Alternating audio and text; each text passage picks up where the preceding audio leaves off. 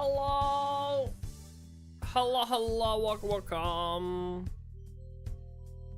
You're a little bit quiet, game. Hi! We're back. Look, it's our store and I have £11,000. I'm rich.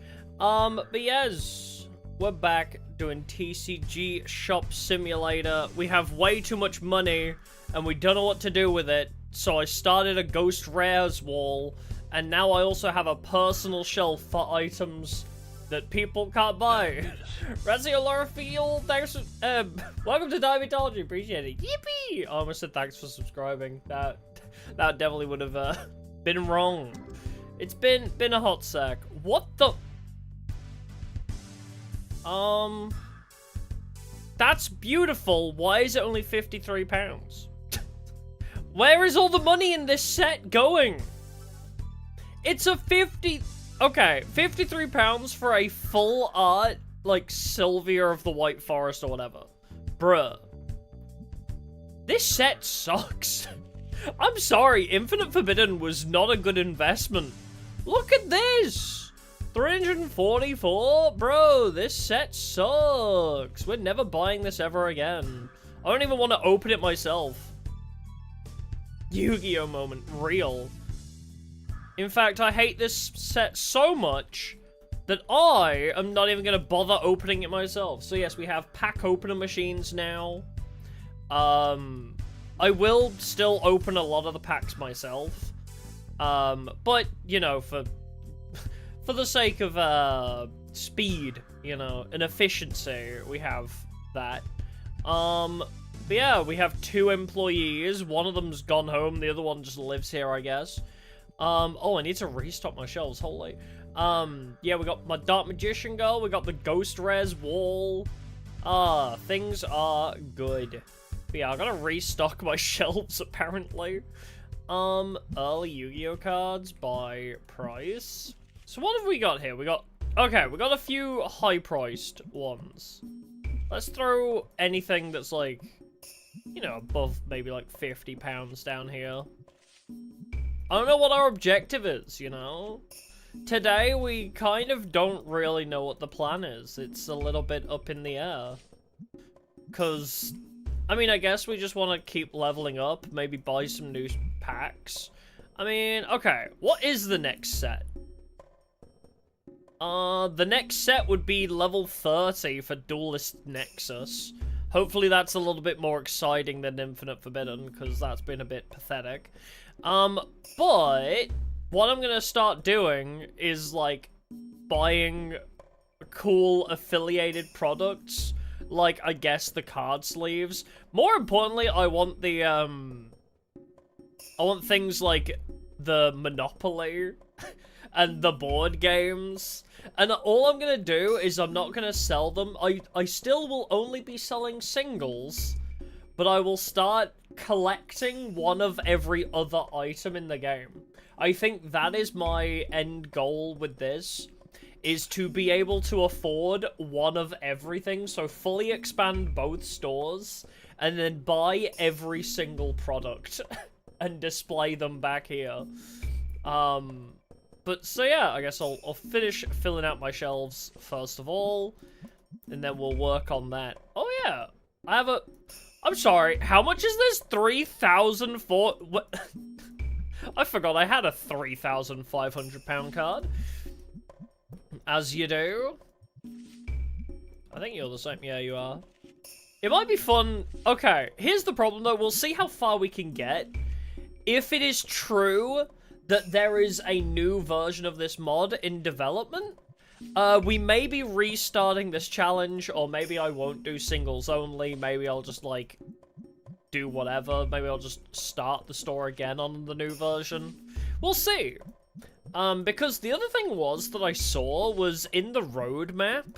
I don't know if this will be out by the time the mod comes out, but there is a difficulty mode. So you can change the difficulty of the game in a future update. So I don't know if that's out yet, and whether they're developing the mod for that version or not. But it would be pretty cool. Yeah, only selling product and no cards? Oh, that would be torture. That would actually be such torture to me. Don't even. Hey, Mario. Thank you. Appreciate the compliments. Yeah, if you told me I can't open card packs in this game, I would actually cry. Torture but funny. I mean, isn't that like, that should be the slogan of my entire channel. Torture but funny.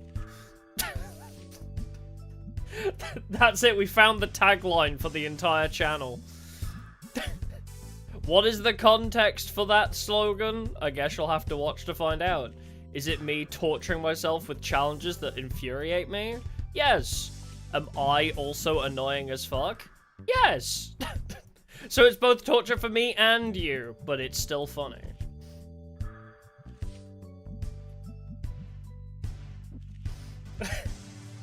Oh yes, yeah, how have Konami not nuked it? I mean, it's just a mod. I don't know. I guess Konami don't care. Because it's not actually... I don't know, do Konami care about fan games? Like, I mean, Forbidden Memories mods have still been going strong. So I guess they don't really care that much. Yeah, sometimes. I guess it depends on the context, right? Because, I mean, there's that new Yu-Gi-Oh! MMO that's coming out, and people seem to be very interested in that, and I haven't heard Konami attempting to shut it down. But here's my argument, right? If they're not making single-player games themselves, why would Konami care? Konami have their Master Duel and their Legacy of the Duelist and their Duel Links. They couldn't give a fuck about anything else. If somebody's developing single-player games or mods using Yu-Gi-Oh's assets, surely that's just free advertising for them, right? I feel like a lot of the times, a lot of these big companies don't realize the effect of, like, fan-based marketing. That feels like a good term for it. Like, because, you know, all these people that make Forbidden Memories mods, or, you know, do challenge runs of Legacy of the Duelist, or whatever, you know, there's a lot of content made by fans. Like, this mod is a good example as well.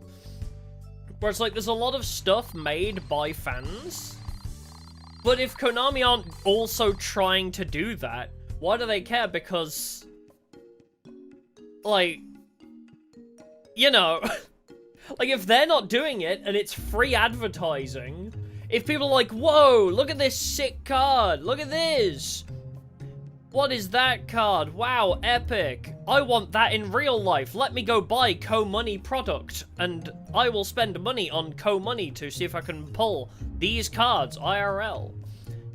Like, why do they... oh, I don't have enough cards. Wait, maybe on newer. But yeah, like, why would they... I don't know. It pisses me off because a lot of big companies, Nintendo included, seem to not realize the power that fans have.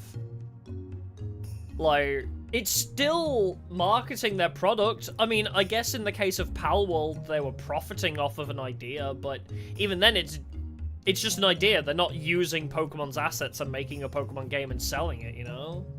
I feel like if it's free... Ugh. I feel like if it's free, they shouldn't really care. Excuse me? Okay, well, we got a £3,000 card. Very epic. I was like, how did we get that much money? I guess that would do it. That would certainly do it. Is there any other big hit? Oh, that one's also 500. God damn. Have an incentive to buy this set. I mean... Oh, wait, we also got a Ghost Rare Mulchami. I didn't even clock that. Holy moly.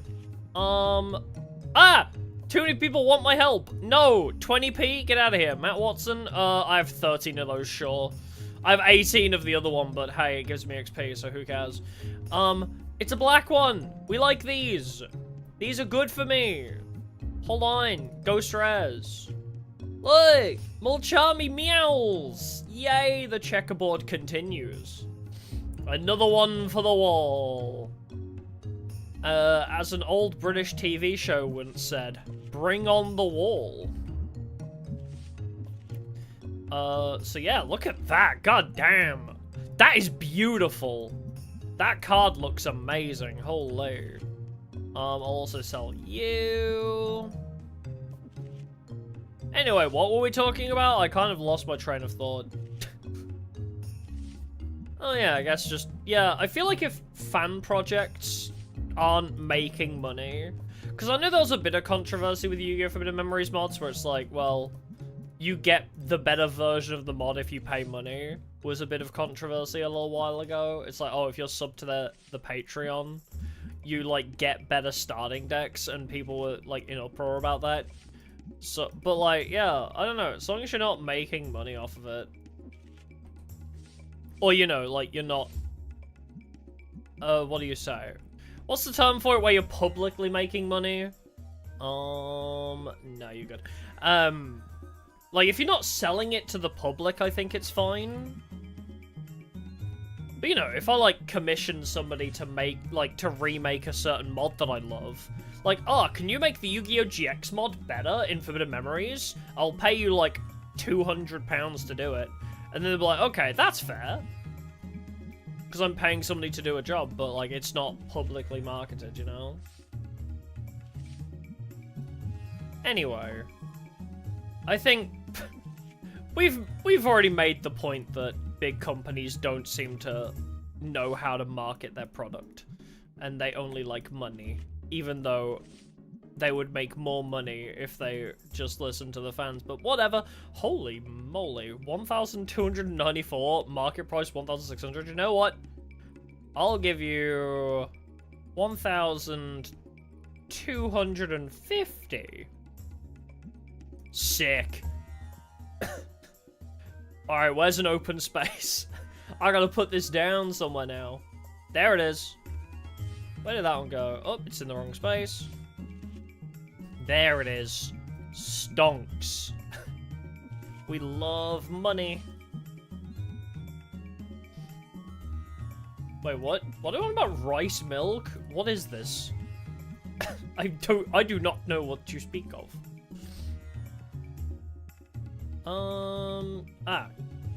Wait. Open more card packs. I don't want to open these myself. Oh, just milk and rice. Oh, okay.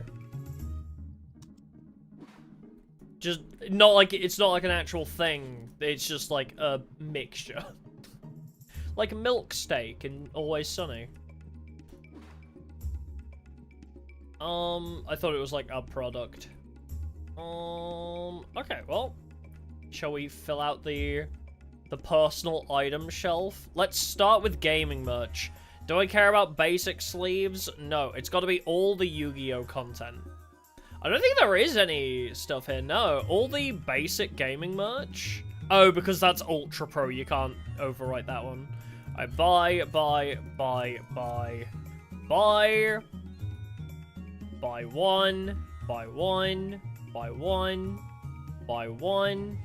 and buy one. Are these not starter decks that you can buy? Well, price $19.90. Total. What the hell?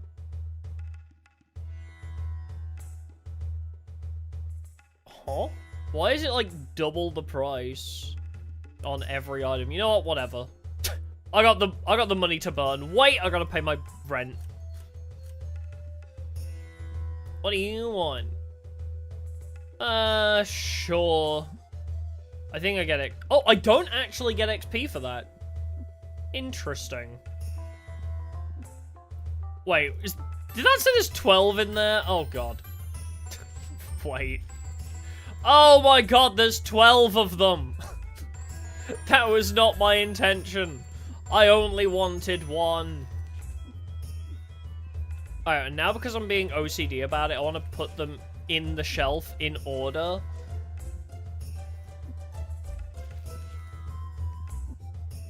Well.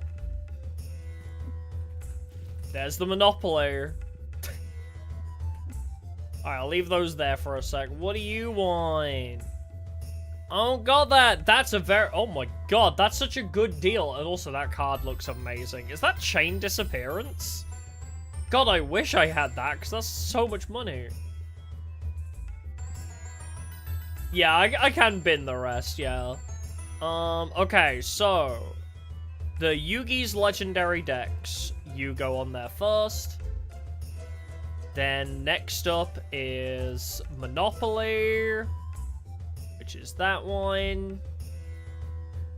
So, can I... Okay, so it's like one item per shelf. Okay, I see.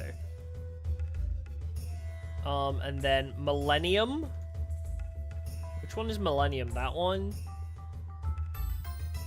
Throw Millennium on there. Whoops. Didn't mean to do that. Ah, confirm, sure. And then Legendary Duelist Season 3 and then Season 1, confusingly. You know what I'll do, actually? I won't do it their way. I'll do it my way. Wait, can I just... Oh, no, I don't think I can do it that way. Whoops. Place. I'll just fill out this side. There we go. With the Season 1 Legendary decks, and then the Season 3 Legendary decks can go in that side. There we go. We have a use for stacking multiple now. Wait, I ran out before it filled the box? What the hell? Does Millennium stack too? It does! Okay, well, I don't need to throw the extras away now. Now I can just store multiple. There we go. Look at that, our gaming merch shelf. I should probably turn the lights on, huh? Hello. No thanks.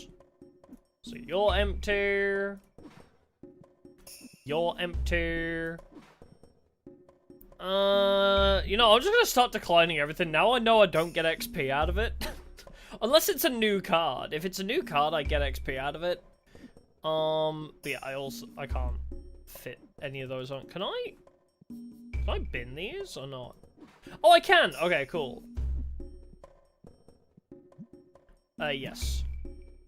I just need to fill out the shelf with more of these Legendary Season 3s. And then there's an empty space, but I don't know what to do with it. I just hit to day 48. Oh, we're on par with each other. Oh. No, that's all good. We're matching. How cute. Ooh, 2,400, okay. Ooh, a 2,000-pound Driton Meteonis DA Draconids. Okay, so what I'm seeing from this set is generically, this set is really low value, and then there's a... It seems like generally it's awful, and then occasionally you get a massive hit. That seems to me to be... Yeah, so like generally you get bugger all out of it. But sometimes...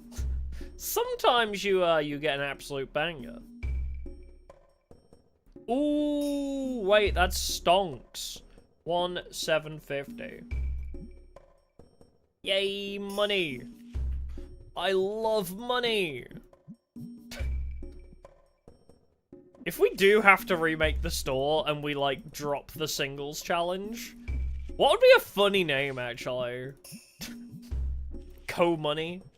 Or is that a little too on the nose?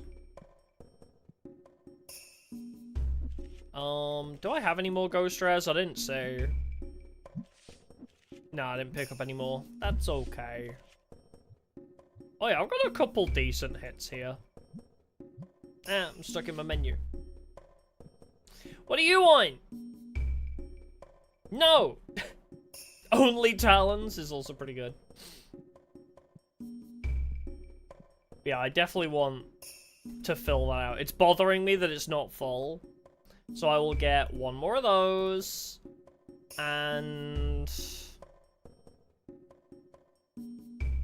I mean, we're done with the gaming merch section after this, so... Maybe we should get an extra Monopoly. Just for fun. No, we'll just get this one. Then yeah, I need to find something to fit on that shelf. Maybe the first item of the next set. Oh, okay, I can do it that way. Nice. Okay. Oh, wait, you can go one shelf down, too.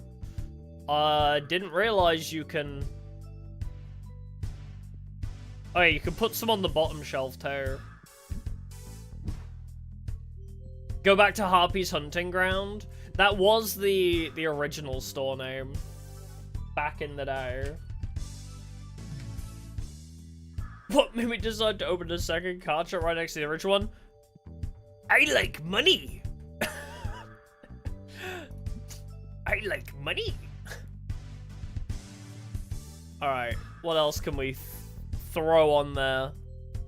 Decorations... Nah, we don't need to decorate the store. Why would we waste money on, like, decorating the floor and the ceiling when I could be selling more product? Or I could get fancy-ass statues. I do want whichever... That's not Rare Chef, is it? That's the other one, I think. Sacred Cards. I think that's Sacred Cards. I want the Sacred Card statue. Maybe I'll get, like, the Yugi, Kaiba, and Joey statues, too. I don't know where I want to put all the statues, actually. Maybe the statues can... No, because I want at the back of the store to be the personal shelves. I gotta expand the store just so I have space for my figurines. Woe is me.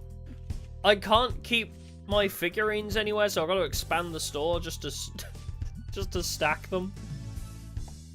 Although you do realize the first problem that we're going to encounter is every time I expand the store, the Ghost Rare wall will break. We're going to have to reset up the Ghost Rare wall every time. Because, yeah, that's going to break everything. Unless, does the back wall ever change? Should the back wall be the Ghost Rare wall? And then all I would need to do is move, like, this. For example. Maybe that would be a wiser idea. Like, once I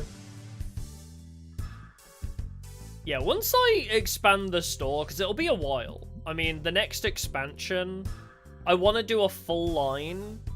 So... Shop level 27. You know what? Actually, that's not that far away. A full new line of expansions is only 2 levels away. We'll hit that today. So maybe I should be saving up for that. I mean, it's not that expensive. I could afford that. What about Shop Lot B? Level 35 for a full line of Shop Lot B, though.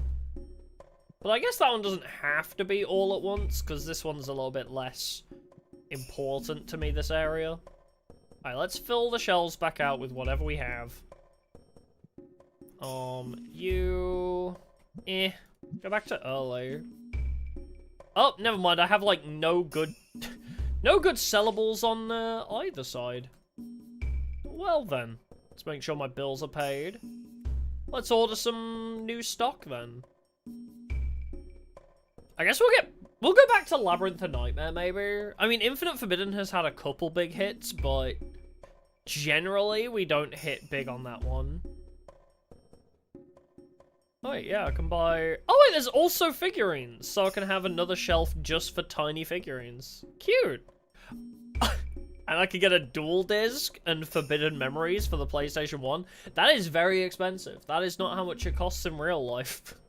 It does not cost £5,000. Yeah, you can buy Doors to the Roses to display as well. A question mark license? Well, it's only 1,200. Oh, the question mark license was Marek. Okay. Weird. Yeah, we could buy, like, a box of every pack. Yeah. What else was under accessories? Oh, yeah, card sleeves.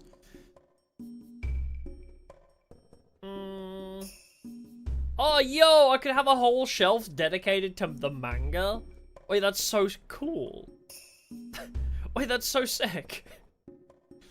Yeah, that's definitely what I want to do. I just want to fill out the back of the store, or maybe the side of the store with just my personal collection of Yu-Gi-Oh! Memorabilia. Also, I'm curious about these licenses. Like, Yeah, I think these are also sets you can't open these. I think you have to just sell them as they are, which sucks. Yeah, maybe we'll do like a box of everything. 64, 64. Yeah, we'll do like a 64 box of you, 64 box of you, 64 box of you. I can't do a 64 of you, so I'll buy 2 of these. And I'll buy 2 of them. Perfect. Bye. That was only 1,200. I still have so much money left over. Well, this is the way that I get levels, so... and actually, now... can start stacking stuff on shelves, because we bought shelves now. Why did I put this pot of greed in the way? It's so heavily in my way right now. Can't mix different items. And why not? I'll put you down there. Cool, okay. Shall we put one... we'll go, like, pack for pack. We'll, so we'll go... let's start with Infinite Forbidden. You go in there, and I'll open a box. But what does Pot of Greed do? It's an amazing question, one that has eluded fans for years. But the real fans know, because they watched the anime and saw it be played like 1,000 times.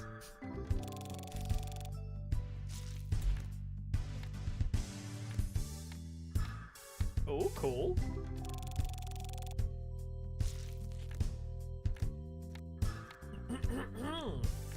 It lets me add 2 Pot of Greed. Honestly, if Pot of Greed added 2 copies of Pot of Greed from your deck to your hand, it would still be pretty good. Because it thins your deck out. I mean, you know, it's the same kind of thing as Toon Table of Contents, right? It just thins your deck down by 2.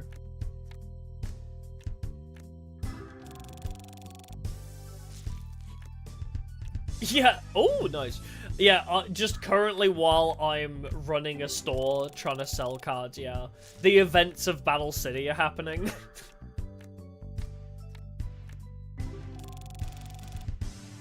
Well,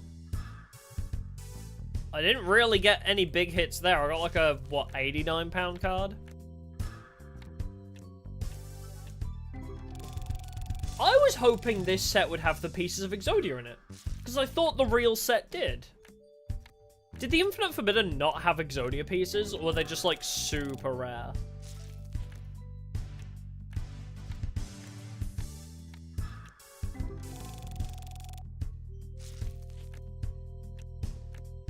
If they are in here, I haven't seen them.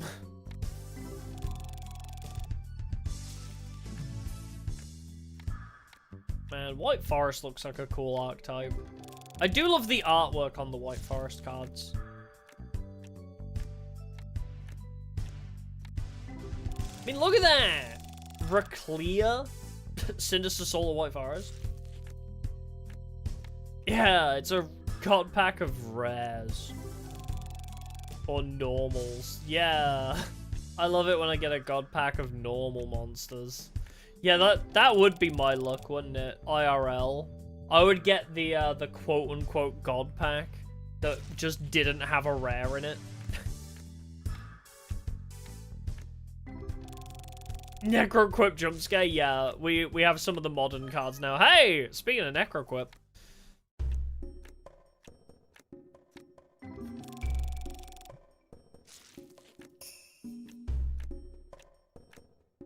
Come on, anything else? This set had Fiendsmith, I swear, as well. I swear this set had Fiendsmith Engraver in it when I opened it IRL.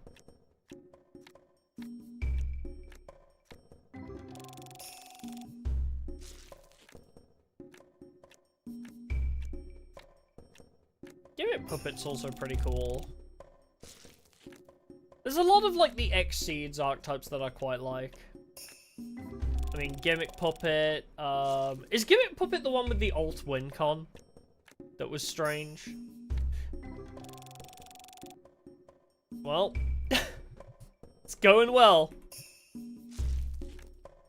Yeah, Gimmick Puppet, yeah. Ooh, okay, that looks sick. What's the other Exceeds archetype that I'm thinking of?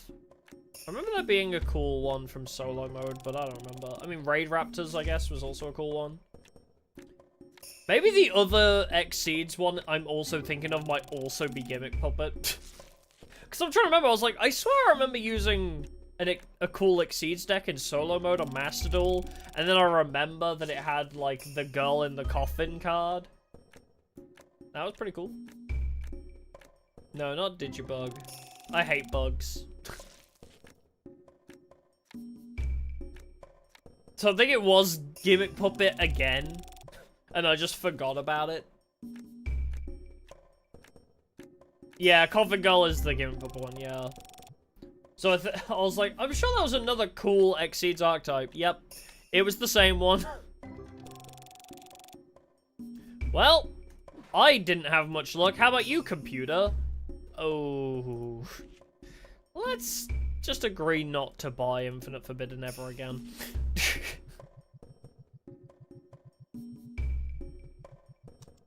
Oh, I'm not talking about how good the actual archetype is.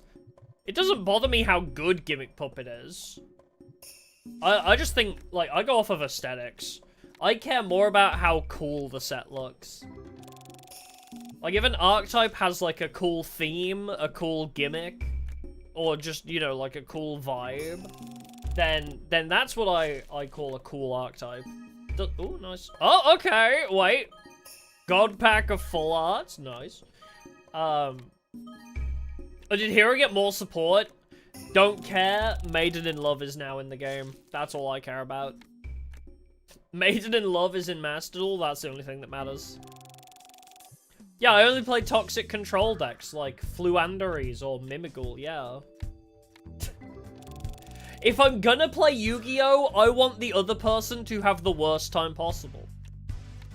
If I'm playing Modern Yu-Gi-Oh, I don't want my enemy playing Modern Yu-Gi-Oh. It's simple as. I like basically playing the game and then saying, no, you're not allowed to play. Let me play Solitaire, and then you don't get to play.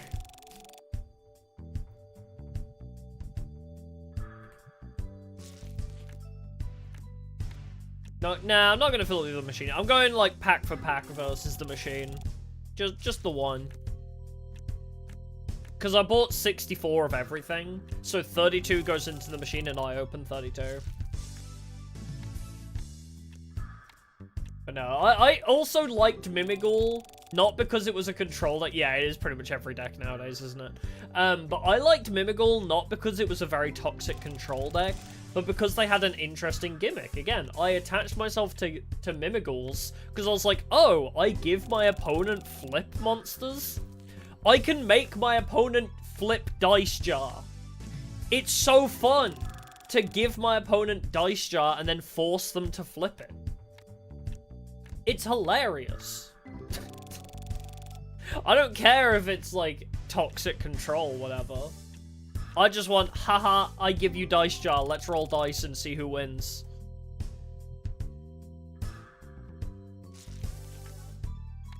But yeah. Oh, nice. Big Emperor's Mantis. Just not really hitting those big numbers, are we? I wonder what the most expensive card in this mod is.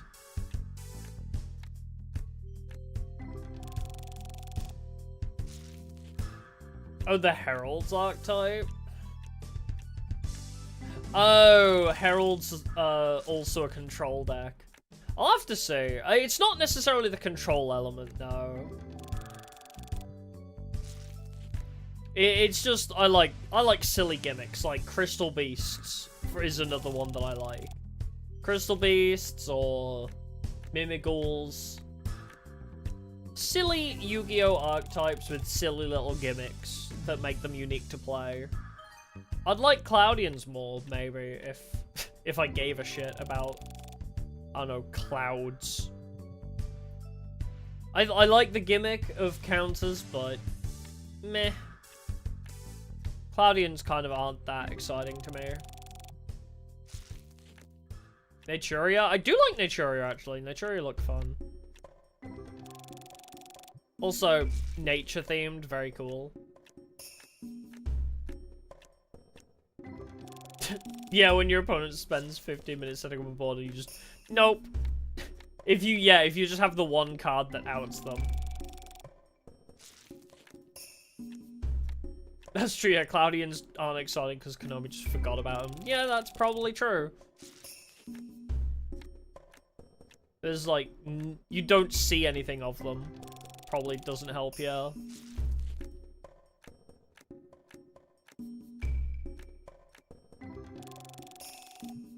Oh, wow, okay. We're still going.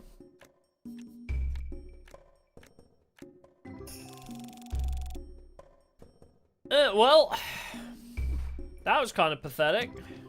What did you get? 1,000? I think we both had an okay couple of hits there, I think. Oh, that one's £200. Sounds pretty good. That's 174. We both had a couple okay hits there. Let's go with this one. You eat that. And then I'll open some others. So what is this? Invasion of Chaos. Which set was this again? Ah, this is the set with Ojama Yellow. Now I remember.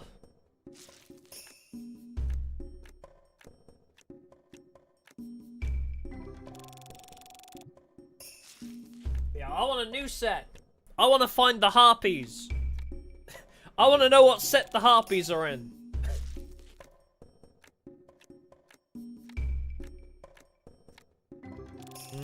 Pickle Fairy. I've heard very good reviews about the KFC pickle burger. I'm very excited to at some point try that out. I got it, right? I have to try it on stream for a bit.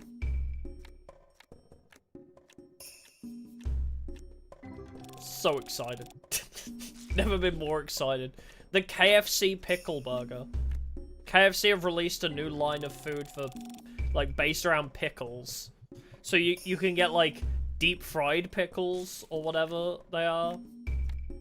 Pickle Pepsi. Yes, I'm not kidding. They give you pickle-flavored Pepsi.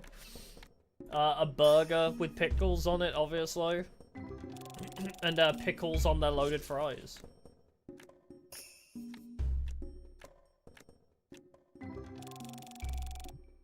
I did not will one into existence. I did not. I just found it on Twitter and was like, haha, I'm gonna eat this. Oh, you almost ordered one today. Yeah, Pickle Pepsi, yeah. I'm gonna try it on stream at some point. I like pickles. Apparently it's actually pretty good. The box is unappealing? Wait, I haven't seen the box. I've not seen one in box. I've only ever seen it in the advertising. But yeah, so when I get back from my break, because I have a week off next week. So when I get back the week after, I'll like order one. I'll do an early in the day stream of something and order it.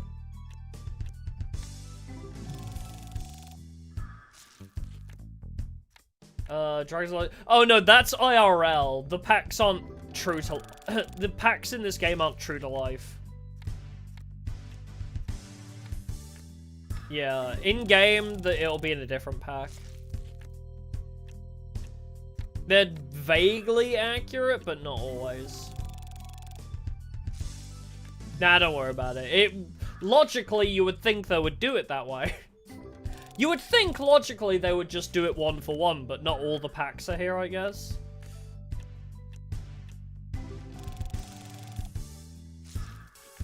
These packs have links? These ones do! I don't think these ones did they? Yeah, they're, like, named after real packs, but...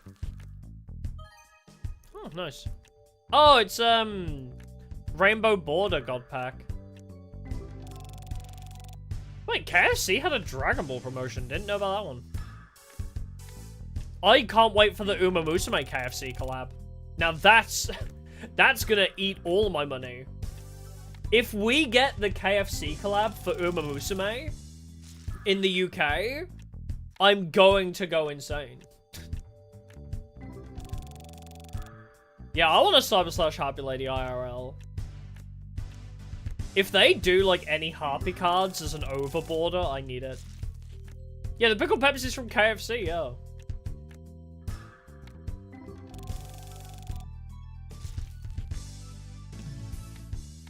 Yeah, the Golshi card, yes! Where Goldchip is dressed up like Colonel Sanders, love it.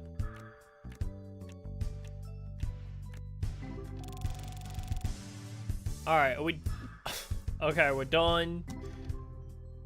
Okay, wow, that was pretty bad, huh?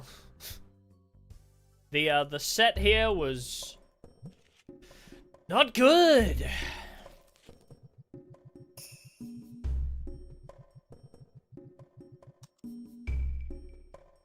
Alright, cool. Yeah, I believe this version is just reskinning the base cards, maybe? Although I think there is a mod that adds more cards. I don't know if... I don't remember, I installed this like 5 months ago. Been a hot sec. Also, if the mod's basically getting completely reworked, they may go the same route as the Pokemon mod in the rework. Because they're, from the sounds of things, they're like not doing this version of the mod anymore and just making a new one.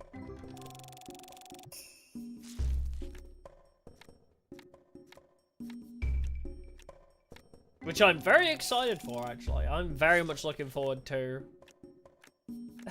if they remake this mod.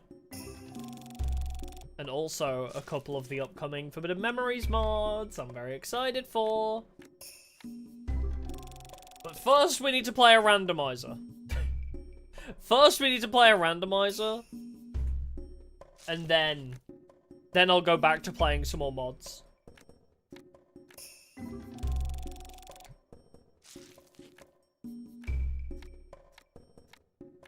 But yeah, this will probably be the last episode of this for a little while at least.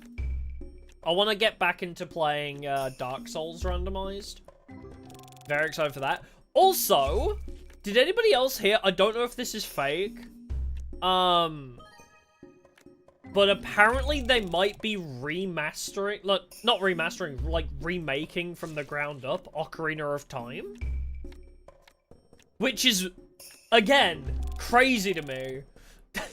Although I guess I played it around, like, the anniversary, so it's not that crazy to think, oh, they remade Ocarina of Time because it's anniversary.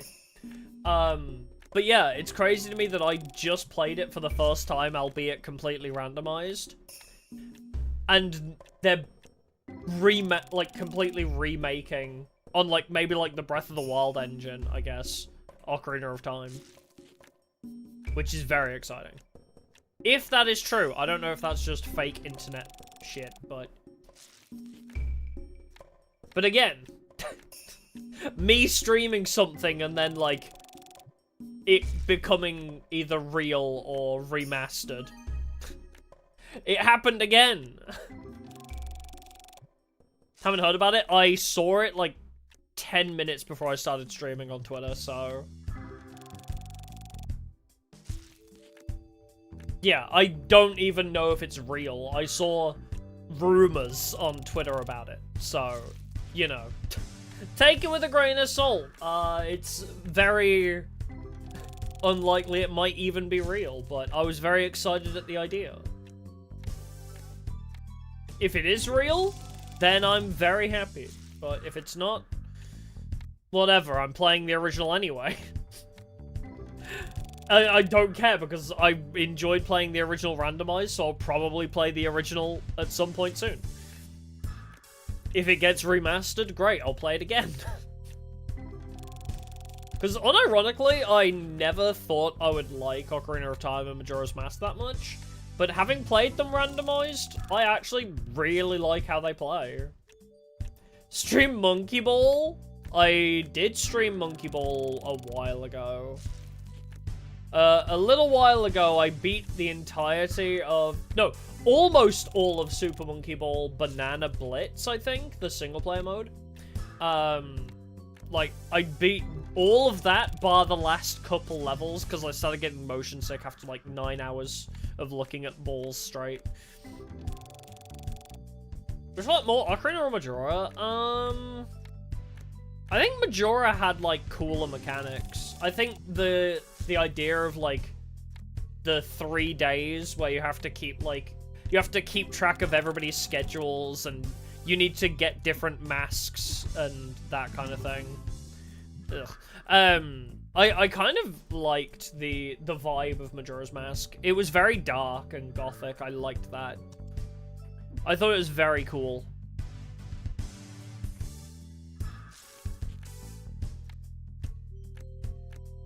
But yeah, I might do Monkey Ball again at some point. It's just it's a rage game.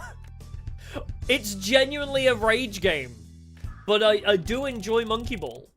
For, like, the first 2 worlds. But yeah, I don't know. There was a new one, right? After Banana Blitz, there was a new one that came out.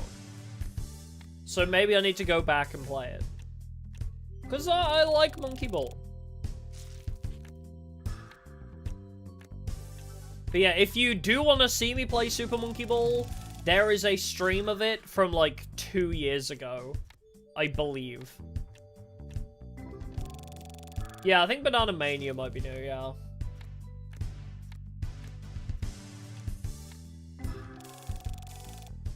I think I remember, because I remember making myself laugh at the thumbnail. I remember making myself laugh at the thumbnail I did, because I took the screen cap of, because you can play as Kiryu from Yakuza in that Monkey Ball game. So I took a screen cap of Kiryu running in the ball, and I think I just captioned it like, oh my god, it's like John Yakuza or something like that.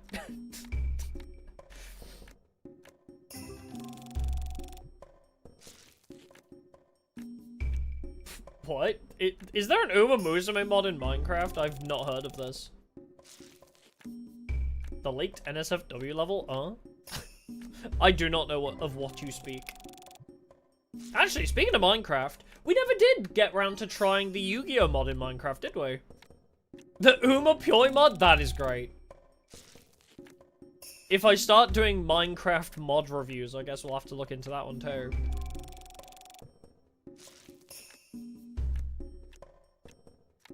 But, yeah, we were going to do a stream where I looked at the Yu-Gi-Oh mod for Minecraft, but I never ended up doing it.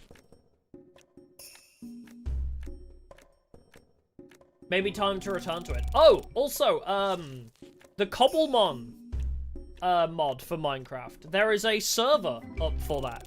The streamers server. The gang that I played that modded Minecraft with before. Yeah, they made a Cobblemon server. So I need to get on that when I get back from break. Because I knew they were talking about making a Cobblemon server. The Oshinova group. I knew they were making one, but I didn't realize it was already out. So, definitely hopping on that when I get back. Wow, we have had terrible card luck today. Jesus. I mean, we had that one amazing pack, but since then... Been missing for years, yeah. Well, I mean, okay. With the... If you're on about the last Minecraft server... I don't know if that's what you're referring to. But yeah, the previous Minecraft server, I kind of stopped playing it.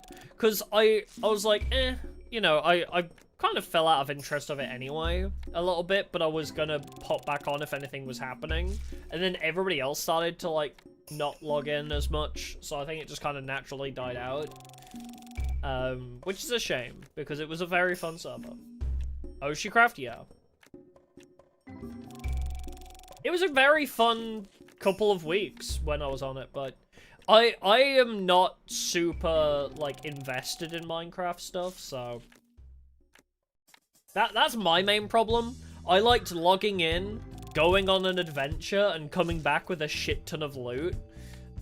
But, like, I don't really care much for Minecraft. Oceancraft, I guess, I don't know if they're gonna revive that server or not, but Oceancraft have a Cobblemon server now.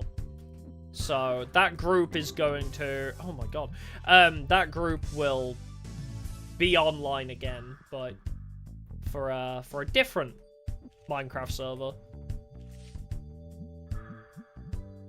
So, I will play Minecraft again, just, probably not the Oceancraft, just, like, RPG style one. It would be nice to, like, if they update it, to revisit it, though. Because I did really enjoy, like, all the mechanics of it. Where it's, like, you know, just going out on an adventure, looting a bunch of stuff, and then you got, like, spells that crash the server. The spells that crashed all the servers and stuff was pretty funny. And then all the bosses to fight. I think my problem as well, I know this is very much like it really shouldn't be a problem, but I hate when other people get, like, way too far ahead of me in those games. I'm gonna stream weekly? I guess, maybe.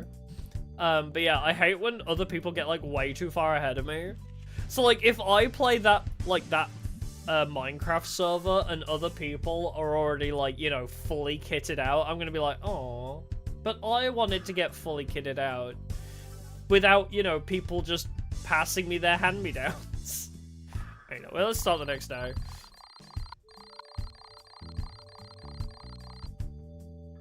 Nice. Alright. So, no, I'm not saying no one should play, and that's what I mean. That's what I mean. Oh, great, and now I've disconnected, great. Anyway, I don't know how much of that came through because my internet shit itself. But no, I'm not saying people shouldn't play the server while I'm not on. Obviously, I'm not saying that. That's why I said it's a personal issue. It's just, oh.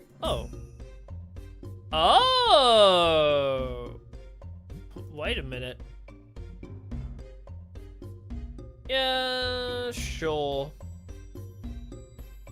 Wait, I need to take one of you, put that up there. Oh, well, you already took it before I could up it to 90, so I guess you're lucky. But no, that's what I mean. Like, obviously, other people are going to want to play. Is it dying again? Or are you just behind? But yes, obviously, other people are welcome to play the game. Wait, why is... Oh, have I fucked this up? I fucked this up. But just, I always feel bad because I want to have acquired all of my gear at the same pace as everybody else. So if I haven't played for a couple days and then everybody else is, like, flying ahead, I don't know, I feel sad because I want to acquire my stuff naturally rather than people just hand me stuff, you know? I want to work for it. I want to work for my loot. Yeah, I don't want to be left behind, exactly. I don't like feeling left behind, and I don't like just, you know, being given stuff, because then I feel like a burden. I want to be the people helping people. Just not have them hand you it, because then I won't be able to, like, do the stuff with them. If they're going to fight a boss, then I'll also still feel left out. If they go fight a boss without me, then I'll feel left out, and then I'll fall further behind because I'm just trying to catch up to them. But then I feel bad because I'm taking stuff off of other people. It's just my self-esteem and feeling like a burden, okay? I don't like feeling like a burden. It is a catch-22 because I have mental health problems. Oh, no more cards, okay. It is a personal issue.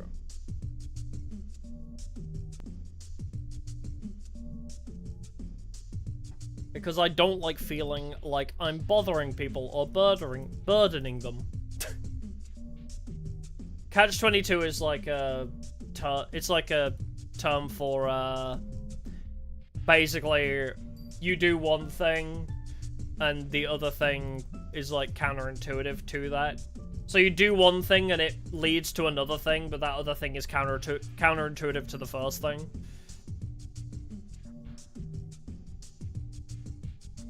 Like a bird end, yes. Yeah, there we go, yeah. That's a better explanation for it. Yeah, it's like a spiral. Truly. But no, I'm just a shitty person and I can't fix it, so... That's just a me problem.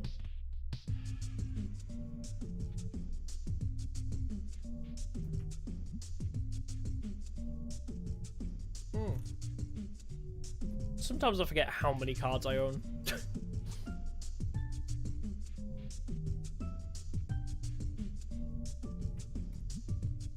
Oh yeah, Star Trek Online.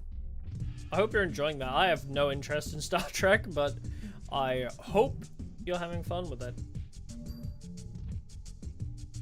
But yeah. Yeah, it is the same kind of thing, yeah. You create like a imagined debt.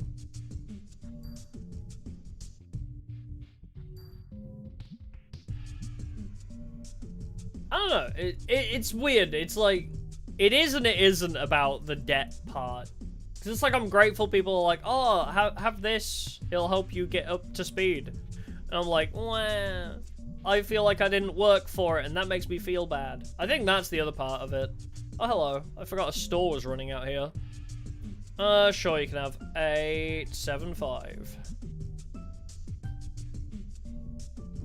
And throw it on there. Yeah, I know. There's also an element of I feel like I have to work for things. I'm unique. There we go, yeah. But yeah, if I haven't worked for something, I feel like I don't deserve it.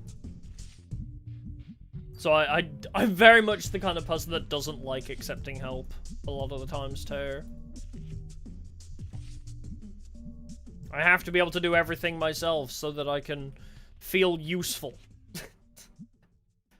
That's definitely a part of it.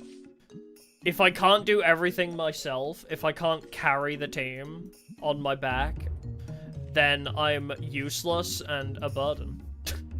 I have to be able to do everything myself, otherwise, what am I here for? It sounds stupid, yes, when you say it out loud, but that's just how my brain is.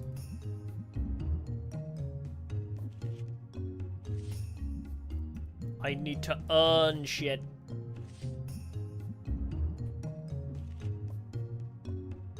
If I just get help, then I didn't really play the game. There's also that, yeah, I think. There is also definitely... Is this how it was in MOBAs? I mean, MOBAs are different though, right? I mean, because that's more of an experience thing rather than a gear thing. Because every game you start afresh in MOBAs. You don't start, like, if you've grinded, you don't start with a bunch of gear. Knowledge, I think, is fine. It's material goods that bother me. If somebody's handing me a bunch of things that make me really powerful from the get-go, I feel like I haven't earned it.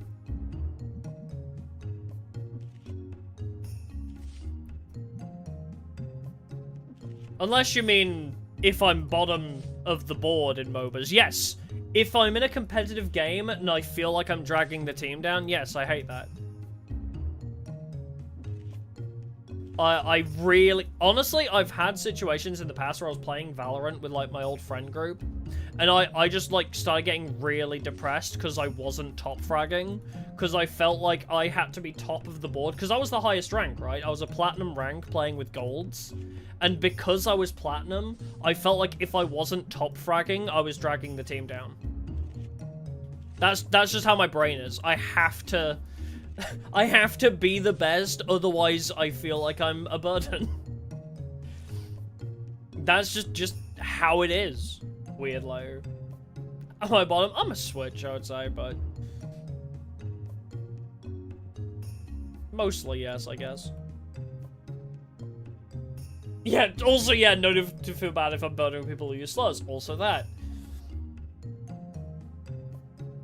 But no, yeah. It's, definitely one part of it with MOBAs where it's like, well... yeah, you always... Oh, gee, where did all this money come from? There's definitely part of it where it's like, okay, well... in a MOBA, you always start from 0. The only difference is your experience, right? And I think that's fine. But in, like, an RPG, it's like playing Persona 5 Royal, going to the compendium, and immediately pulling, the level 90 Persona you can get for free. I'm like, well, I didn't really earn that, you know? If I'm playing Persona 5, and I just randomly pull Izanagi with the fucking severe almighty damage to all enemies, and then I breeze through the game like that, I don't feel like I've earned that victory. It's the same sort of feeling to me. If somebody hands me, like, a legendary weapon as soon as I log into a Minecraft server, I'm like, but now I feel too powerful too quickly. Yeah, I feel too powerful too quickly. This doesn't feel good. I don't know. My brain is stupid like that. Games like UA performances largely curtailed by local factors of social control. Head in, then I'll do find them relaxing because the responsibility for... I think the problem with Yu-Gi-Oh! And other TCGs in that sense is there is an element of pay to win because your deck will definitely be a lot stronger if you are paying... if you're paying money to get the best decks, there is a difference there. Let's get like 6 of those. So yeah, I don't know, like, I need to refresh my brain on that one. Flipping feline! I actually tried to add this into my my flips deck. It doesn't work. It doesn't work for what I wanted, but it was a fun idea. But no, yeah. I feel like if I've built like a good deck and I just lose due to bad luck, it annoys me, but it's not gonna make me feel that bad. But I do like the element of trading card games for that. Cause it's, I don't know, I think I do like skill-based stuff a lot though. Yeah, it's not really a game for casuals, yeah. It's definitely more of a knowledge game. More than anything now. Like, you can't just pick the game up. Oh, please. There we go. You can't really just pick the game up or build a deck from scratch, you know? You really have to have the knowledge. I vaguely know what Mystic Mind does. It's been a while since I read it. I wasn't playing during that period of the game. But yeah, I don't know. I like TCGs for the luck element because, you know, both players are at an equal... Both players are at an equal playing field in that term, right? You both have RNG, so you either brick or you don't brick. But there is still obviously a lot of element to how consistent your deck is, which affects that. So I like more the older Yu-Gi-Oh! Games, where that was more prevalent, because nowadays it's definitely more of every deck can one-card combo, and if you don't know the knowledge, then you are screwed. Yeah, I like gambling. Because it definitely takes that, I always feel like luck levels a playing field a lot. I like when anything has a luck element to it. If there's an element of unpredictability, maybe that's why I like bowling so much. Because there is a level of unpredictability in bowling.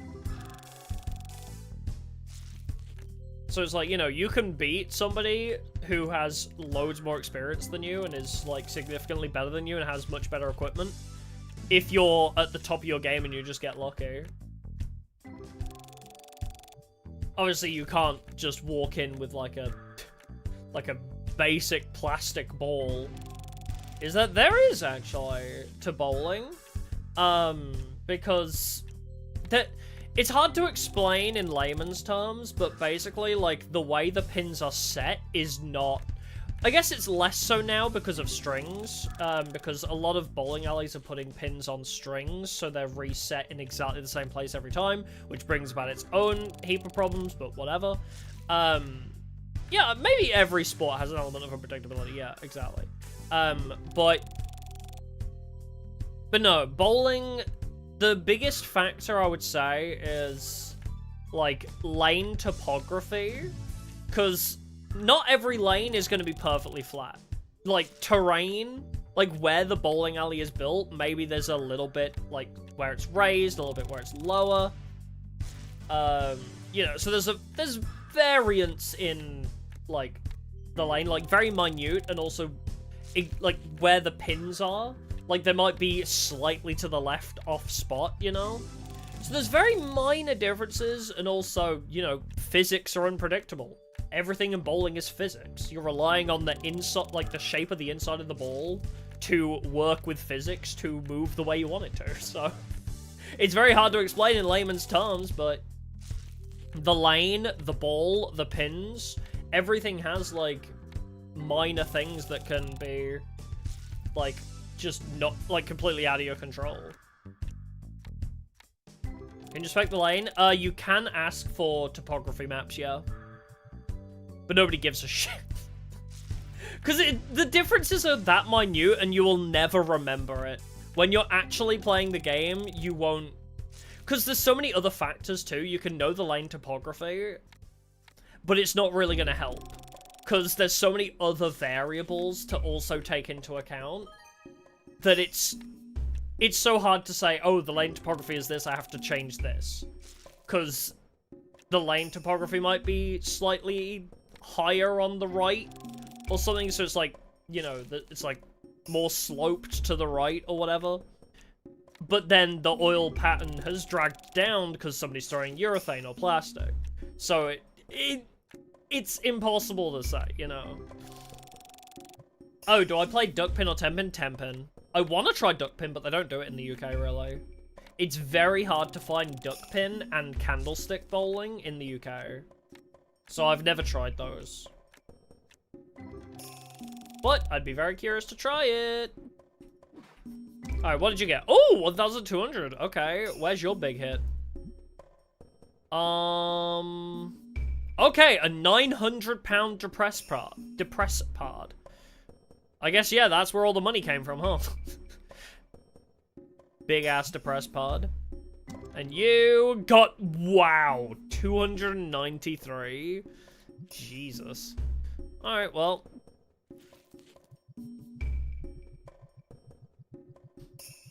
Oh yeah, duckpin is, weirdly shaped pins. They're small. Like, yeah, imagine a pin, but, like, much smaller. And also you throw, like, a ball that's the size of your hand without, like, finger holes or thumb holes. Candlestick bowling is very similar, but, like, you still use the same ball that's, like, palm-sized ball, except the pins are, like, stick thin.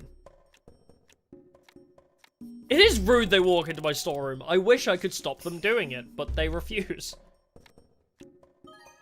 Yes, that's the other thing about candlestick bowling. You play with whatever's still left on the lane. It's so cool. It is like the Crazy Golfer bowling a little bit.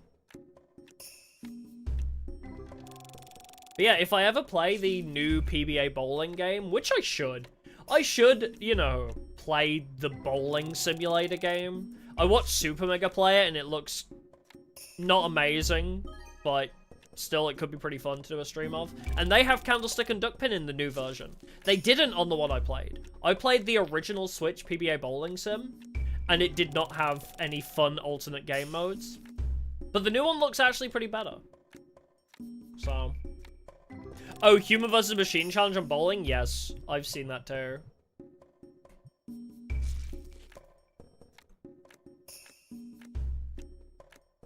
Yeah, it's It's interesting. The one that I've seen as well is the machine started throwing the ball so hard that it didn't even account for the lane. The machine was so pinpoint accurate, it just threw the ball as hard as it could at the pins. Like, in a straight line, and completely took out the variables, which I love. The 2 bowling games in Crash Tag Team Racing, oh god, they're awful. The Tag Team Racing bowling minigame, I will play Tag Team Racing maybe at some point. Because I do love that Crash game. It's one of, like, I remember playing that so much on the PS2. But the bowling game is not great. I mean, yeah, if it works. I mean, that's kind of how my style is. The way I bowl, I throw it, like, really fast. So, I try to take the lane out of the equation by throwing the ball pretty fast, so... That's my playstyle. I run it up, second or third arrow, with a little bit of rotation in the ball, so that it gets a nicer angle, rather than, you know, hitting the head pin dead on. Like, I get a little bit of angle, I run it up the side of the lane, and just sneak it into the pocket. I don't want to try and swing it wide and have more variables to worry about. I'm too stupid for that. Tekken Tag has a bowling mode? Why? Why? How do you turn that into a bowling game? Have a counting lap? I'm jealous. I like cats.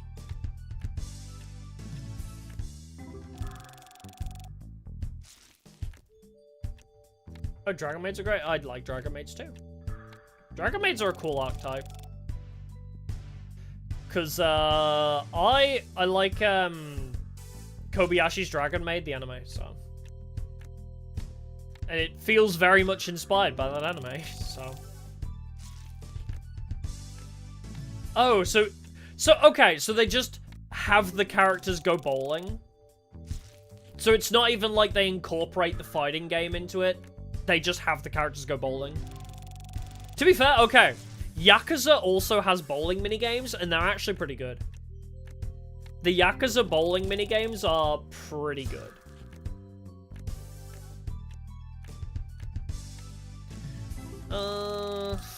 Not seen any big hits. This is a Dragon Maid in Pokemon ZA, ayo.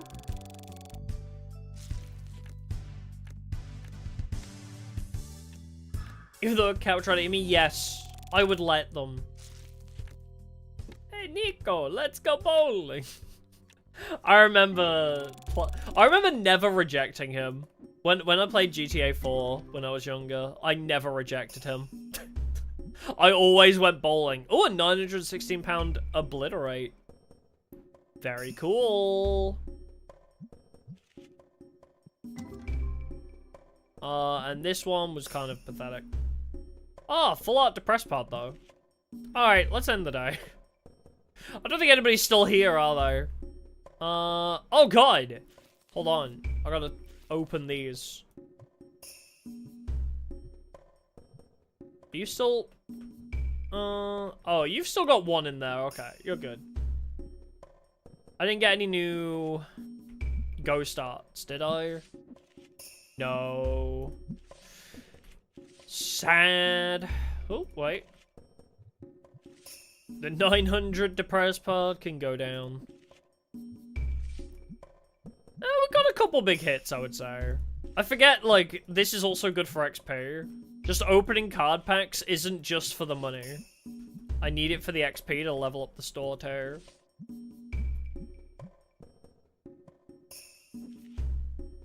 Is that Weevil? Yes, the bug spray is Weevil cans. It's Weevil's repellent.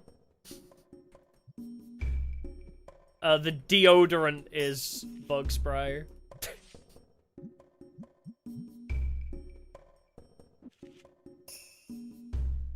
Yeah, I have put up the ghost art. Yeah, from the Mulchami. There it is. Oh, I can't, like, crouch to its level. Wow. Yeah, there it is. Mulchami meows. I need to get those in Master Duel. I still don't have any Mulcharmies in Master Duel. Even though I'm not really playing it right now. I really want to bring Mimigul, like, to ranked. I really should, because I, like, perfected the Mimigul Yummy, like, formula. But, man, I just can't be bothered with modern Yu-Gi-Oh! Oh, still on the 0.62? Yes, I'm on that version, too. This is the 0.62 version.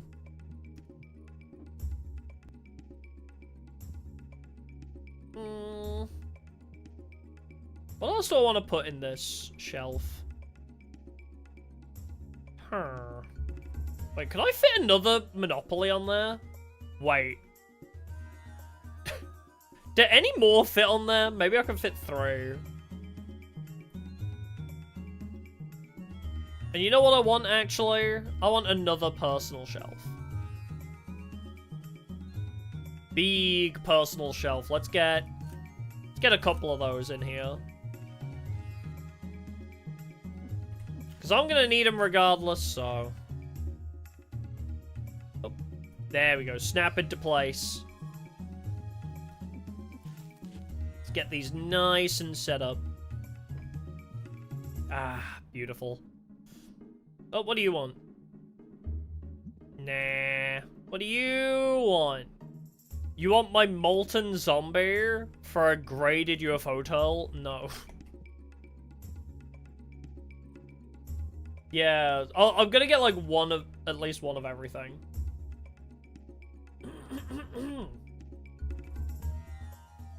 I'm gonna see with the Monopoly, actually. Buy one of them. Can they fit 3 on a shelf? Oops. Oh my god, you can. Shelf has no more space, but... Alright, we gotta get one more of everything, I guess. Yep, I can fit an extra one of those and an extra one of those. Hold on. Millennium. This is literally just my flex. Like, the only reason I'm doing this is to flex how much money I have. It's so stupid. What do you want? Holy moly, no thank you. That's very expensive. No thanks. Yeah, so I need to fill up that shelf with something. Not sure what yet. Unless I do just... I'll just go down the list. So, put you up... Whoopsie. So, put you there instead. And then let's just find out what the next thing on the list to buy is. Because we bought all of that, and now everything out of gaming merch that is Yu-Gi-Oh! Themed is gone now, right? Yeah. So we got all the Yu-Gi-Oh! Gaming merch. Decorations can't go in the shelves. I would like... I think I bought all the posters already. Yeah, all the actual Yu-Gi-Oh! Posters I think I've bought. I would like more of these statues as well, like the Game Boy, for example, but I think I need to expand the store before I buy those. Oh wait, did I pay my bills today? Oh, I didn't. But yeah, I'll start filling out the shelves, more, and then I'll get more of these later down the line. So we'll worry about decorations after. Order stock. Can get some card sleeves. Don't really care about the dice. More card sleeves. Do I make like a new shelf for each card sleeve, though? No Duels of Rules is game box. That's in accessories here. I think. Somewhere down here. Or is it figurines? It might be under yeah, okay, so it's under figurines, and you need to be a high level for them. You need shop level 70 for Duels of the Roses. So, we'll have to get back to that one. Buy the license for all of these. I need shop level 30 for those. Magician Girl deck box. Oh, actually, I have an idea. What if I put, like, the Dark Magician Girl sleeves with the deck boxes? I wonder if I can do that. Buy that license, buy that license. Just start buying all the licenses. And what's a hero playmat? 250th YCS playmat? Dark Magician playmat? The branded playmat? Holy moly, there's a lot to buy. Yo! The Crystal Beast playmat.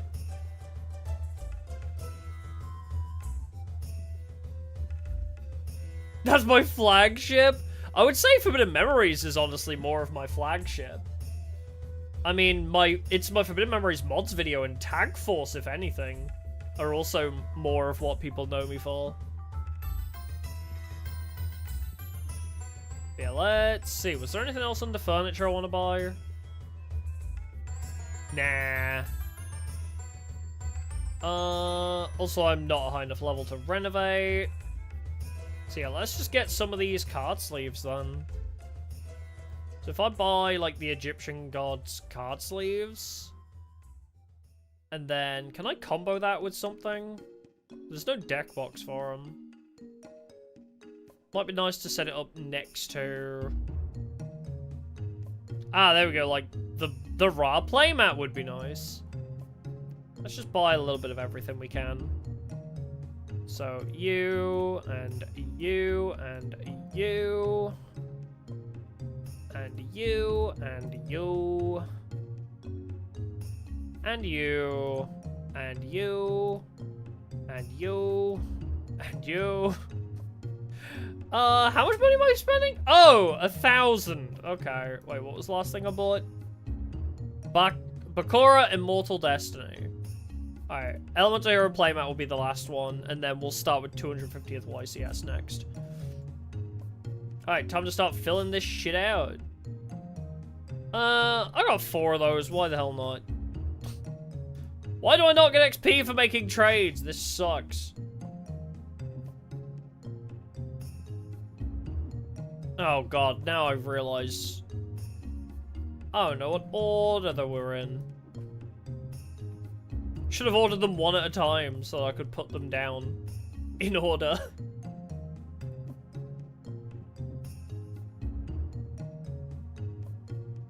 Like, all the mods 10? What? Oh, in Minecraft, I say. I do not know of this. I do want to get back into playing modded Minecraft. It was fun. It was, but... My problem is I just get bored of Minecraft very easily. I don't know what it is. I really can't explain it. Actually, you know what I do want to go back to?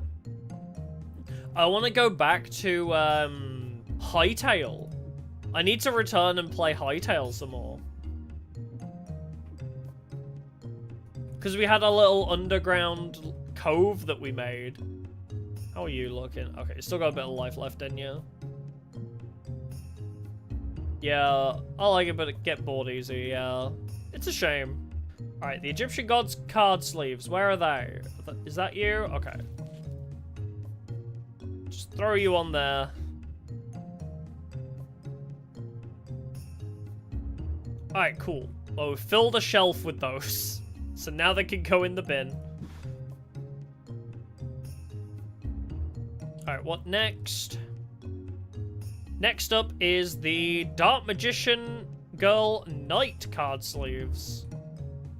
Is that you? It is. Okay, you go down there.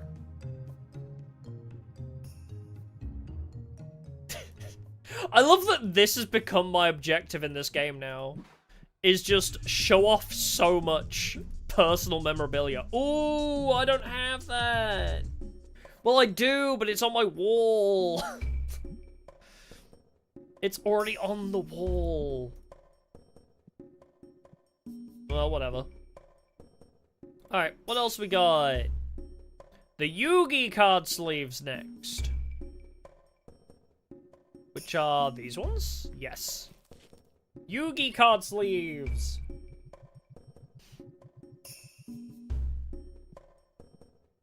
Nice. I mean, I feel like this is a good objective, right? If my objective is, like, anything, it should be to buy one of everything in the game. Considering it's not exactly the usual objective of, hey, I need to level up my store and get new stuff.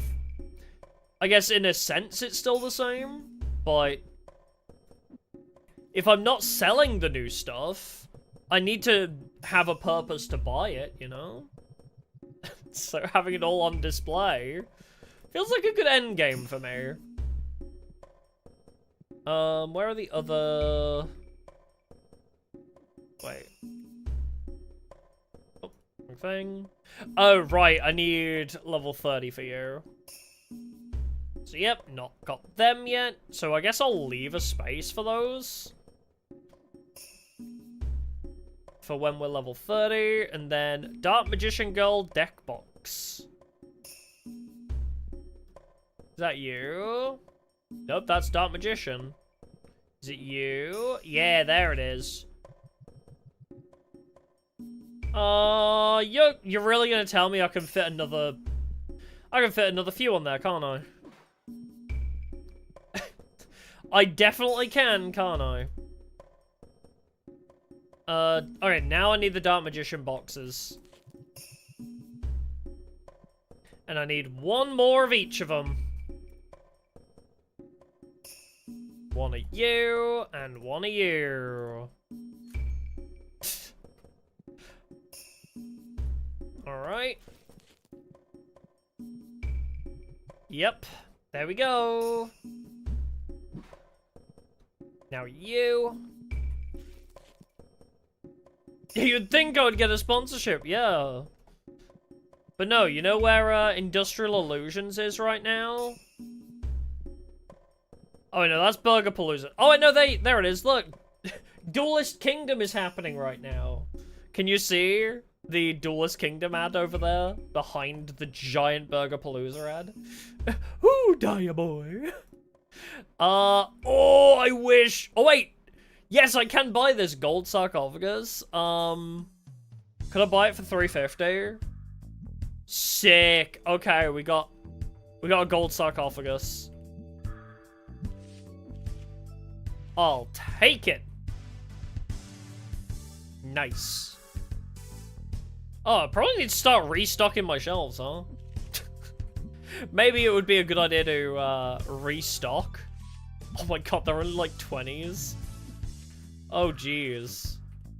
Wait. Now hold on. Do I not have anything pricey? Oh god, I have like nothing pricey. That Ghost Red does look amazing. Alright, I'll stock the shelves with all the garbage, and then I'll have to open some more card packs at the end of the day.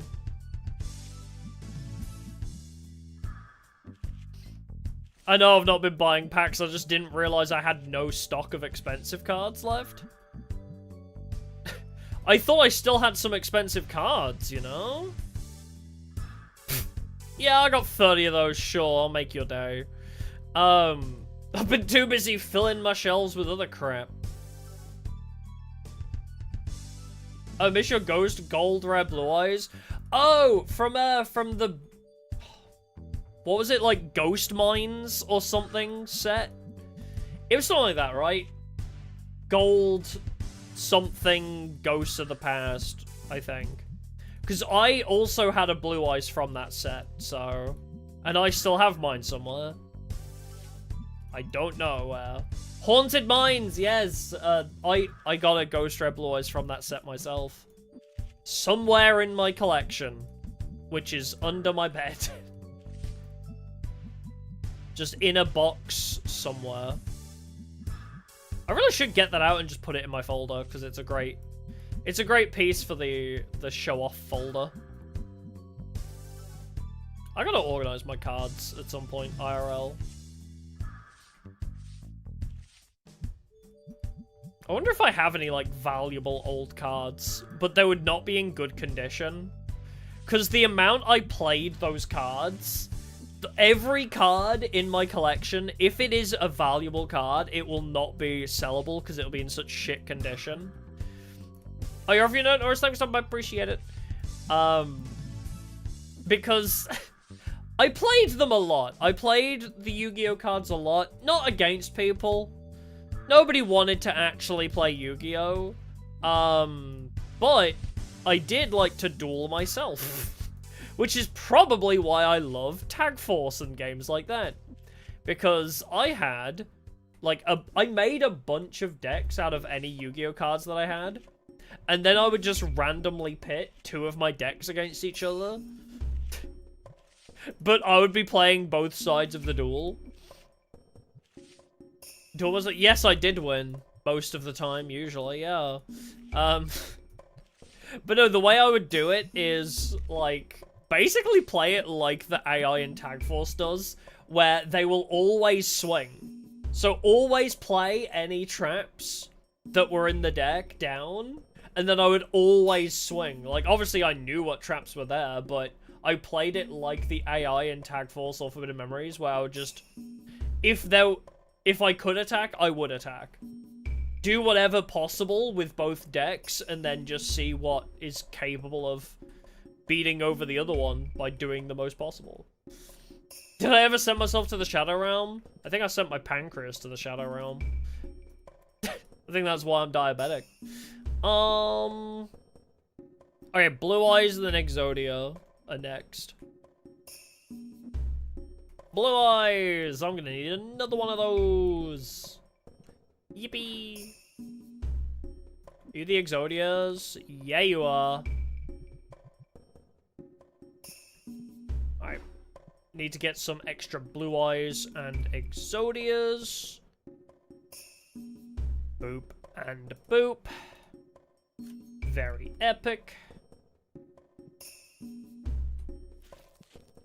Playing a children's card game has made me diabetic.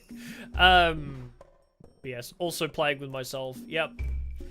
They're gonna use that in the Christian speeches.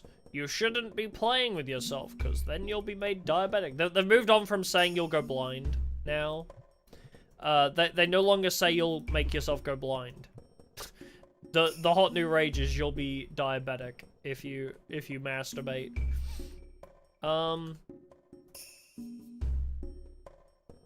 Throw away half the deck boxes? What? Yes, because I filled up my shelf. I'm not selling them. This is a personal shelf. So once I filled the shelf, they're just there. On display. Never to be bought.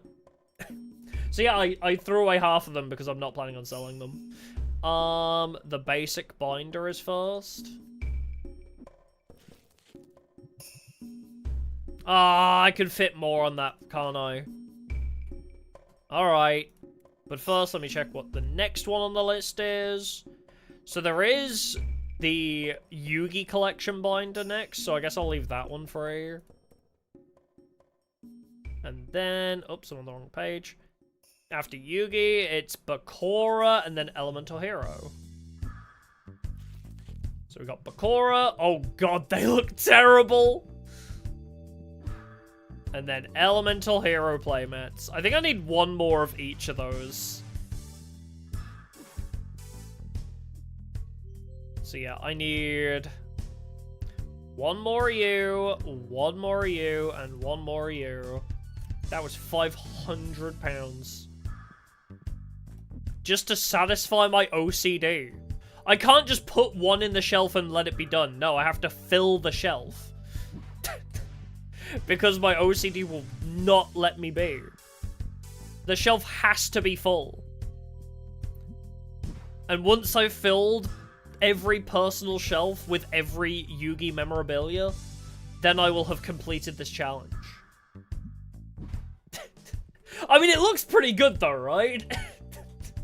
It's very satisfying. Okay, time to open some more card packs, I think. Alright, which set do we want? I think I want... I really like the Labyrinth of Nightmare pack, actually. Yeah, let's buy the license to get the bigger ones. And then get, like, 3 of them. There we are. Labyrinth of Nightmare.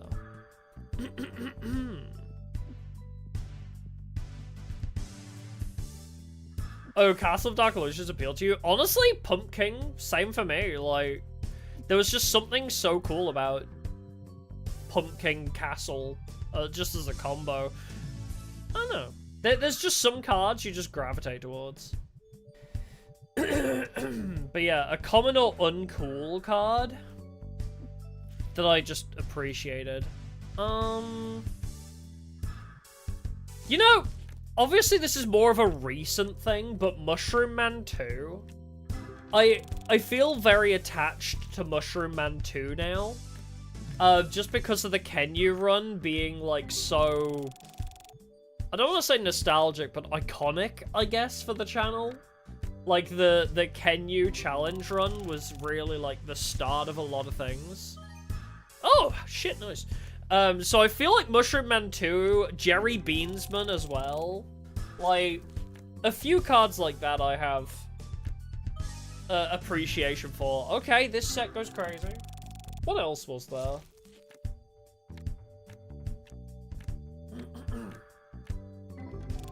I mean, the entire Crystal Beast archetype. If we're going to talk about common or uncool, the entire Crystal Beast archetype. I think there were some random cards in Forbidden Memories as well, like... Neverfly, thank you for the super. Yippee! Hey, I just had some flaming hot Cheetos in your area. No! Do you mind if hold your cards with my extra spicy fingers? You can hold, like, one of... You know what? You can hold this card. There you go. You can have this Dream Sprite. You can have this entire pack, actually. Thank you for the super, yippee. But yeah, another random card that I really liked was Phantom Duan. I really liked Phantom Duan, probably because of Forbidden Memories nostalgia. I'd always use, like, a starter deck with Phantom Duan in it, because I knew if you mixed Phantom Duan and, oh my god, what? Yeah, the Little Magic Jawa, yeah. Because Phantom Duan was the first fusion I memorized in Forbidden Memories, because it was Phantom Duan and, the Mystic Jar, or whatever it was Ushioni. Pot the Trick, that was it. So Pot the Trick with Phantom Duan was Ushioni, and obviously before I realized how fusions worked in that game. Yeah, any pot, yeah. But because I didn't know how fusions worked in Forbidden Memories, I would memorize specific cards that fused, rather than, oh, this type of card fuses with it. So Ushioni carried me through the tournament arc up to about, Pegasus, I think, I got stuck on. I think it was Pegasus I could never get past as a kid. But yeah. Throat die. Are there any others? There's been a lot. If I ever run into them, I'll let you know. But there's been a lot of random cards over my time in Yu-Gi-Oh! Where I'm like, oh, I have, like, nostalgia for this card specifically. Nuvia the Wicked is another nostalgic card, because it's, like, one of the first cards I ever... I don't think I ever owned it. I know I got it from my cousin's house, because my cousin had Yu-Gi-Oh! Cards before me, and I was like, what is this? It's got such a big number on it. And I liked Nuvia the Wicked, because it was, like, one of the first Yu-Gi-Oh! Cards I ever saw. The entire Amazonas archetype, actually, as well. Weirdly nostalgic for that. And obviously the Harpy archetype, but that's, you know, everybody knows that. Ducker Mobile Cannon? Okay, I don't know that one. Sonic Duck, actually, though. Speaking of ducks, I have a soft spot for Sonic Duck. No idea why. I think it was in a structure deck I owned one time. I fucking love Sonic Duck. Something about that guy. That silly little guy.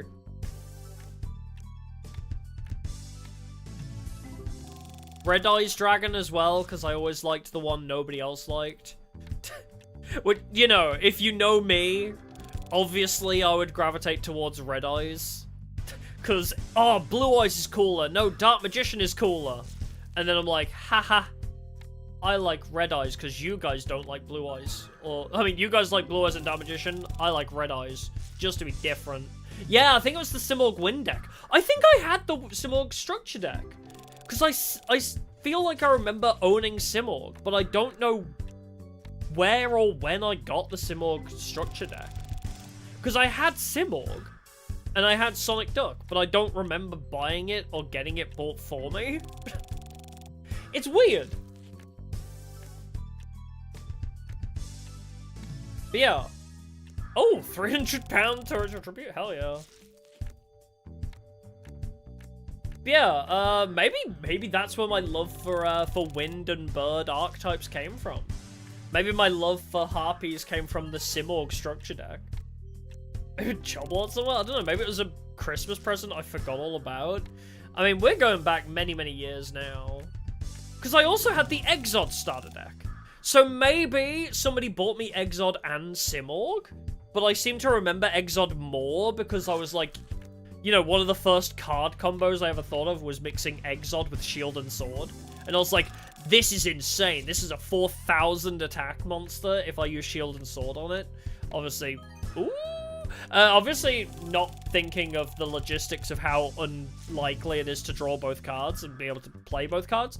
But I was like, yo, if I summon Exod and then use Shield and Sword, it'd be a 4,000 attack monster. And I seem to remember that kind of being one of the first 2-card combos I ever thought of. Yeah, that Molchami can go for sale. We already have that one, yeah. We actually have a dupe of a Ghost Rare.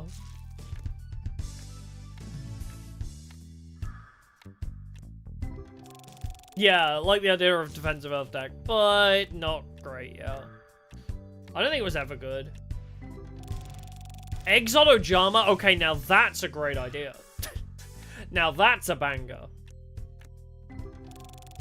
Oh, that combo was insane with, I think the logistics was Dark Sage, yeah. I think I was the same with Rainbow Dragon.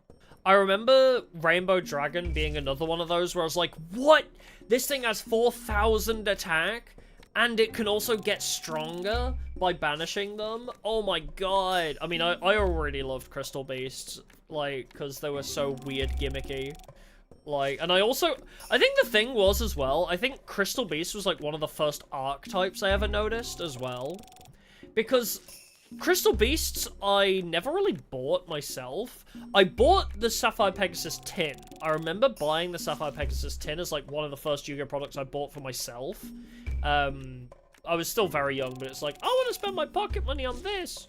But I remember the reason I bought the Sapphire Pegasus tin was because one of my sister's friends gave me just all their Yu-Gi-Oh cards because they weren't using them and they wanted to give them away. So I inherited a shit ton of Yu-Gi-Oh cards, and as I was sorting through them, I was like, oh, wait, this card's a Crystal Beast, but this card's also a Crystal Beast, but this Crystal Beast is different from this Crystal Beast. What the hell? So it's like, that was when I first discovered archetypes, I think. Was like, oh wait, these guys are all part of the same brand of card. So then I realized I was only missing a couple of Crystal Beasts out of this, like, massive lot of cards that I was given.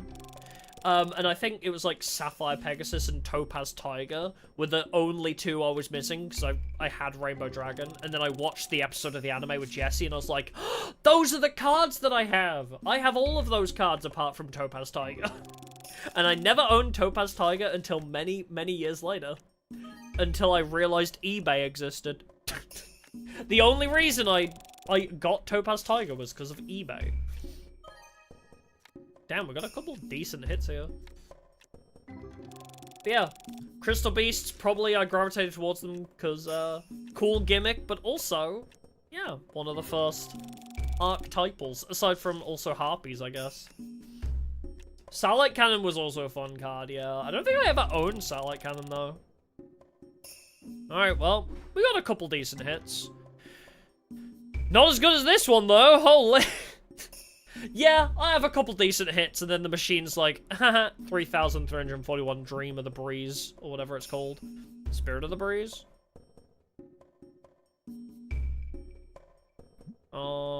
Anything else? Couple of the decent hits. Okay, this one kind of balances it out.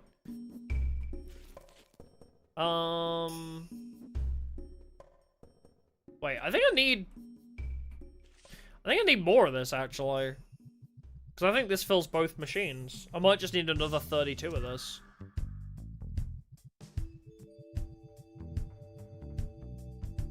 Oh yeah, I need another 32 of that.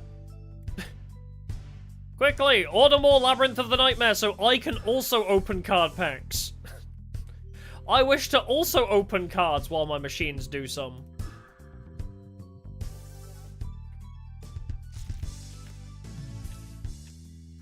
I've traded 10 copies of Monster Reborn and others for a complete Crystal Beast control deck. That's sick. Didn't run Pegasus? That's odd. Not having Pegasus is odd because that's like the key to starting the combo most of the time. But speaking of trading cards, I think the only time I ever traded cards was for VWXYZ, the fusion, because I had I think I had X, Y, and Z. I had most of the rest of the VWXYZ archetype apart from VWXYZ, the fusion. So just like that one fusion card, so I traded a ton of my bulk to some kid who had VWXYZ. That's like the one time I ever actually traded a card with someone. Actually, you know what? Now that like unlocked a memory, I feel like I remember having Harpies stolen. Because I think I had Harpy cards. Maybe that's why I've attached myself to Harpies all this time. Because I feel like I remember being in primary school and taking my Yu-Gi-Oh cards, like, into school with me. And then, like, my Harpies went missing. Specifically, like, my Harpy Lady 1, 2, and 3. Yeah, I unlocked a Forbidden Memory. I seem to remember, like, because I think I put Harpies in the Simorg deck. Because, as I said earlier, I seem to remember having Simorg and Sonic Duck. So I think I made, like, a vague wind structure deck. Unless the Simorg deck had Harpy in it. I don't remember. I just seem to have a vague memory of being like, where's my Harpy? Like, what happened to my Harpy card? And I just couldn't find it. Weird. But I mean, we're talking about, like, you know, I was like 6. So I probably just dropped it on the floor and forgot about it because I'm a fucking dumbass.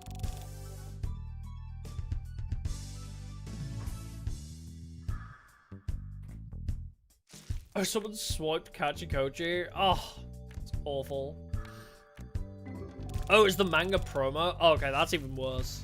I was gonna say, Kachikochi is not a great card, but if it's, you know, a limited one, that's probably not very, very nice of them. Not nice regardless, but fucked up. There we go. Fucked up nonetheless, even if it isn't a good card. Oh, an entire collection of Magician cards started well sold? Oh. Here I am being like, yeah, I lost like 1 or 2 cards.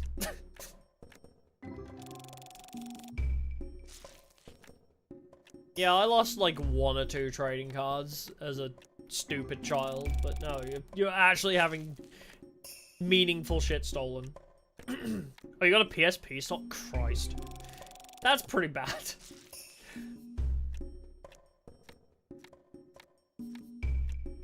Accidentally running 5-headed dragon over with the wheels of a PC, chat? How did you manage that? Well, I guess dropped on the floor and just didn't see it, I guess.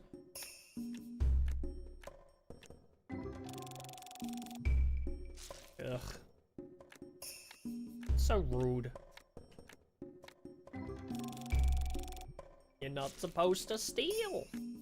Let that be a lesson, kids. Don't steal. Steal money ethically by just overcharging for your trading cards. Sell your cards for a major upsell. Steal ethically. That's Konami's tagline. Steal ethically.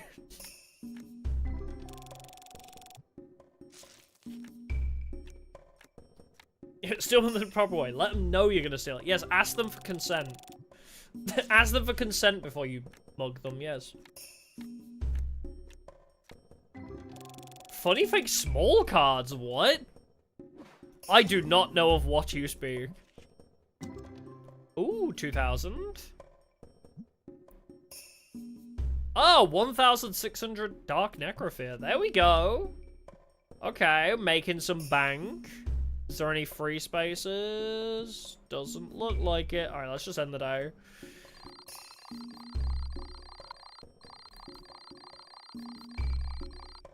Oh, weird. I did not know about these cards. I want the big cards. You know, I've seen them, like, a lot of Yugi-tubers seem to have, like, these giant Yu-Gi-Oh cards. I don't know if they're, like, proper cards or whether they're just posters of giant cards. Like, Fafa has, like, Tour Guide of the Underworld. This costs 30 bucks, yes. What about it? You still bought one, didn't you? I know, Fafa has, Tour Guide of the Underworld. I think, does Jesse Cotton have, like... I feel like Jesse Cotton has one, but I don't remember what the card was. Ah, the prizes? Okay. I did think they were. Because they don't look like posters, they look like actual cards. I would love to have one of those. I don't know, what card would I have, though? Although, I guess if I have to win a tournament, I don't think I'm ever getting one. Because I ain't playing Paper Yu-Gi-Oh! Probably. It would be nice to get one, but... Also, I don't think I really have a choice. If they're prizes, I probably don't get to choose the card that I want. They make you play on giant floor mats? Okay, that's pretty sick. That's kind of silly, I like that. What card would I want? Rainbow Dragon, obviously, would be a banger. Ruby Carbuncle is also a good shout. I guess, yeah, Harpy Lady would be the obvious choice, I think. Cyber Harpy Lady, specifically, maybe? Or VWXYZ, or maybe just XYZ, actually. I prefer XYZ Dragon Cannon to VWXYZ. Oh, big tournament champions get to choose their giant card. Ah, there we go. I'm taking Mimighoul to the world champs, baby. Do Master Duel players also get that, or is it only Paper Yu-Gi-Oh? Could I win like a big tournament in Master Duel and still get that? No. You want my 3,500 card for a 2,500? Get out of my face. Yeah, run my Empty Jar Mimighoul, yeah. Empty Jar Mimighoul into World Champs.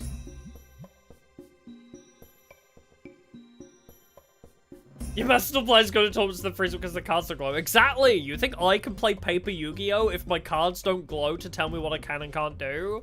You think I would survive? I get so overwhelmed so easily. I would need it to be, like so easily accessible. Like, that's the great thing about Master Duel to me, is I get so overwhelmed playing modern Yu-Gi-Oh! That I would need the glowing buttons to kind of, like, keep me focused or something. Because if I have to actually keep track of shit, it would confuse the crap out of me, and I'd get, like, very anxious very quickly. I don't know, maybe that's a stupid thing, but... I need the glowy buttons to, like, remind myself of, like, what I can and can't do. So I don't... So it's one less thing to think about, you know? Because actually trying to track everything... I have this problem with Magic the Gathering Commander, right? I get so, like, I dissociate so bad and get so anxious playing Commander Magic the Gathering. Because there's so much to keep track of, my brain short circuits. Yeah, I need to make it automatic. Because I like, get, like, weirdly dissociated. Because I'm like, I don't know what to do. There's too many things happening. Too many things to keep track of. So yeah, I usually don't play very well at Commander because I'm just like, ah! Yeah. Where are we? 26? I guess I'll just keep saving up for a bit. No. I need money. Alright, actually, I should have that Ghost Rat that I can sell, right? Yeah, that one. Look, that one on the wall, do you like it? You can buy it. No, you're okay. I don't care about a £3 card. Anything expensive here? £20. I don't get out of bed for anything less than 50. Wow, we've already kind of burnt through our really expensive cards.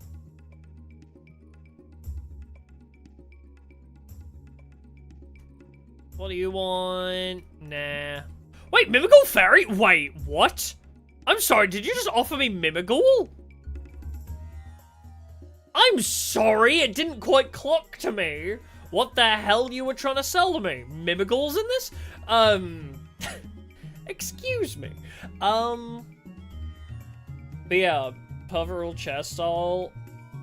Genuine fun. Oh yeah. I love the chess style that Doors of the Roses has.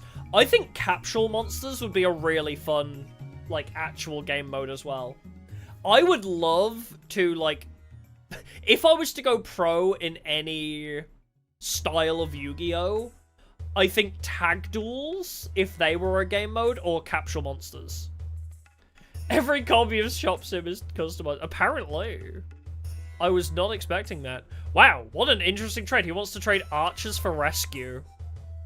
You know what? Just because it's a very on-brand trade, I'll give it to you. It's a very on-brand trade, so I'll take it.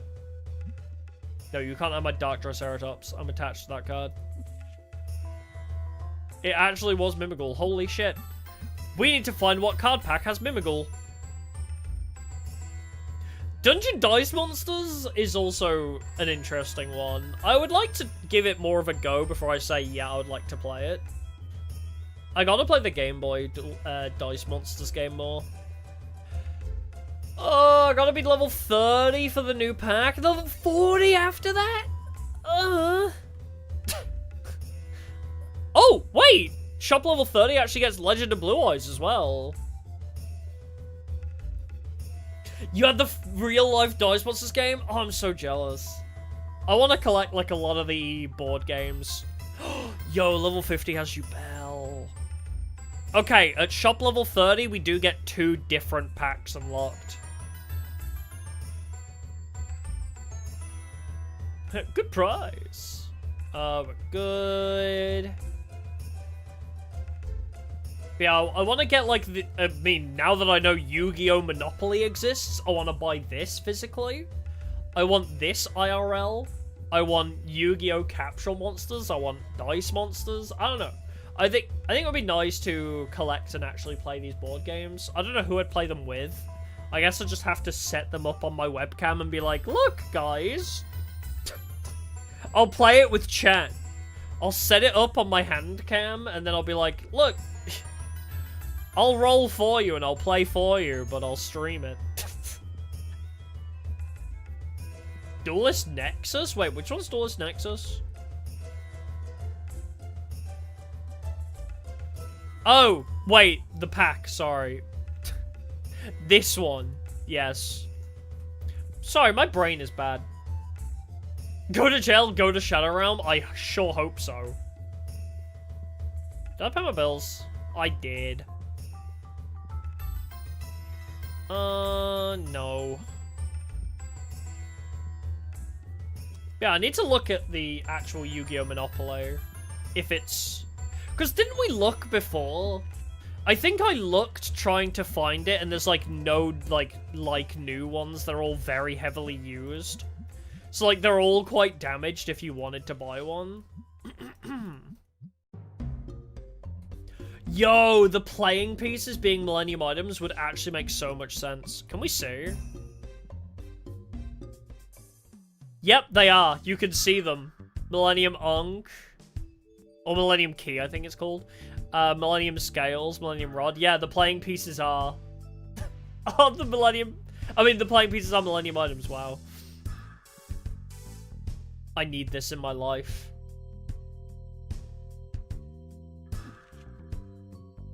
Yeah, it's pretty much lost unless you buy, like, a very heavily used one from eBay, yeah. Which you can guarantee is going to be missing some pieces, and then you have to contact the seller and be like, you didn't say the Millennium Eye playing piece was missing. They're like, oh, I didn't realize. And then you're like, oh, do you not check the thing before you sell it? Anyway. I don't like eBay. I don't really like eBay. It's too much hassle.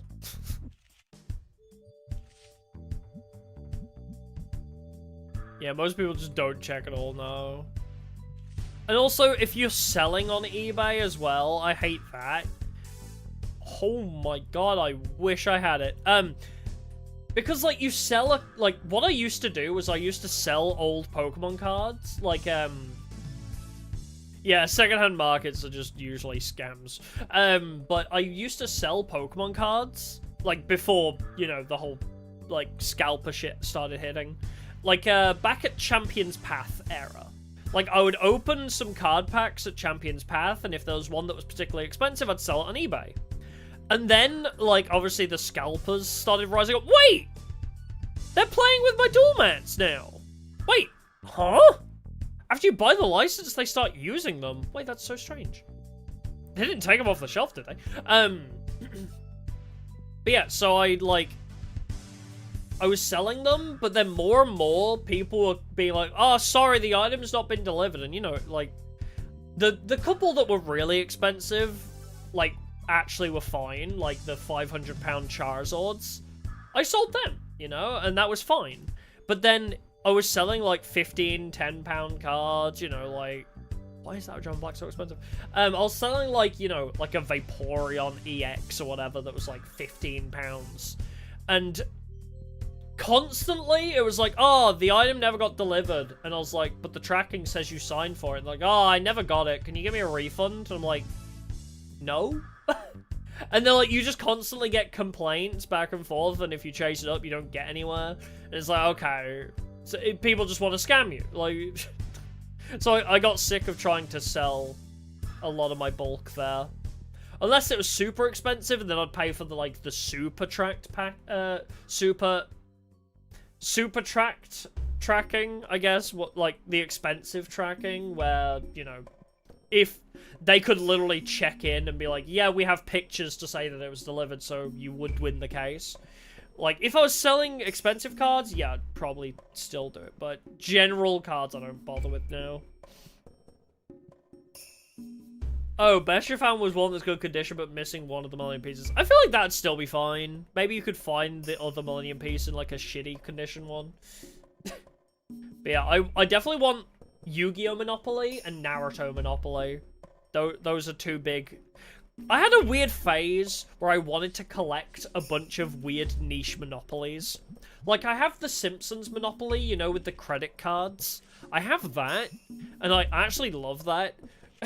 I love my Simpsons Monopoly, which you use credit cards to pay for things. Because, like, you have, like, a little ATM, and then when you lose money, because you put the card in and say, oh, this character lost this much money, or you gained this much money, Homer either goes, woohoo, or don't, when you, like, gain or lose money, respectively. And then you could, like, it was so brilliant as well, because, like, you put one card in the one side for, like, giving, and one card in the other side for receiving. That sounds terrible. But, like, if you were giving money to another player, you'd put a card in either side, and it would just do it. It was so good. It was so brilliant. Anyway, sorry. Nostalgia aside. Oh, I also had a Simpsons chess. I had the Simpsons chessboard somewhere. I still have that too. I remember, like, chewing one of the pieces when I was really young. I don't know why. I guess they just had, like, a fun texture to chew on. Oh, you had that one too? Oh, you won't give it away. That's a shame. I think I've still got mine in the cupboard unless, like, it was given away as well. Boop. Oh, I made a bunch of money. Nice. Yeah, I've not played chess in a very long time. I don't really have anybody to play with. Although I did find out through one of my teammates, another one of my teammates is going through a chess phase right now, and he plays chess.com. So I'm kind of curious to be like, hey, like, if you ever want to, like, play some chess, I'm down. You know, I haven't played in a very long time because nobody wants to play with me. But I'd be so down. Because I love chess. It's very fun. It's like a really nice, chill strategy game. And I like how you have to think, like, multiple steps ahead, even if I'm terrible at it. Granted, I am terrible at it. Like, I'm not great at chess. I'm better than the average person, you know? Chess is slept on. Because it's like, you know, I'm better than the average person, I would say, at chess. Yeah, let's pass the day. Because, you know, if you just walked up to somebody and said, here's the rules of chess, oh, and then they tried playing it, I would probably beat them. But, you know, anybody that's played chess for, like, longer than a day, you know, I'm probably not beating them. Like, I'm not that good at strategies, and I don't know, like, openings. But I know what an en passant is, you know? So, I don't know. I would enjoy playing chess again. Like, having an excuse to play chess. But you know what? I would love to play chess again if I bought the Kingdom Hearts 3 Crystal Kingdom Hearts chessboard. I mean, I've talked about this a lot in the past, but I haven't, like, mentioned it recently. Has anybody seen the Kingdom Hearts 3 chessboard that Square Enix officially sell? It is like £1,000, but it is like a crystal chessboard inspired by the one that young Xehanort and Ericus play. Like, with the different levels and, like, the really weird chess pieces. Was his arm just glitching out? But yeah. If you don't know, look it up. Kingdom Hearts 3 chessboard. Shit goes hard.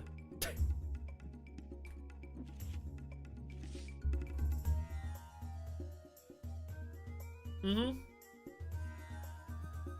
1,400? That sounds about right. I think it's 1,000 from Square Enix, like, directly. Obviously, Amazon markets it up. But you probably also don't have to pay for shipping with that, so... I want it so bad. That is, like, one of my... I guess you'd call it a vanity purchase. Like, one of those big purchases that you just purely do for yourself. Like, it doesn't serve a practical purpose. You're probably not going to use it. It's going to pretty much just be a display piece. But I just want it because I want it. There's not many things that I would do that for. But a Kingdom Hearts chessboard? Hell yeah. Like, do I need it? No. Will I use it? Probably not. But it looks cool and I want it, so... You. What do you want? Nothing? Get out then. We are almost level 27. Oh, is there a Star Trek 3D chessboard? I have not seen that. Well, that's true. I guess, yeah. Does it serve a purpose? Making me happy? I guess that would be a purpose, yeah. Hi, the fast restock guy. Do they restock singles? Do restockers restock singles?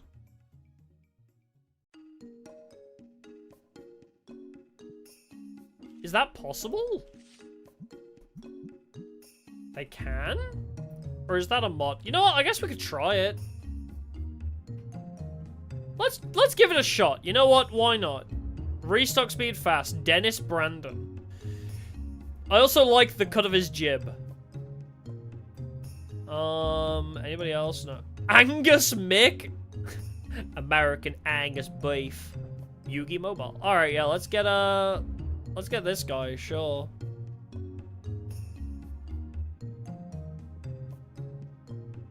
Oh, only things that I have multiple copies of? I see.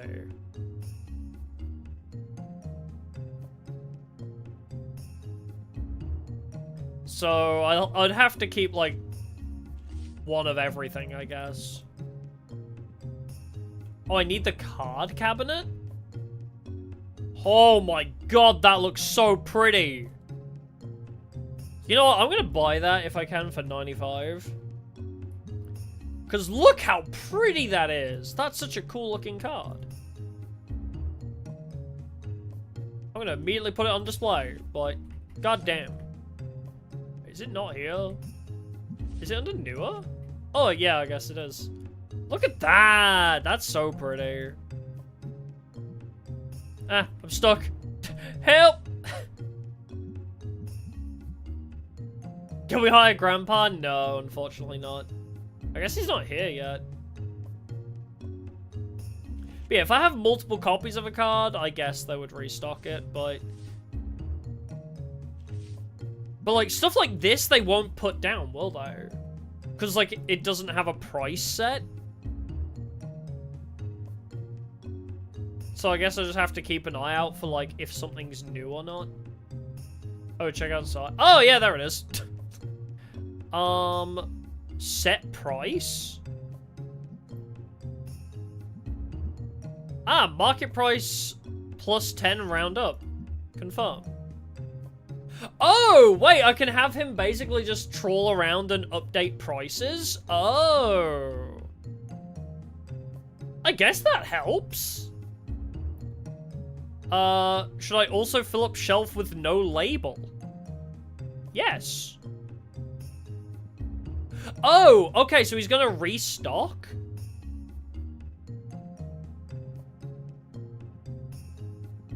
Or not? Or not, I guess? Ooh, I don't have that.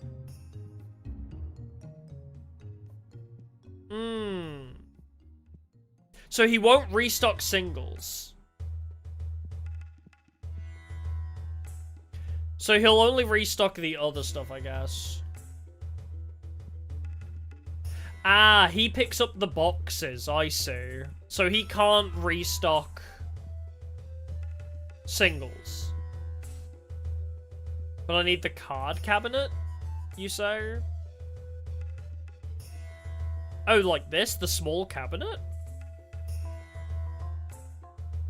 There's card display. I guess it'd have to be that.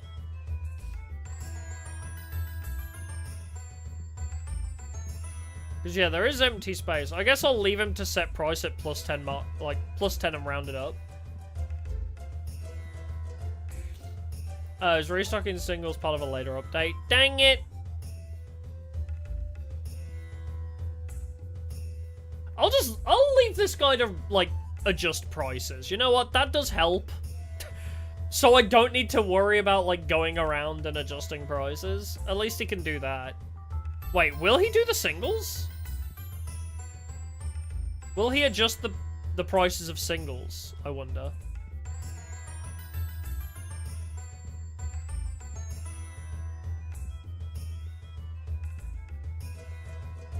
I mean, I guess it helps. Yeah, he's adjusting the prices of singles. He just won't put them down. So if I do something like this, like if I just drop that down, I guess I can just restock them and he'll just adjust the prices. So if I put something new down without a price, will he make the price himself? Even if he doesn't restock them, I can just go through and just click. That's fine. No, you're good. How did you get into my store?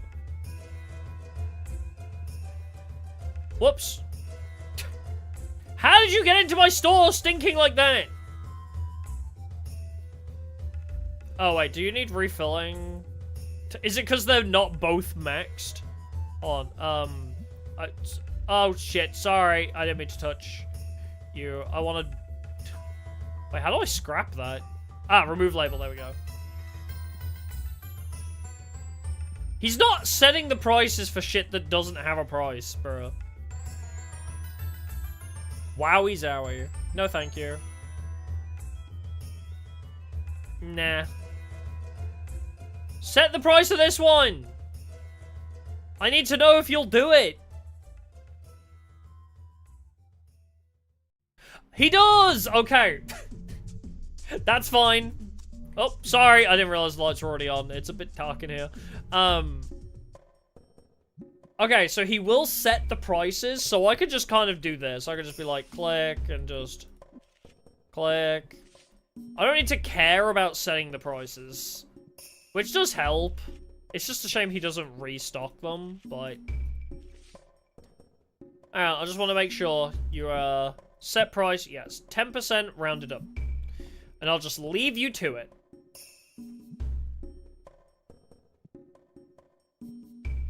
Unless, yeah, there is something to do with... Wait, is there a better employee for... Hey man, I went to the gym every night, you need a muscle? I guess it's not restock or checkout, is it? There's not really a stat for that. I mean, this does help, though. Not having to, like, set the prices constantly is nice. Or just throw shit down and forget about it. Because it'll also update the other prices that I've not really kept up to date with. It's like cards that haven't sold for a while because the stock's changed or whatever. No, you're good. Who PSA grades a $1 card? But yeah, stuff that hasn't sold and, like, the price has fluctuated massively on it, like, I guess he can adjust the price for those too. Have I paid my bills today?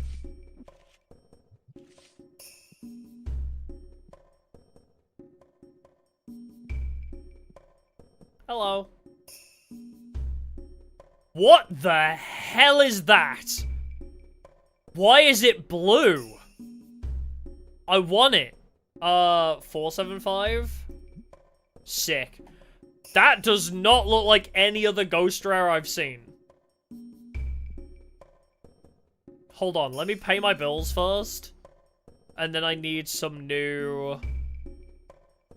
I need some new card projectors. Oh, I don't have the mediums yet. Oh yeah, I wasn't gonna upgrade them, was I? I was gonna keep them on small, because it makes up more, like, space on the wall then. I mean, it takes up less space on the wall. I can fill the wall with more cards. There we go. Was I doing it like that? Or, like, matching it up like that, I think? I don't remember. Or was it just, like, tip to tip like that? Was it like that? How much space was there? There is quite a lot of space, actually. Yeah, it was tip to tip, so, yeah. That looks right, yeah.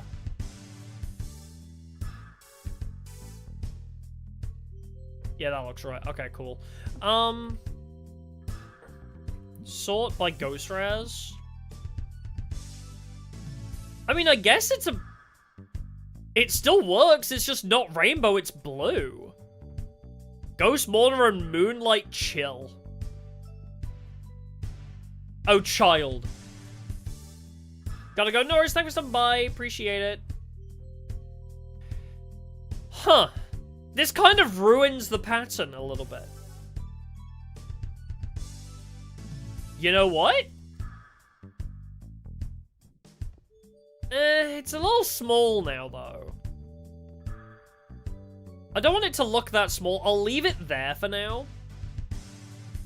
But what I might do is basically put, like, non-rainbows put any ghost rares that aren't rainbows as, like, posters along this wall instead. No, you're good. Or, like, you know, yeah, I guess along this wall, because I don't really like these posters. This one's cool, but I don't like that they're all, like, different sizes. It feels odd to me. Maybe I could put these posters up in here, actually. Maybe it would be nice to have random posters in here. Just make a collage. Make a collage of random posters. There we go. That's what this wall is for now. Random collage of posters, go! I have a way to decorate this room.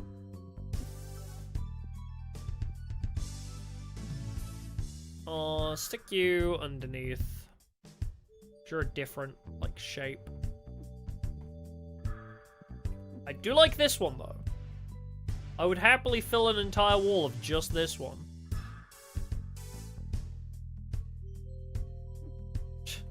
I'll just start filling it out with different posters. No? Okay. Change internets.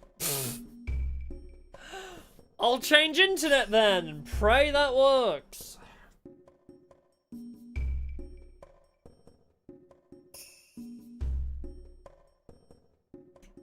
Oh. We are level 27 now. Are we back?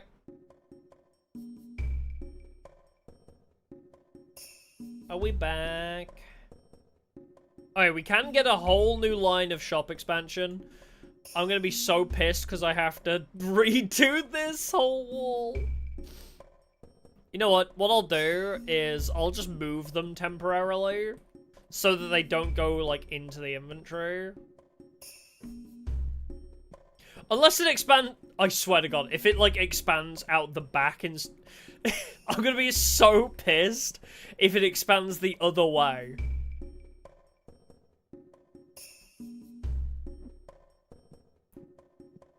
You know what? I think this is a safer bet. Let's stick everything over here. While I renovate an entire wall, let's move them over there.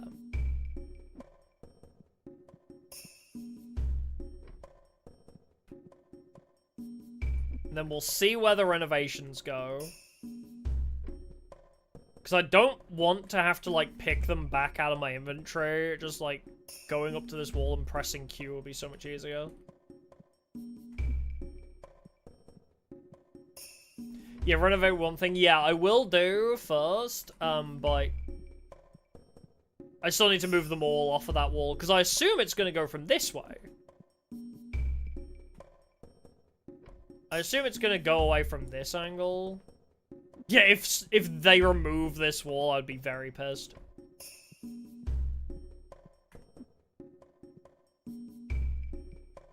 Alright, leave you there. And then, as a test, I'll leave one of these on the wall and see if it deletes it. I assume it will, like, put it back in my inventory. Alright, renovate. 9, 10, 11, and 12. Ah, yep, there we go. So it did expand this wall, and it boxes it back up. Open. So yeah, it just expands that wall. Hey, wow, it feels like there's so much more space. All right, time to rebuild the wall. Oh God. I wish I could see it, like, straight on.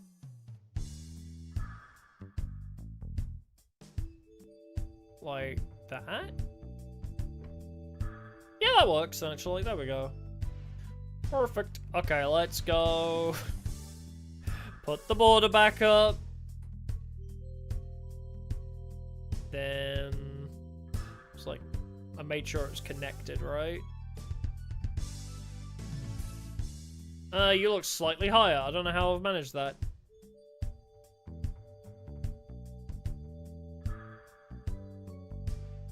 So there.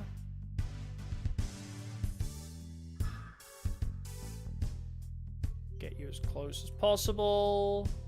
There we go. Wait, why do you look shorter?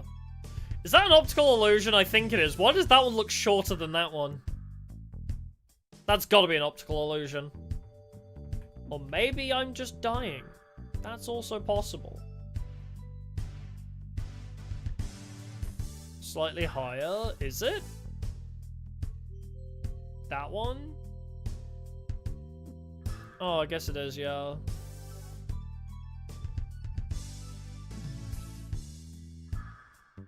It's hard to... I wish it would snap into place. That would be nice.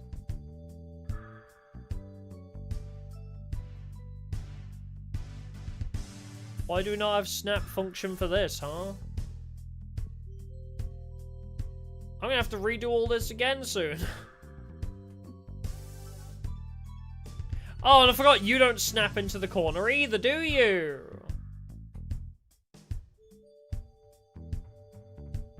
Alright. There.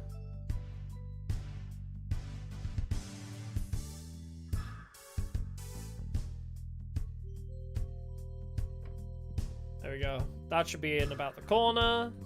And then you snap into place there. Oh, I love it when they snap into place. Oh, it makes me so happy. But yeah, maybe I should switch how I do this.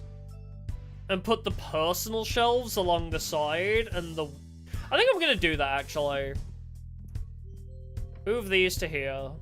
I'm gonna change how I do this. Just to save myself in the long run, because I assume we're only going to be expanding leftways.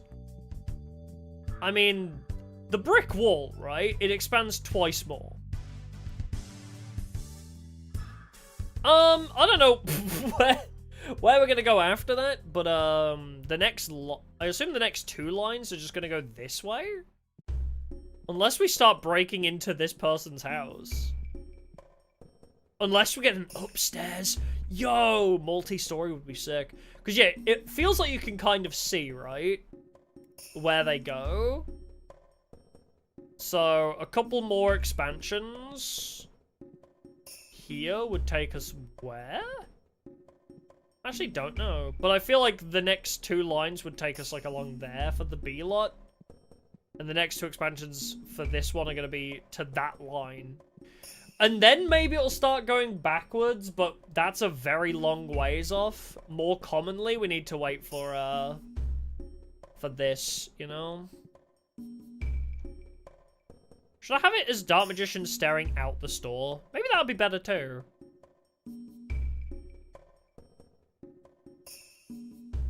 Makes it feel more inviting, you know?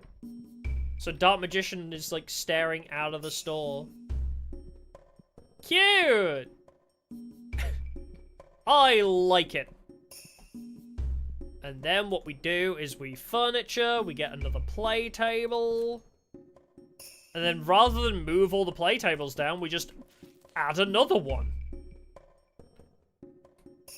Right? Yeah, there we go. You just add another play table. Perfect. Oh, the board game on the shelf you used to have? Which one, Millennium? I don't know what this is. Oh, I can't crouch the right level. Please, what? Turn the table around? Oh, I didn't notice!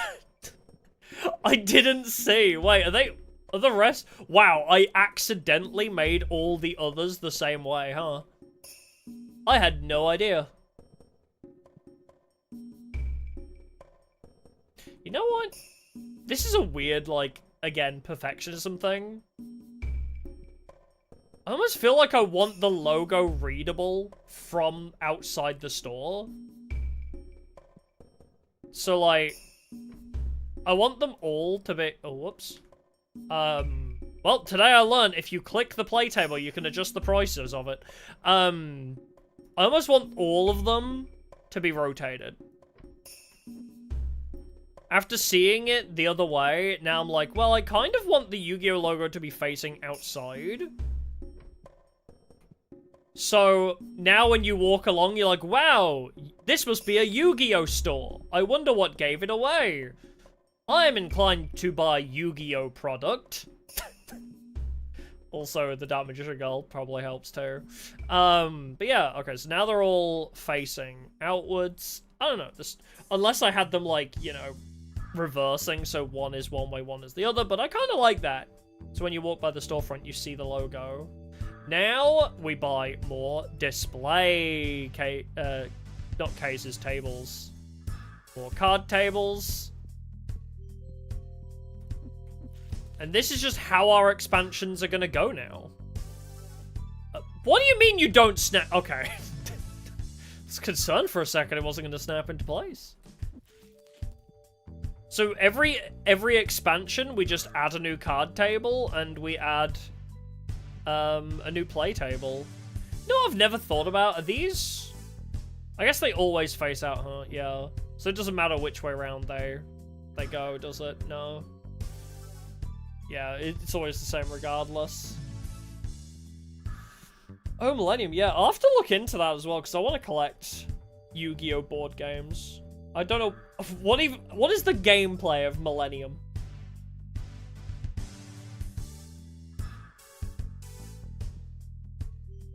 I'm curious. Bad? Oh! Alright, now we just move these here. So basically, you just seal the stuff. It's a little close. I guess the only trouble is it's kind of very close to the, I guess for the play tables, it's fine. But to these, it's a little bit iffy. Yeah, I can't rotate those the other way. I mean, you can still fit through at least. It would be nice if I could move these a bit further down. Or maybe I should just not have these tables. What if I just, you know, left it at 4? I don't know. How do I want this to be? I guess I could just move them all slightly down. Oh, move these out of the way for a sec. Hold on, move you over there. I wonder if I should make this... like the... yeah, the end of this doesn't line up with that, but maybe that would be better, is if it's... but then... yeah, it depends... I guess there... might be better, so it's just, like, slightly brought down, but it's not... so there's still a bit of space, you know? Unless, can I snap it onto the play table? Would that make my life easy? No, I can't. Why can I not snap it into place next to the play table? That'd be so perfect. Okay, well... what I'll do is... yeah, it's not quite so close then. Maybe I'll make it, like, there. Just bring the the display cases just a little bit further down. So, you snap into place there. Then where do you snap out to? Like there. Maybe that's a good place for it, actually. Like, where it snaps out to. And then we just won't have the extra table. Put the tables in the middle? Oh, what, the play tables? Oh, so have, like, one row of cards over here, play tables, and then another row of cards? It's not a terrible idea. But I don't know how... does the feng shui feel better having it separated? Because it's like, here's the play area, here's the buying cards area. Would the feng shui feel off if you, like, divide it up? Might feel a little weird, I don't know. I'll stick to this for now. It does the job. I just might bring this further down a little bit. So yeah, as soon as it snaps out of place, might be where I want it to be. So yeah, it's like...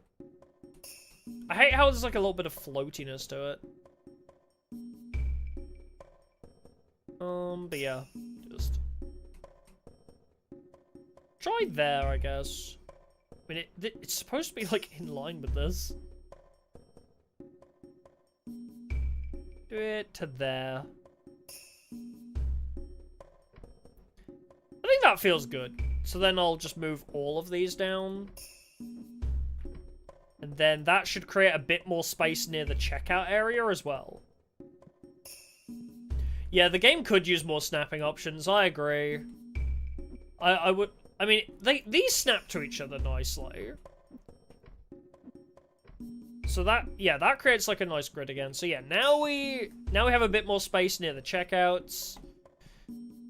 Oh, I guess I'll just... box up. I'll just sell these again. Actually, can I put these boxes... I might need some more when we expand again. Rather than sell it, can I just put it on, like, the top shelf? Ah, can I not put it on the shelf?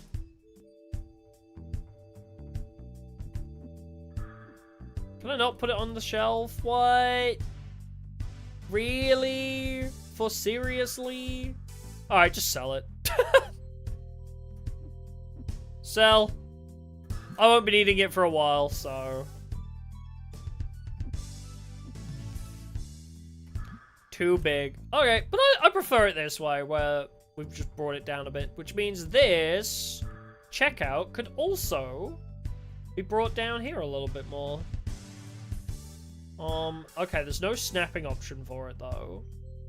But I will just bring it down slightly. Okay. Perfect. About there, I would say. I would prefer to, like, create more of an L shape with it, but...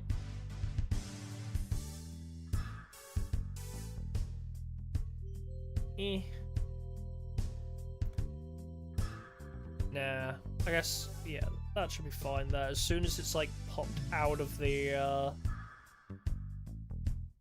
out of bounds area. So as far this way as we can make it. I think that's fine.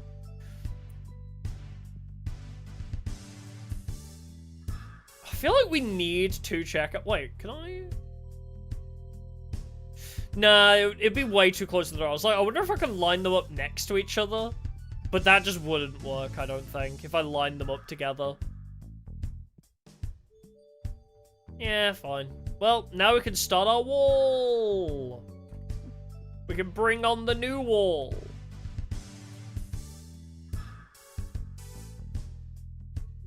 Why can you slide into the wall so far? That feels so strange.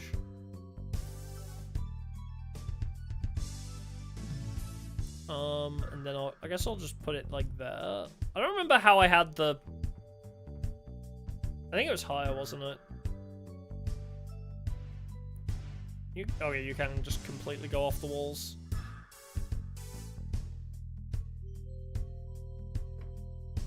I might put up one of these first. I might just take red eyes, stick it on the wall, and then work it out from there.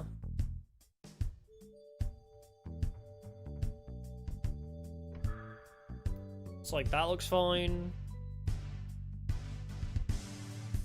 So now... just want to make sure it's not, like, clipping into the wall. I wish you snapped into place here. As soon as that white pixel's gone. I also can't see the top end of it, so I'm like, eh. I think that's fine. Oh, but there's a bit of space at the top, and that pisses me off. Ah, I can't see it enough. And that angers me. Can I stand on a table and do this? It needs to be perfect, but snapping positions don't let me be perfect.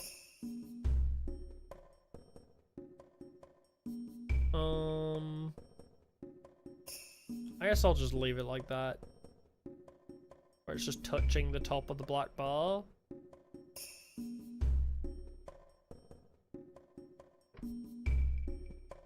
I think that should be fine. It annoys me, but it's fine. It's no biggie.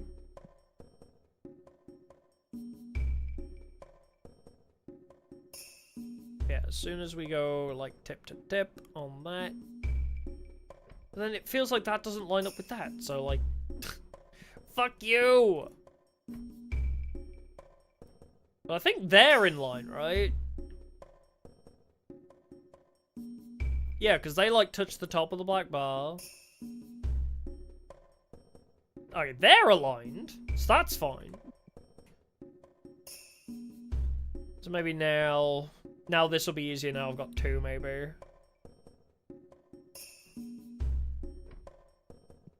I think that's fine. Yeah, that'll do. I hate how perfectionist I am. It bothers me how perfectionist I am about these things. Nope, you are slightly too high. Somehow.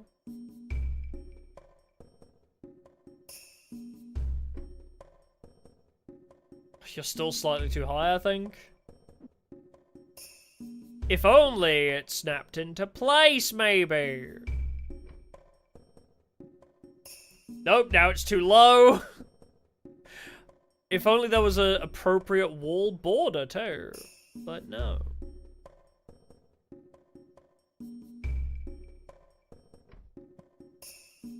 But now it looks too far away.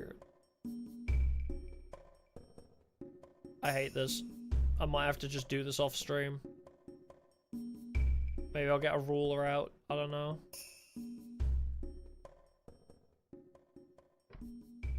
Ah, but the gap looks huge! Why does it look like such a huge gap in between them? I'm trying to get like 1 pixel. What? Okay.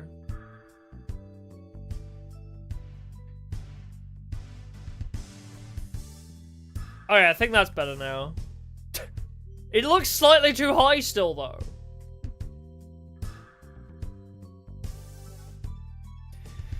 Ay, ay, ay. At least these are easy to line up. Like, that feels like the actual checkerboard stuff feels like it lines up quite nicely. Oh, right, I have multiple sphere modes. I need to get the other raw pieces. I think I need the white one, yeah. You get to go over there. Against the wall.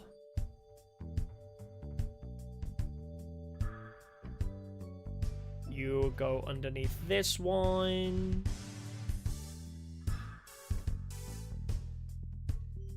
Then you come with me.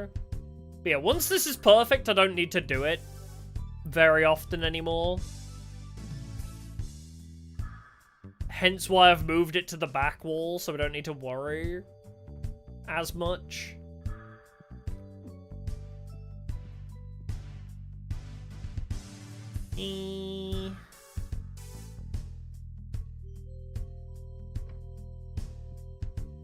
And alright, Dark Magician Girl. Now I want you in the middle. That should line up perfectly. Nice. Very epic. And then Toonwagon. I know I've like kind of changed the organization of them, but that's okay. I don't think it really makes a difference how they're organized on the wall. I think before they were organized in like the order I obtained them in. Yeah, these ones are different, so I might leave these over here as like a different wall, you know?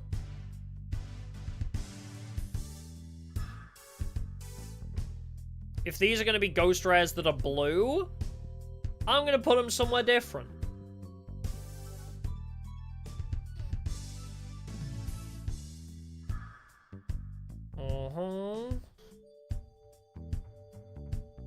Need it to connect like right there. And not clip into the wall. Like that, or should it be higher? I don't know how high they should be.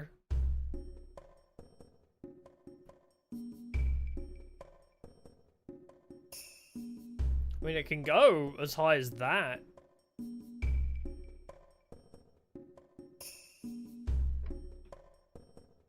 If I want to frame it more.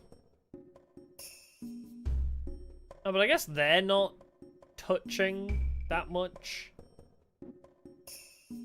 So I'll do it the same way I think I did the other one, where it was like more akin to that, I think. Yeah, that works. Dread to think how many viewers I've lost while I've been finagling this.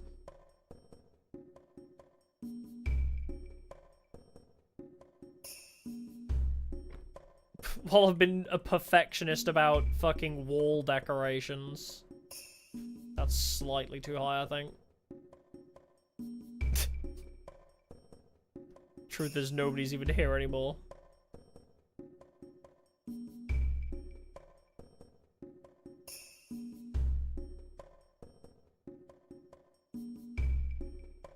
It's too far away. Ah! What's going on? I'm reorganizing my wall. I'm trying to be a perfectionist about this wall, but it's bothering me. Because I can't seem to get it perfect.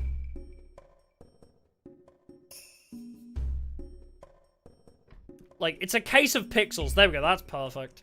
It's literally a case of like 1 or 2 pixels. So it really shouldn't bother me. I think this one's too high too. I wish you would just snap into place. Then my life would be easy.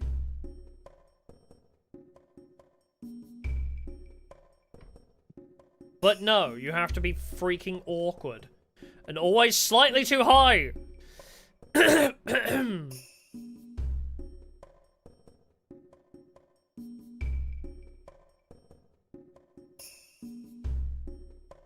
fuck? Oh, okay.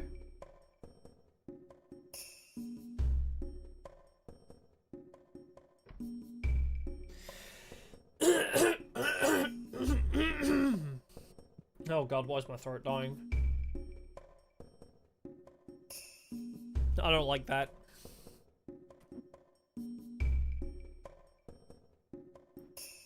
I don't think I got that perfect because I was coughing.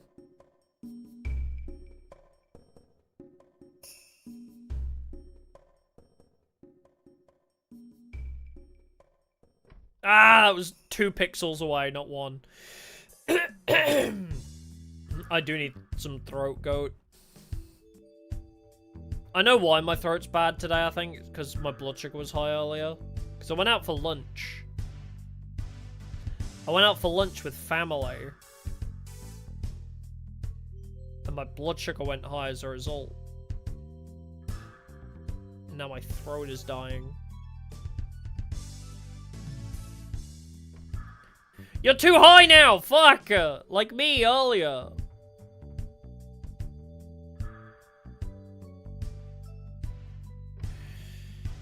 I think it's fine. I think I'll just have to do. A Jakeman's? What? Oh, is that the Fisherman's Friend sweets? God, they are too strong for me. Alright, there we go. So we have our blue Ghost Rare wall over on this side, and then we have our Ghost Rare checkerboard wall. Look at the ceiling. What about it? I don't know what. The corner? What, here? What about it? Oh, they're aniseed? Have I had those before? I've had some throat sweets.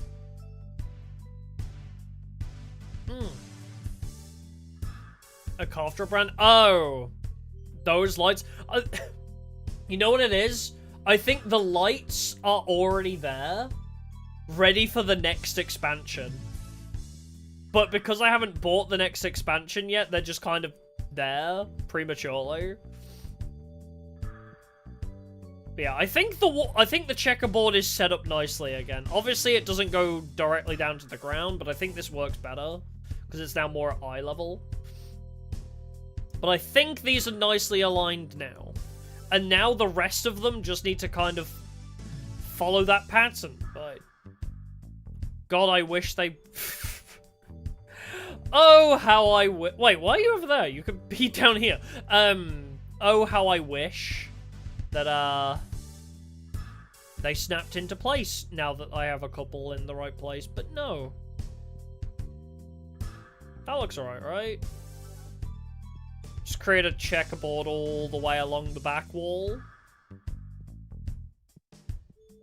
Hey, the middle card isn't aligned with the middle of both borders. Oh, yeah, because it's the length of that border. It's a shame I can't overlap these either. I don't think there's any better wall decoration that kind of borders the cards. Like, I could get a wall display case, but the bigger wall display case is just an extra layer. Instead of being longer, there's just another layer to it. I agree. If it was longer, it would have been better, but... Or maybe I'll just, like, get rid of those and just keep the checkerboard. I don't know. Want to look at the wall renovations? What? These ones? Oh, Shoplet A. I need to be level 31, then 33, then 35, then 37 for the next ones. The paper? Oh? I'm confused. Oh, I see. To, like, change the wall decorations, you mean? Oh, and just change the actual, yeah, change the design of the walls. See if there's any way to frame them. There's, like, not... Unless I could put, like, a poster behind them? Let me check something real quick. Can I put a poster behind them? No, okay. They're on the same layer, so I can't use posters as a border, unfortunately. Thought maybe that would work. This one doesn't need to be perfect. But yeah, the design of the walls isn't going to change, like, that much. It's just the problem is these things. These things are, like, the best way to, like, outline the chessboard-looking display case. But no, they don't have the right sizes. If it was a little bit longer, it would have been fine, but no. Oh well. We'll just have to live with it. Or maybe I'll just get rid of them. Can I actually, if I get rid of them, can I fit another card under it? Oh god, you know what? I'm gonna buy more. Instead of reorganizing, buy like buy 4 more. Because I'm gonna need them eventually anyway. Can't rotate the border thingies. I mean, we can't. Oh, those border thingies? I think we can. We can also rotate these. Can I just fit, like, 4 on?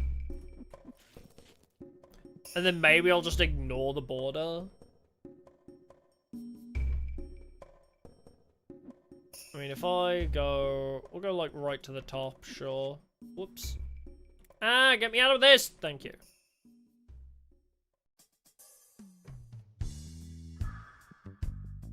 Yeah, the boxes are way too large, I agree. I mean, yeah, if I did 4 down, that would fit.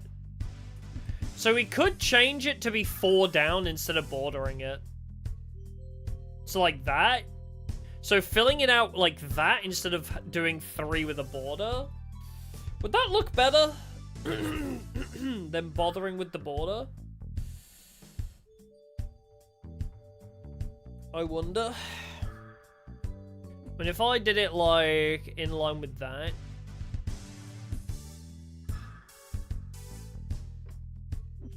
Whoops. Keep getting stuck in that.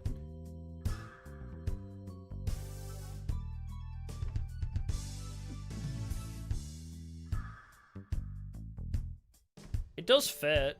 I think... actually, it fits about right, because it's 1 block away from the top and 1 block away from the bottom. So maybe the border will be the wall itself. You're back. Welcome back. Maybe that's better. 4 down and just cover the wall. Fuck it. Alright, fine. Because I also aren't... We were hoping to fill these, but I think we kind of gave up trying to fill them. Because they're too small to display anything meaningfully. Whoops. There we go.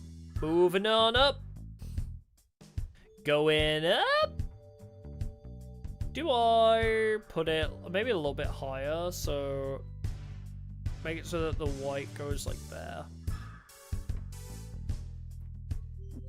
Then maybe that'll be... Because I did say these are a bit easier to align.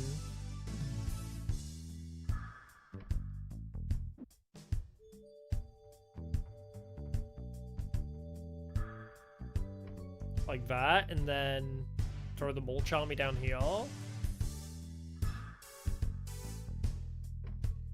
Like that instead? I guess that looks better, actually. Yeah, the lack of grid system for wall decorations pisses me off too. Don't worry about it.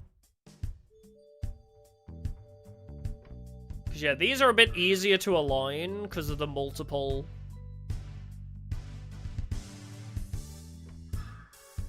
things.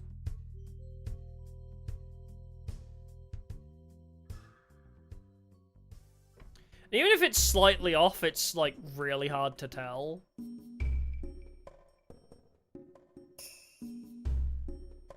But it's a lot easier to actually align these. Although,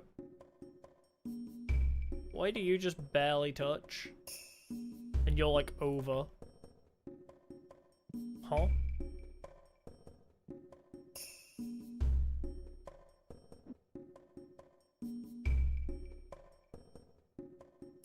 I thought they were just meant to touch on all ends. Just like lightly touch everywhere.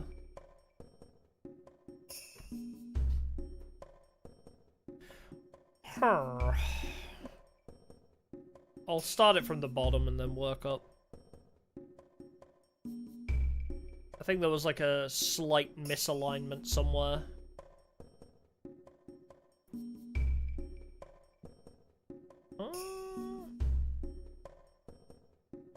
And actually I'll use this one again to match it up to this.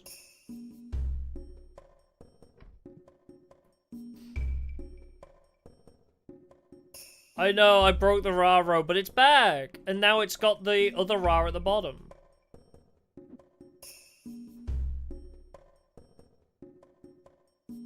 Yeah, they just need to touch tips, I think. So I think actually... like, misaligned this one, I think?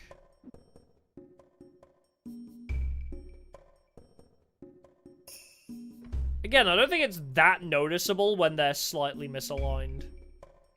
But yeah, so we'll put another black one there, another black one there, and another white one there once we can. I think that's fine.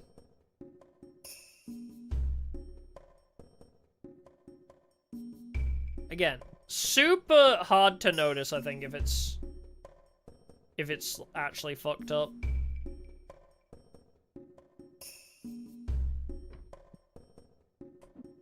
Doesn't look super misaligned, thankfully. Even if it does feel it a little bit, I don't think it looks it.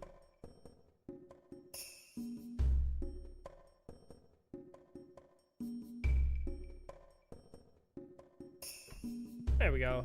Alright. Alright, we can carry on filling out that wall then. Ugh. And now I'll buy another couple of those personal shelves. Just to fill the space. I promise we'll get back to opening trading cards soon. But renovations take time.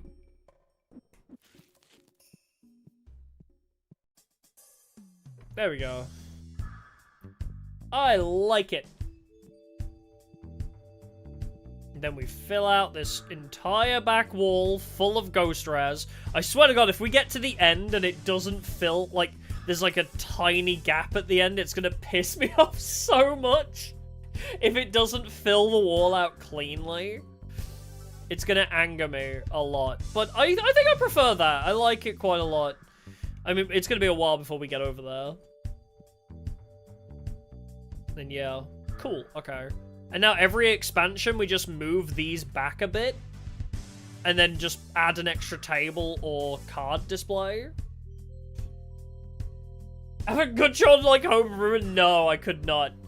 The only reason I can do this is because it's in a video game, and like they make everything so much easier, even if there isn't a snap to system for walls for some reason. But yeah, I like doing it in Sims, not IRL, because it's a lot of work IRL, and I don't like that kind of labor. But yeah, it's probably just not gonna align very well. Like, I'll get all the way to the end, and then it's just like, oh yeah, there's like a half space at the end.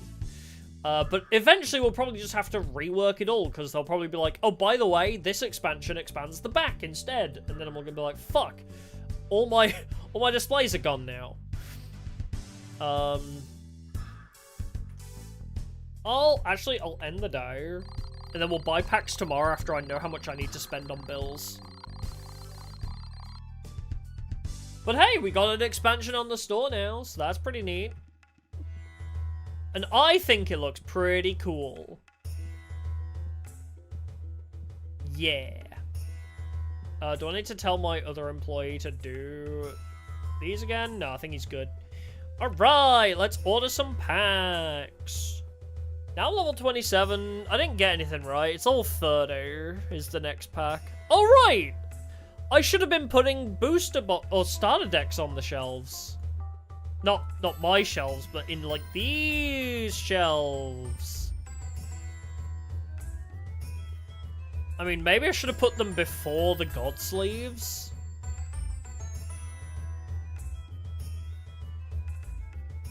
I guess it would fit there. I would have to probably move everything down a bit, but I mean, how many starter decks are there? 4? 4 and then another 4. So 8 total. 1, 2, 3, 4, 5, 6. Oh, I could actually just have a shelf of starter decks. That ain't a terrible idea. Just have a shelf dedicated to starter decks. Maybe put those on the end. Because, I mean, these are just booster packs as well. They feel weird to have booster packs amongst, like, sleeves and board games, but I'm just doing it in the order they came into my store, so. No. I want to open cards. Pay my bills. It's $560. Like, it's only a little over 1,000. That's fine. See how he was so stinky, but he tried to get as far away from the cleaner as possible? Bro was hugging the wall as far away from the cleaners as possible. We know. No, we are still hot singles in your area. These are not for sale. These are a personal display cabinet. So I'm buying up all of the merchandise and putting it on display. It's like a look at what you could have bought if this was any other store, but you can't. No, you're fine. So yeah, you can't actually buy from these shelves. Shall we open some more of this? Yeah, I need level 29 for that. Let's get, I mean, 3, 6, 9 I should do. Let's go back to Infinite Forbidden and see if it'll win me. Will it win me over?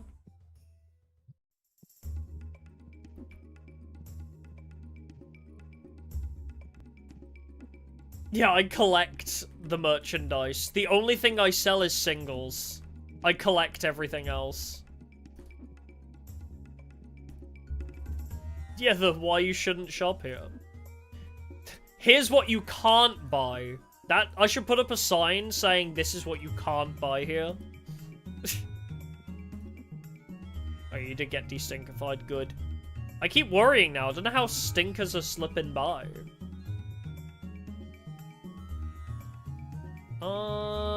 No. What about you? No. Well, nice to have somebody just constantly updating the prices. Alright, you go in there.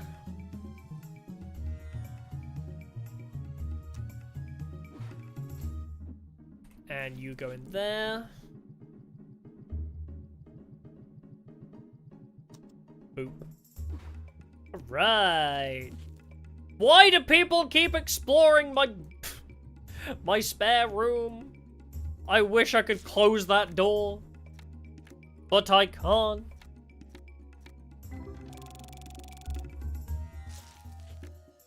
No, they can't enter through the pot of greed door. I have it locked off, basically.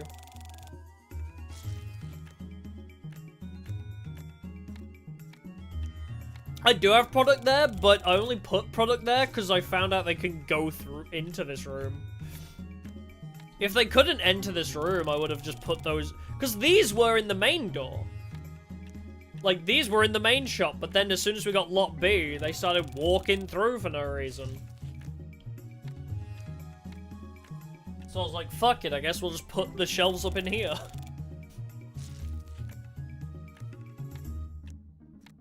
Stop using the heretical machine. It just basically makes it so that for every one pack I open, 2 more get opened. I'm still opening card packs, but I'm also opening 2 more at the same time.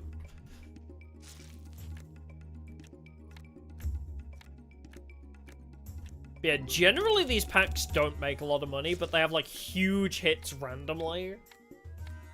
Yeah, I have the bulk boxes there, yes. But they would walk in here even if I didn't. Even if I didn't have them, I think they would still walk through here. Once they're all sold, I'll take the labels off and see if anybody actually walks in here. If they don't, I could move them in, but...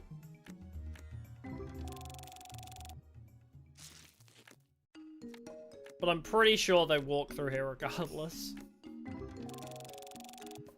It's not that big of a deal, TBH. It's generally not that big of a problem.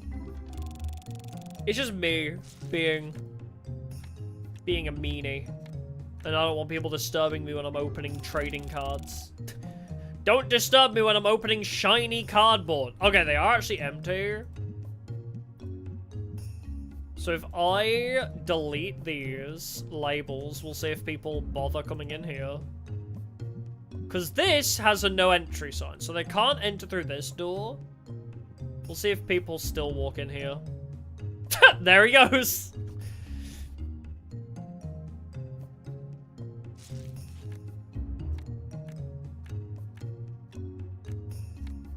Yeah, they still want to come in here for some reason. Even if there's nothing being sold. Stop! Oh, pack the shelves? But there's not even a label on them. Hold on. I'll try that. I just genuinely think their pathing doesn't account. I think this is a space I can walk, I will walk there. I don't think the pathing is that advanced to be like, there's no product over here, I won't go there.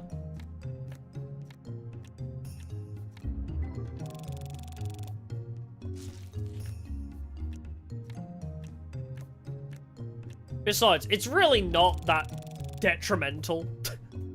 It's not that detrimental to my experience. More of an RP thing. More of like, I want this to be my storeroom and workshop to build the bulk boxes, but... it's not that detrimental. I'll survive.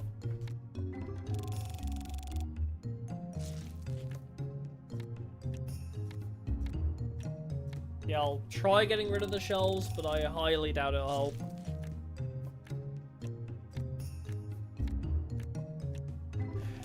Wow, this pack's been a stinker again.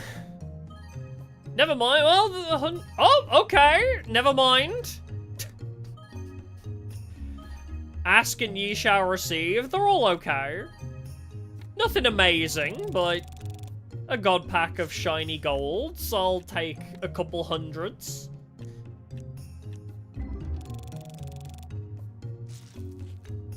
I'll take it. I would like to get to level 30, but I doubt that's going to happen today. Because I can't stay up all night, unfortunately. I do have to go bowling. So, I've got a busy day tomorrow. Oh, I'll turn the lights on. What do you want? No. What do you want? PSA 1? Combination attack is that? Bruh. Is that empty now? Okay, good. 418, 549, nothing amazing.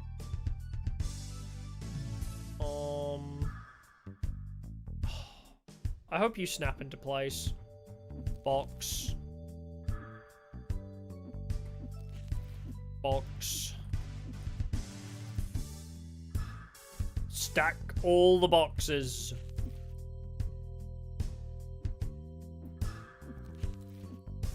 Bro just comes in a Blair Witch, like... Alright, are they not gonna come in here? Oh, okay. What do you want? Ooh, a massive downgrade. Alright, we'll see. Is anybody gonna come in here if I don't have shelves? Because I think was I initially just putting the shelves up just for somewhere to put my bulk boxes? 476 bucks for this is fair. Dude, it is cardboard.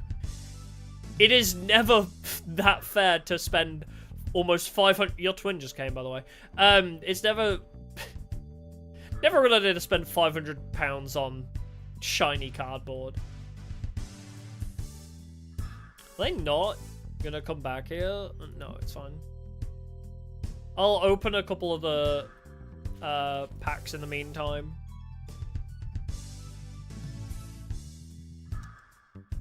Eh. God, why can I not grab you? Grab it! Thank you.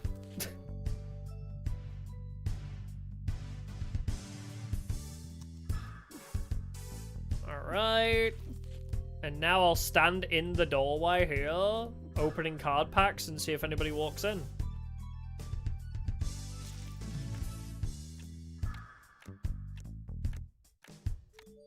What was that moment? I was trying to reach my card box. It was at the back of my shelves. Oh. Oh, nice. Oh, I thought that was going to be a god pack of golds, but only the first 3 were, weirdly.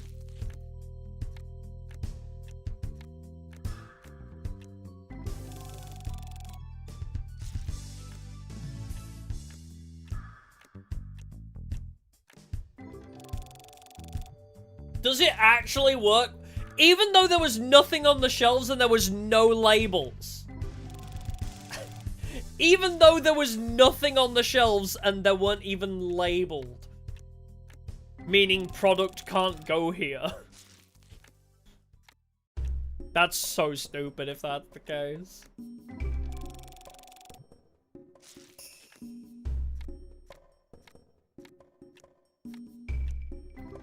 I mean... the fact that the shelves exist. They pray for product. They really wanted to look at the empty shelves, yeah, that I was using for storage. Yeah, true. People IRL are that dumb. It's true. But where am I going to put my bulk boxes?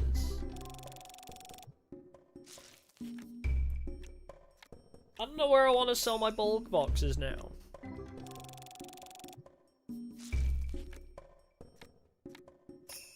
It'd be nice if I could just have this door closed. If I could close this door so I could put the other cashier, like, in front of the door, would be nice. But no, I can't put anything in front of the door for some reason.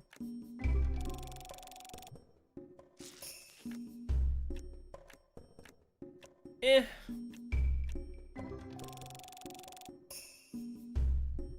Again, this set really has quite a lot of stinkers, but a couple bangers. Is it because it's the first of the modern set? Is that why? Wasn't the first set that we bought also like this? And then this is the normal rarity equivalent, but for the modern equivalent? Because the first ever set we bought was also pretty pathetic, with the occasional banger.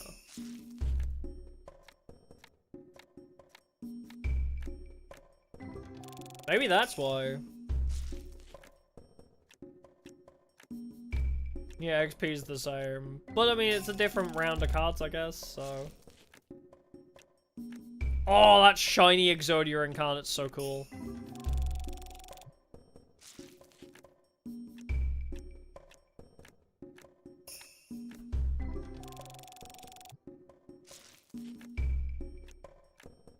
In Tabletop Wargame Store, so... But I can't open card packs in that. I can't open Yu-Gi-Oh cards in that game. Yeah, I'll find somewhere to put these shelves then. Why pick this set instead of another one? Because cool different cards. Just somewhat different. Oh.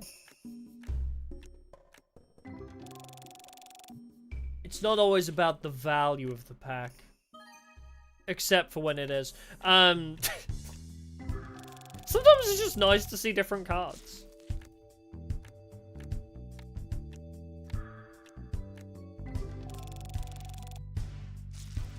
But if I'm trying to level up quickly, I guess I'll buy the more, like, more expensive packs, I guess. It's funny, because, like, the big hits in this pack really do hit hard sometimes, though. I guess is the other thing.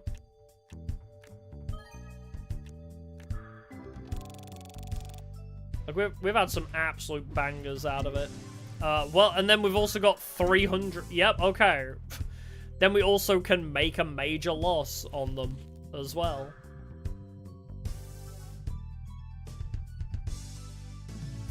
Yeah, like the 2000 card, yeah.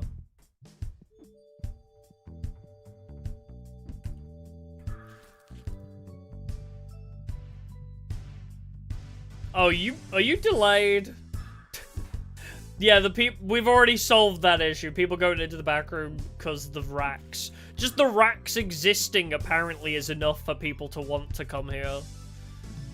But here's the problem. If I put them against this wall, then suddenly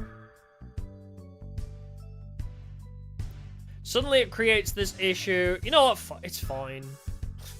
I don't care. It's fine. People can come in here if they want. They can watch me open cards. It's just nice to have a separate space for bulk boxes.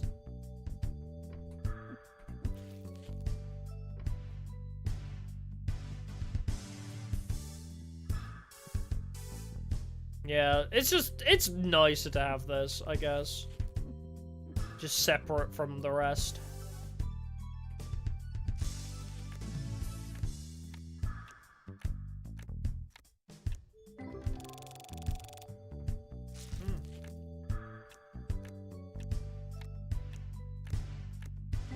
Alright, I'll finish opening these card packs and then I'll go pee.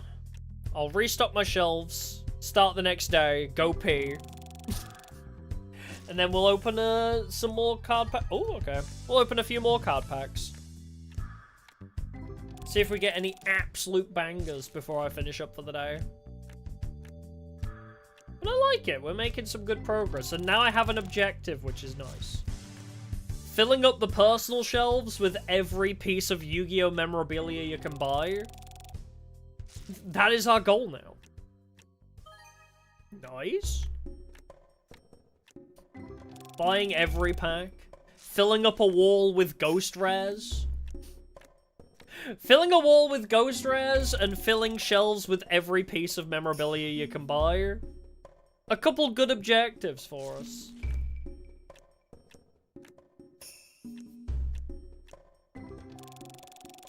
Oh, well, this is the goal of not streaming. Well, I'm gonna take a break from it. I'm not never streaming this ever again. I've just got a bunch of other things that I want to stream at the moment.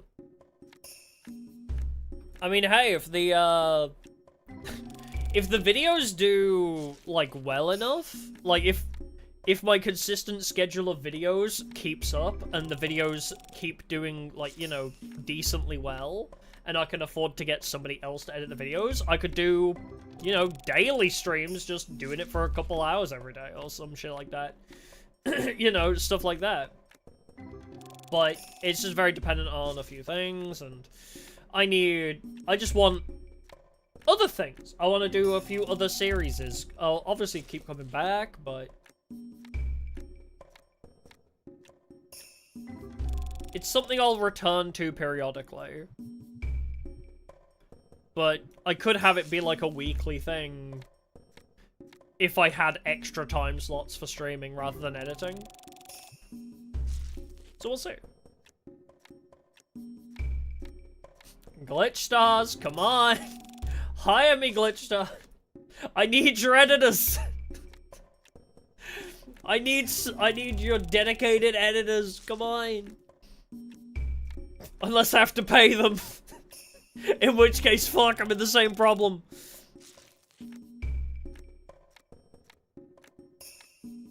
We'll see. I think it would be nice to, you know, not have to worry about editing. But it's just a whole can of worms. Like, you know, making sure that I'm not hemorrhaging money. Hemorrhaging money? However you pronounce it. Oh, I'd get Femby involved, I think. I'd probably be like, hey, I have this editor already, can we add them to your repertoire? It's just the idea of being in Glitch Stars would mean that, you know, they would fund it, I guess. It's like, okay, you give us a cut of your income, and then you get editors and marketing, and, like, you know, merch and stuff. So, we eat some of your income, but you also get a bunch of support, like a manager. Hey! Yeah, hemorrhaging, yeah. I can't say it for some reason. Hemorrhaging. There we go, hemorrhaging. But I'd probably be like, hey, can we, like, add Femby into this? But I don't know how it works. As I say, I haven't even been able to audition for them, so I haven't seen the contract, so I don't know how that kind of thing works.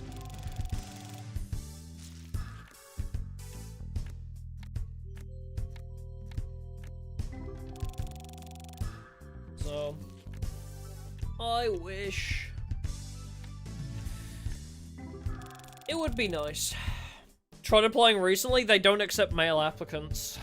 Unfortunately, I was born male. Wow. I feel like we just lost a bunch of money on those sets. Alright. Start next day. I'll pay my taxes and start the day. But no, I don't even know if they have auditions open, but also they, you know, despite my identity, but it's just like, you know, being born male, I doubt I would stand much of a chance.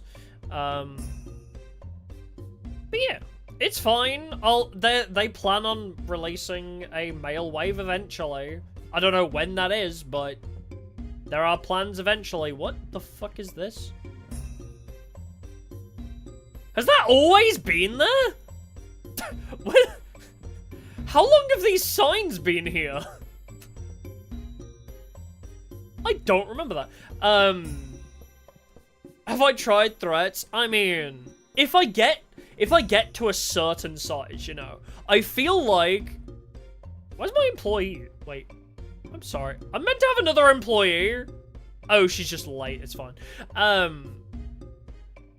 I feel like if I get to a certain point and I'm like, hey, if you ever do a mail wave, I'd be interested, they'd be like, okay. You know, like, if it's, like, super beneficial for them. But again, like, it's just... I've talked about it plenty before. The trouble being, I don't blame Dual Logs or Glitch Stars management at all. It's the people.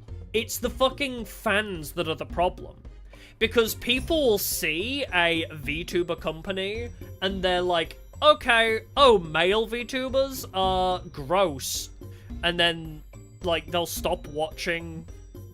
It's like a bad company decision, because the fans are terrible people, you know?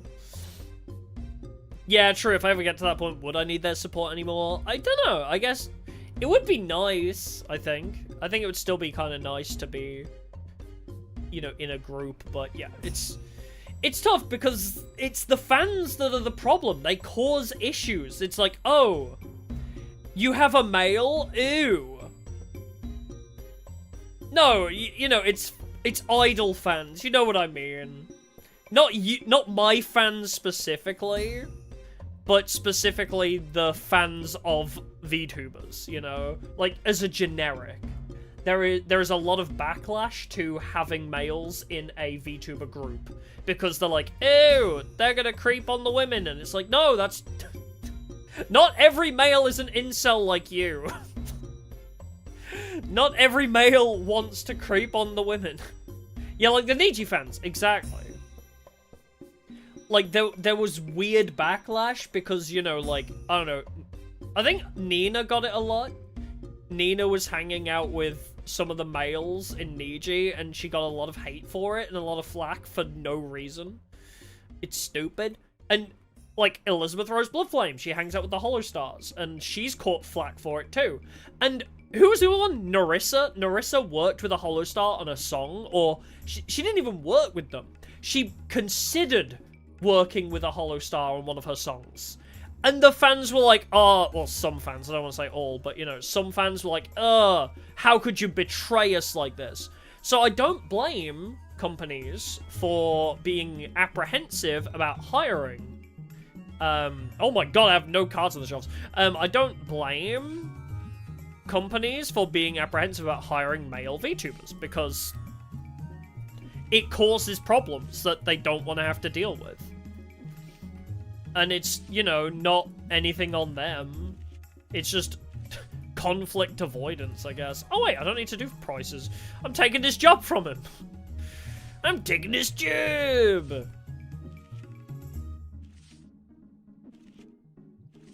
Ask one thing, sure. You don't need to ask permission, it's okay. It's a free chat here. Yes, but a lot of VTuber fans are very parasocial. It's the nature of the job. What if a trans woman wanted to work for them? I don't know. I don't know what their rulings would be on that, but I don't personally feel like I identify that way. I feel like I'm non-binary, if nothing else, you know, like, or gender fluid maybe. Like, I feel like that would be my identity, and I feel like that isn't grounds for, you know, being like, oh, I'm applying for a female wave. But also, you know, they wouldn't be public about it. I'm not saying, you know, glitch stars are that way, you know? Yeah, I'm just me, yeah. I don't like using labels, so it's like, you know, I'm just me. I don't care for whatever gender I am, I just care about who I am. Yeah, just as because of the born male thing, yeah, it's just, that's the thing. With me, personally, I'm like, oh, yeah, because I was born male, I don't have an easy way in, you know? Like, they're gonna be more apprehensive.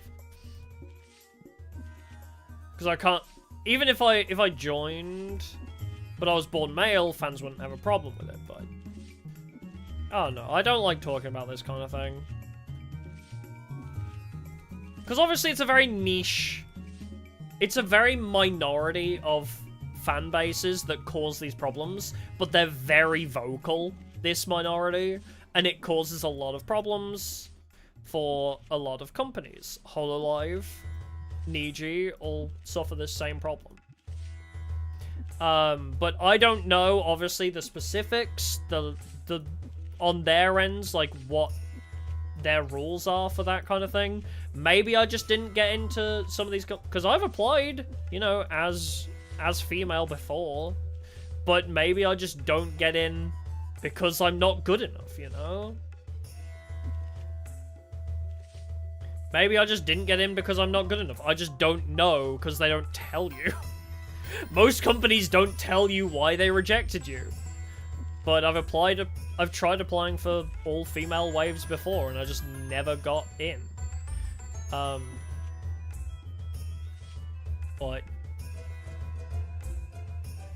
Oh, what do these people want? Nah, I can't be bothered.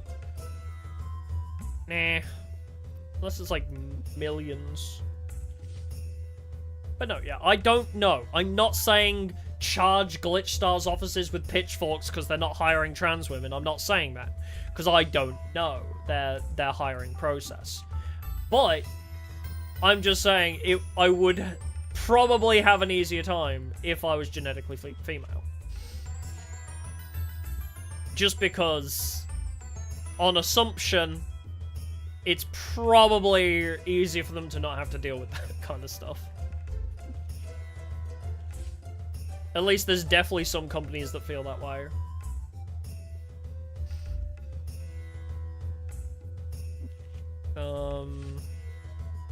I forgot where I was going with that. I lost my train of thought. I had a thought, and it went.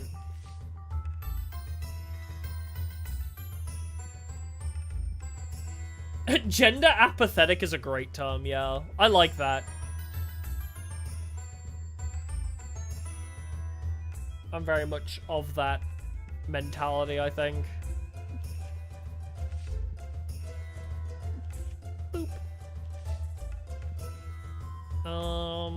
But yeah, what? Man. There was one last thing I wanted to talk about with that. With regards to that conversation, but I don't remember.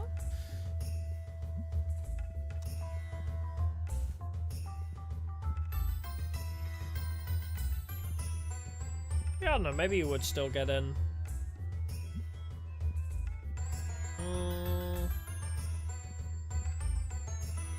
Alright, cool. But yeah, I don't know, maybe what I was trying to say before I forgot my line of thought. I got distracted by other lines of thought.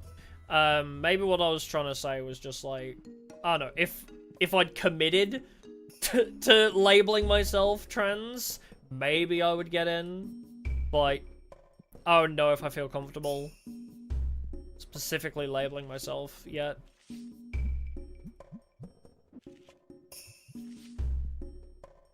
don't know, I'll go pee and then I'll figure it out. Maybe my thoughts will come back to me.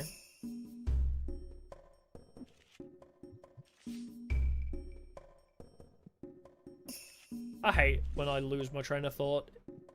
Pisses me off. How are these stinkers getting in? Oh my god, that's why. You! Where'd you go? Stop trying to avoid me. Oh yeah, he got cleansed on his way out. Okay, you go in there. There we go. I didn't realize they had decreased so much. I was being non-binary also considered trans. Okay, yes, but in a different sense of like, I'm not labeling myself as a trans woman. So I can't apply for a female VTuber agency because I'm not labeling myself as female specifically, is what I meant. I'm not saying, yeah, whatever.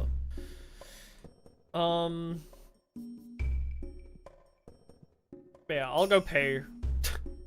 I'll go pee, and then we'll carry on with store for a little bit longer. Alright, PRB!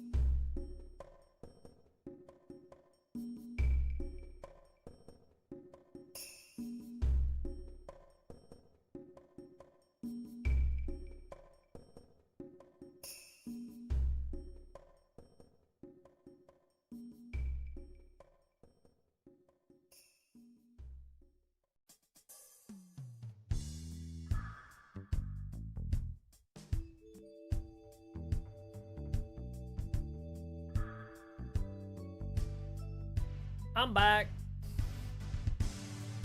I do have a protein bar already on my desk. Is my blood sugar okay? Ah, yeah, it's okay. What? The fuck you mean Baldur's Gate 3 got an update? What do you mean?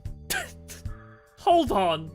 I checked my blood sugar and my other notification was, hey, Baldur's Gate 3 gets an update after a few years. What do you mean? Larian, are you a Larian watching me? What the fuck?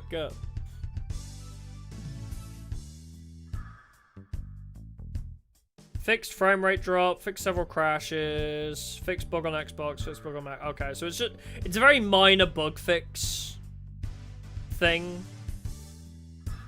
They didn't fix any of the problems I was having, so they can't be watching me. Because they're not... They didn't fix the soft locks that I was encountering, so...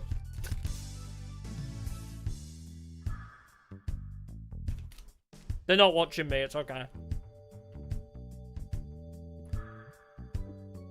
Close the store. No. Cool, but no.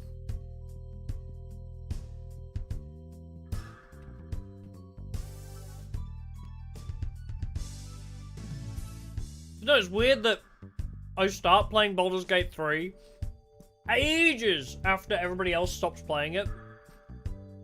And now, of all times, I decide to update the game again.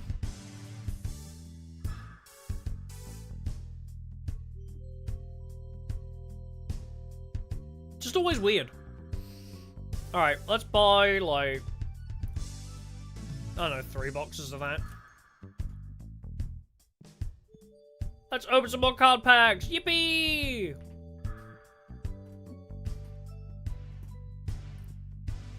More card packs! Oh, I guess, yeah, people are still probably playing it. I just mean the hype has died around it. I guess.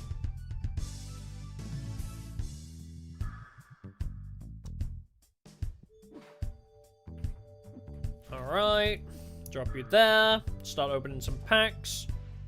While I eat protein.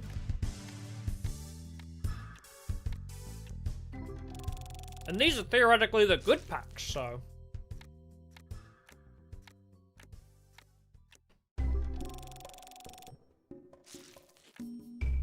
Mmm!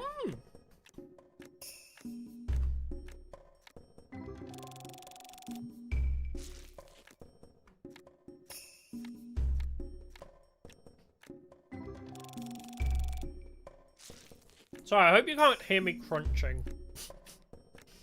It's peanut butter protein bar. It's crunchy.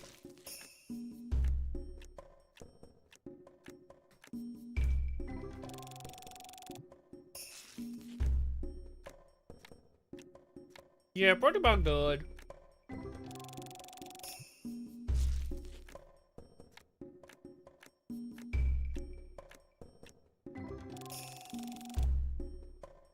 Just chewy.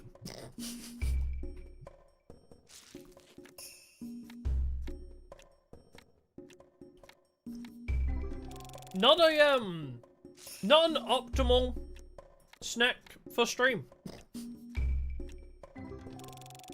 Maybe peanut butter wasn't the smart play.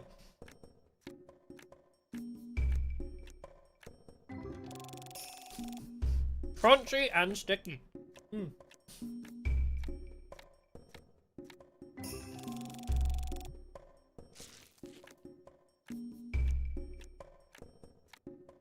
Hey from Germany, hi! Guten Tag. Or Guten Abend? Wait. Is Guten Abend the good evening or is that goodbye?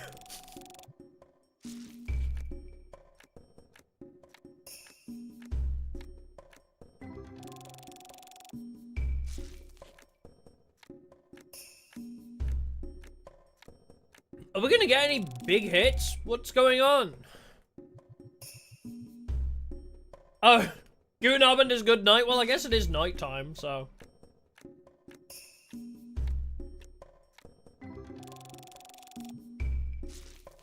Which one was like good afternoon, basically? Like, not goodbye. Was that right, I guess? I don't want to be accidentally saying goodbye.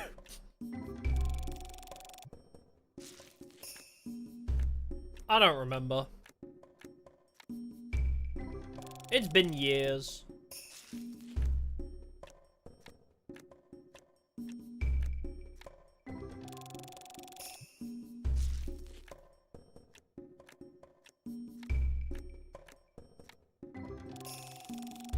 Well, we still have loads of money to spare, so I wonder if we can buy anything else. Can we fill up our personal shelf anymore? Yeah, we're definitely not hitting level 30. I think we'll have to wait until next stream to hit that level 30. Oh, okay, Guten Abend is the good evening, afternoon. Okay, cool.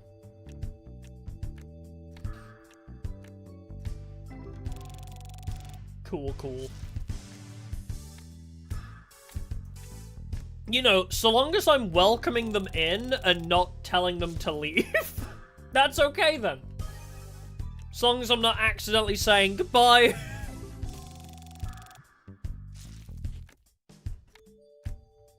Oh wait, goodbye is Auf Wiedersehen, right? That's it.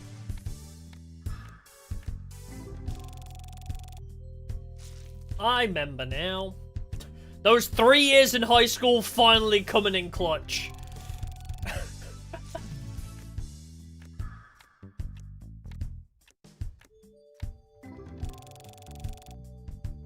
Who would have thought this is how I'd use it? To vaguely say hello to a chatter. Amazing. Oh my god! What the hell happened here? Something just happened. Oh my god, it's like a god pack of $1,000 cards? Jesus! Holy moly! That's quite the god pack right there. Something just happened here, for sure. Why is the machine so much better at opening card packs than me? The machine just seems to be better at pack opening. They just have better luck.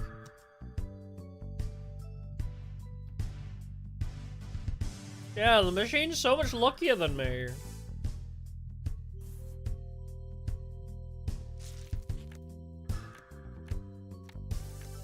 I need to hit like a Ghost Rare God Pack now so I can beat the machines. TF2, man versus machine. Come on.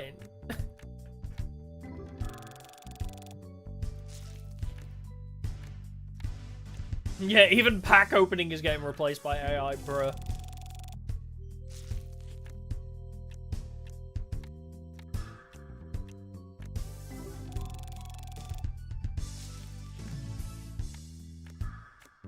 Come on, I need a big hit. I can't be outdone. They hit 8,000. I gotta do better than 8,000.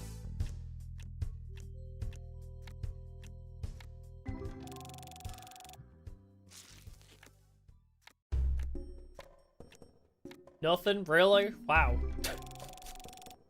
Huh. Oh well, I still got some more packs. We're okay. It's not the end. Yeah, that'll ever get as good as that one god pack, yeah. I mean, to be fair, when we think back on that, what, they were all like 500s? They were like 300 to 500? So they're not even like huge hits, but I mean, you know, they're still Ghost Rares, so it'd be nice to fill the wall with them, but... Like, the only reason they were all so expensive was because we sent them all off to get graded after that. So it's kind of crazy to think back and be like, wow, you know, we get £300 cards a lot more consistently than we used to. Maybe I mean, that one god pack, I think that one god pack is the best we've had, all of them being over 1,000. Or there or thereabouts. I think that's probably the best pack we've had ever.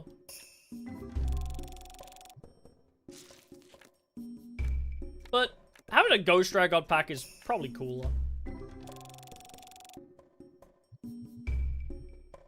Damn, Labyrinth and Nightmare kind of kicking my ass right now. Not seeing much good here.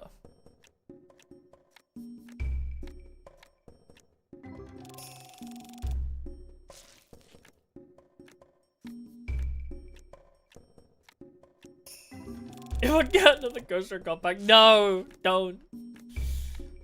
Don't waste your money like that. I'm not even doing any content over there really anymore. I wish I had time and energy for it, but...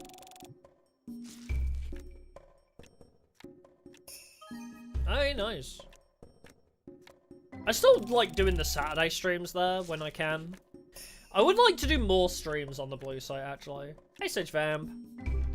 Or Brandos 2. I haven't been playing that there. I've just not been playing Brandos 2 in general. Yeah, I'm doing okay. We're chilling.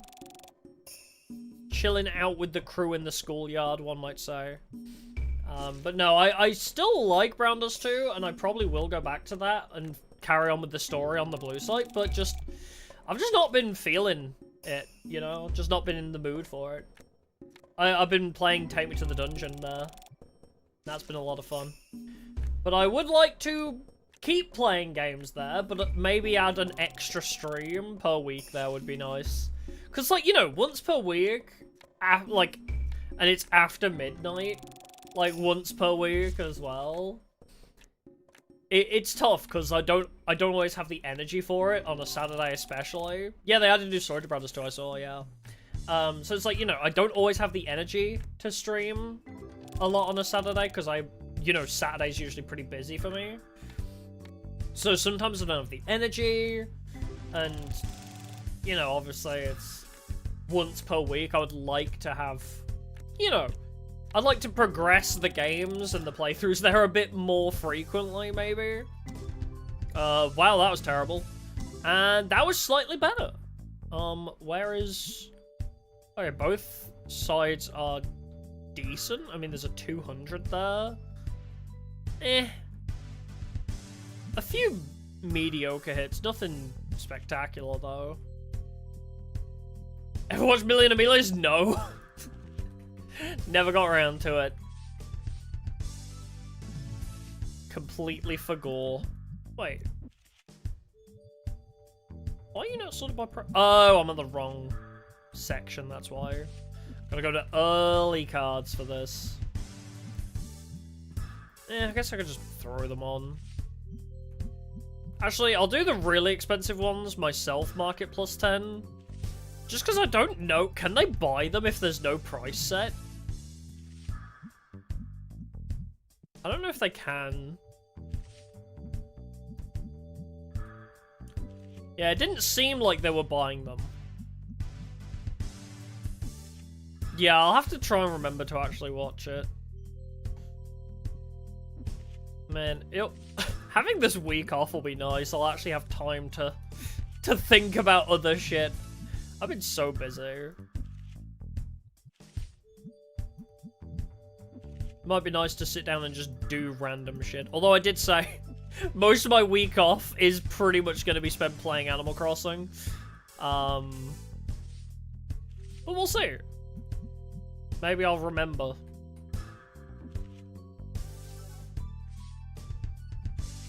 Oh, it's AI made?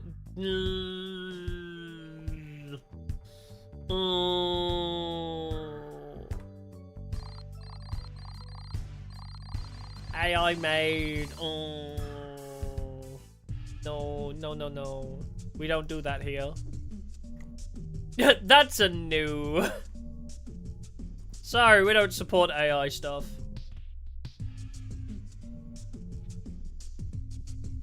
How are my things doing? Just looking at the shelves. Brother, yeah. Sorry, I don't like supporting AI content. I might go back to Magician's Force for a bit, actually. Open 3 boxes of that. Yeah, if it's AI generated, that's bad. if you mean AI in, like, some other different way, I don't know, but... Oh yeah, I saw Sora shutting down, yeah. But no, if you like AI content, fine. But I just personally don't like supporting it as a creator myself.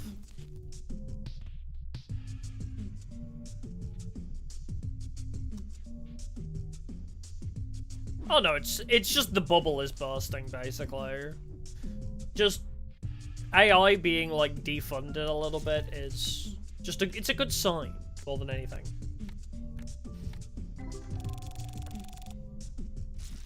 But no, yeah, I'm curious to know, because it's like, well, if it's just AI generated, I would prefer to avoid it, but I don't know. If it's decent, but okay, but is what are we talking about? Like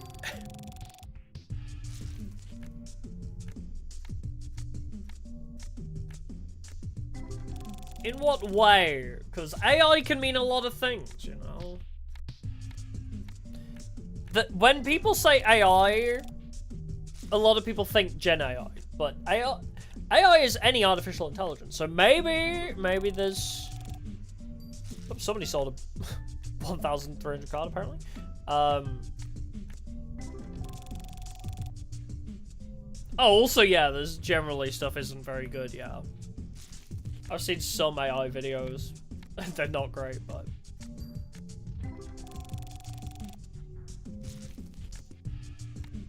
But I don't know. I feel like AI can be useful. I mean, you know, you look back, Siri is, like, and Amazon's Alexa. Did I awaken anybody's? But, you know, like, those things are AI, but they're helpful. They're helpful tools, but... A lot of us just kind of say AI, and we mean Gen AI now, but...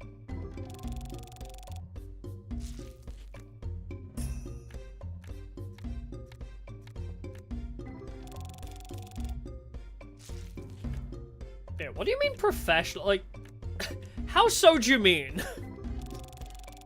Yeah, a lot of people are using it for no point at all. Yes, I agree. That's terrible. Replacing jobs? Bad. Yeah, what do you mean does it professionally?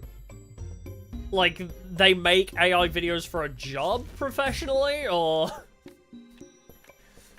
Or, like, they use it as a tool to assist them? Kind of thing. Like, they draw it, and then AI... I don't know. I don't even know. Like, how animators could use AI to help them, but...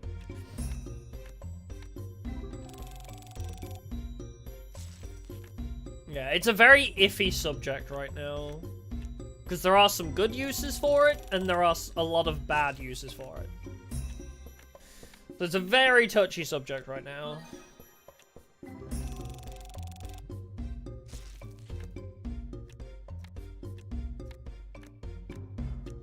I think the technology is fascinating, though. Like, I've talked about it before. I think the technology behind it is fascinating. Because it's like, how the hell do you achieve this? But at the same time, if AI's objective is to completely remove artists out of, you know, their creative passions... How much? 1,600? I have no idea. Haven't paid my taxes, maybe? I know, right? This is why I titled the stream Suffering from Success. I literally can't stop making money.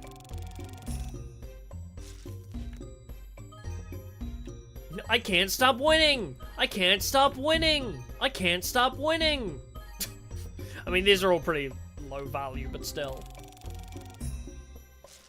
Should probably take my pill soon, too.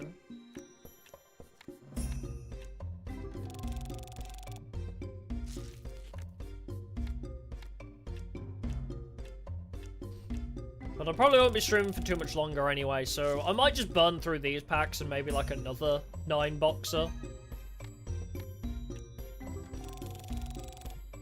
Like, we'll end this day, I think, but I don't know how much more I want to do today.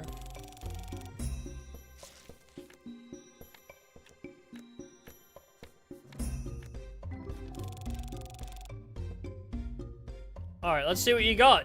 1,200? Okay. How? Oh, 898 adhesion trap hole. Very nice. What about you? 400? Okay, not even worth checking. I'll finish opening this box. Okay, love me a big Amazoness blowpiper. Yeah, I'll see if I can buy anything else for the personal shelves. Well, I don't think we've had any new ghost rares yet. No new ghost rares for the wall.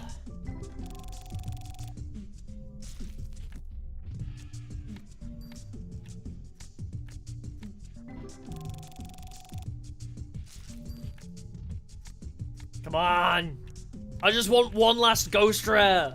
I need like one last hit, you know?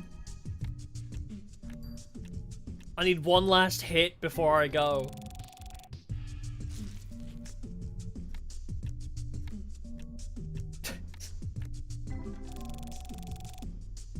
A junkie for ghost rares. I wonder what ghost rares we haven't seen yet, too. I should probably fill these in, too.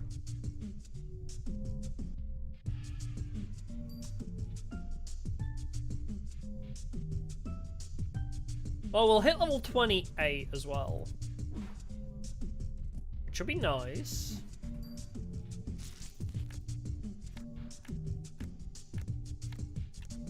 Oh, there we go! Okay! Ask and ye shall receive. We got the Dark Magician girl. We got one! Yay! Another one for the wall, and it's a technical dupe? Yeah, it's a Dark Magician girl. Did we have we had a white one before, right? Not the Dark Ghost Rare. So we got technically a dupe, but it's a different Ghost Rare. So I guess we'll put it up on the wall anyway. It can go on the wall because it's technically different, but if the wall gets filled out, it will be replaced.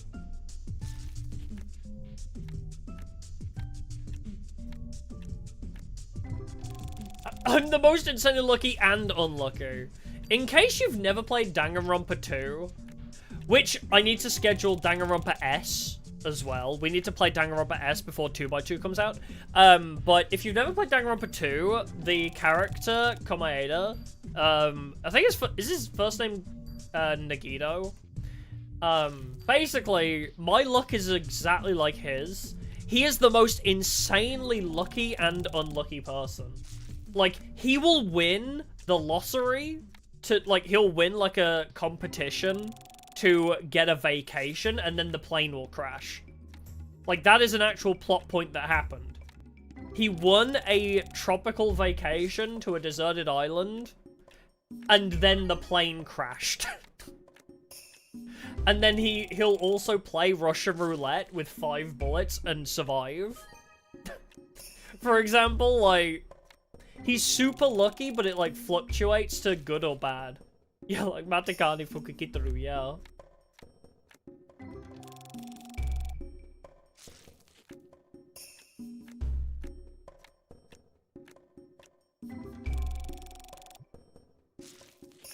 No, I won't play Russian roulette. I would die instantly. What do I think my odds are? Okay, here's the thing, right? Oh wait, it's another gold sarcophagus. I already own that, right? The problem is, right? It's meant to be a 1 in 6, right? What the f-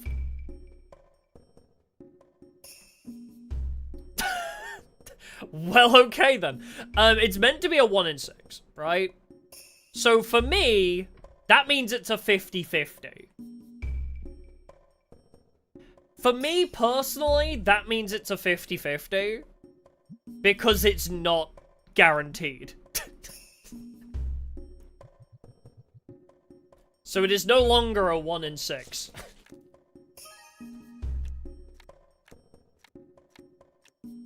But no, yeah. What are the good examples of that? I mean, Nagito Komaeda is so funny. I love that character, and it does perfectly encapsulate my luck.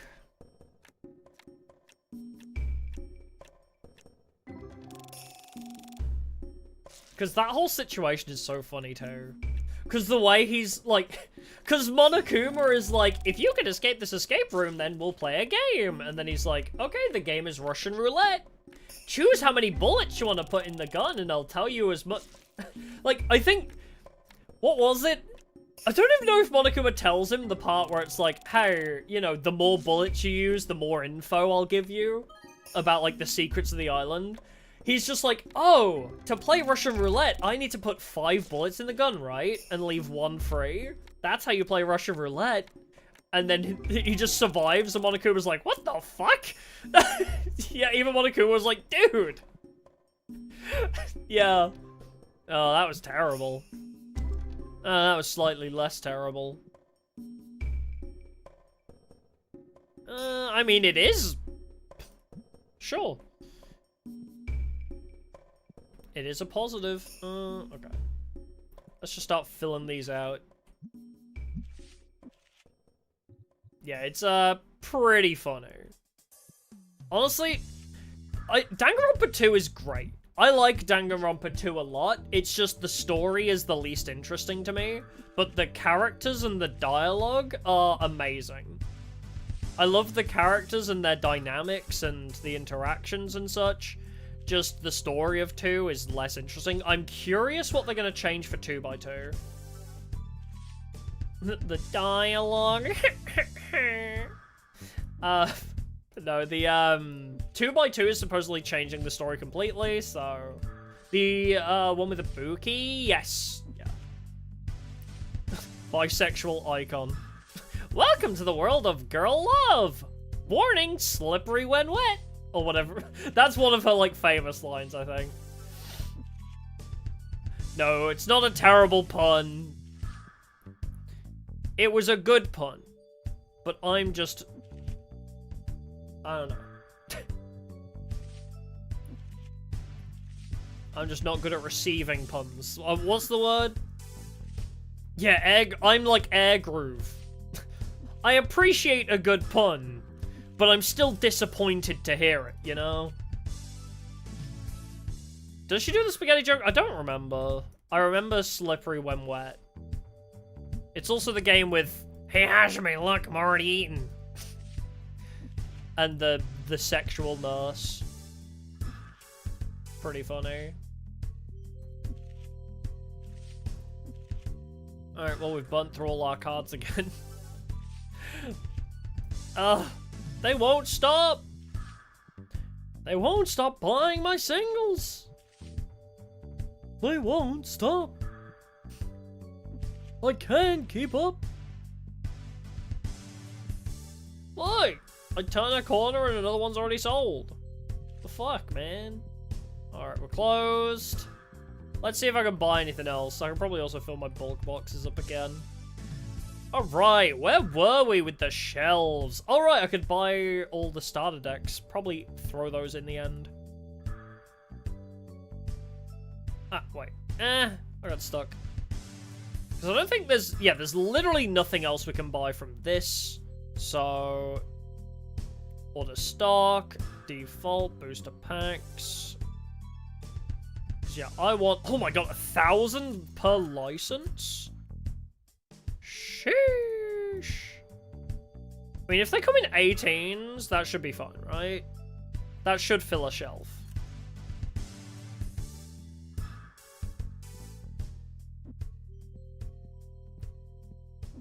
Yeah, I'll put these on the end shelf. It feels nice to just have these all in one place. I think the Yugi starter deck was first on the list. This game is a real good show of my perfectionism. Because it's like, okay, I'm going to organize my shelves in the same order that they're on the store. Like, it really is a show. Okay, Yugi, Joey, Kaiba, Pegasus. That makes sense. Yugi, Joey, Kaiba, Pegasus. Okay. So Pegasus was last.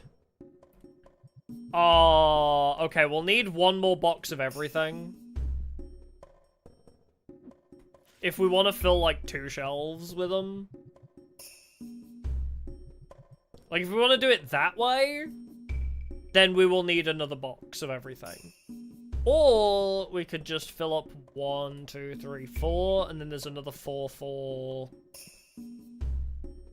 I don't know, because there's only 2 of those. I would say, oh yeah, we'll move those into it, but... Well, we'll keep it this way for now.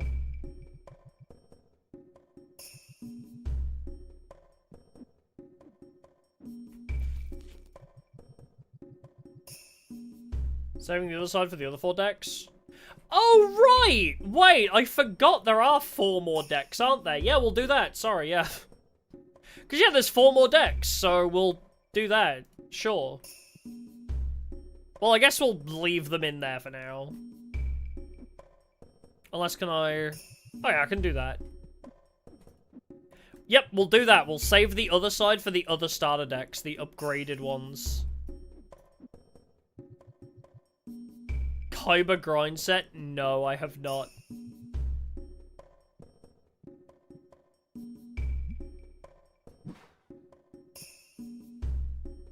Fill 3 and 3 instead of 4 and 2. What do you mean?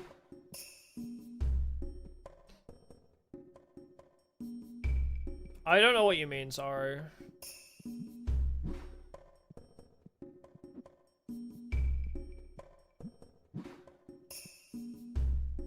But yeah, I don't know, we'll just put the other starter decks alongside them. Yeah, I guess keeping an empty cardboard box would be a smart idea. Having 3 on each side?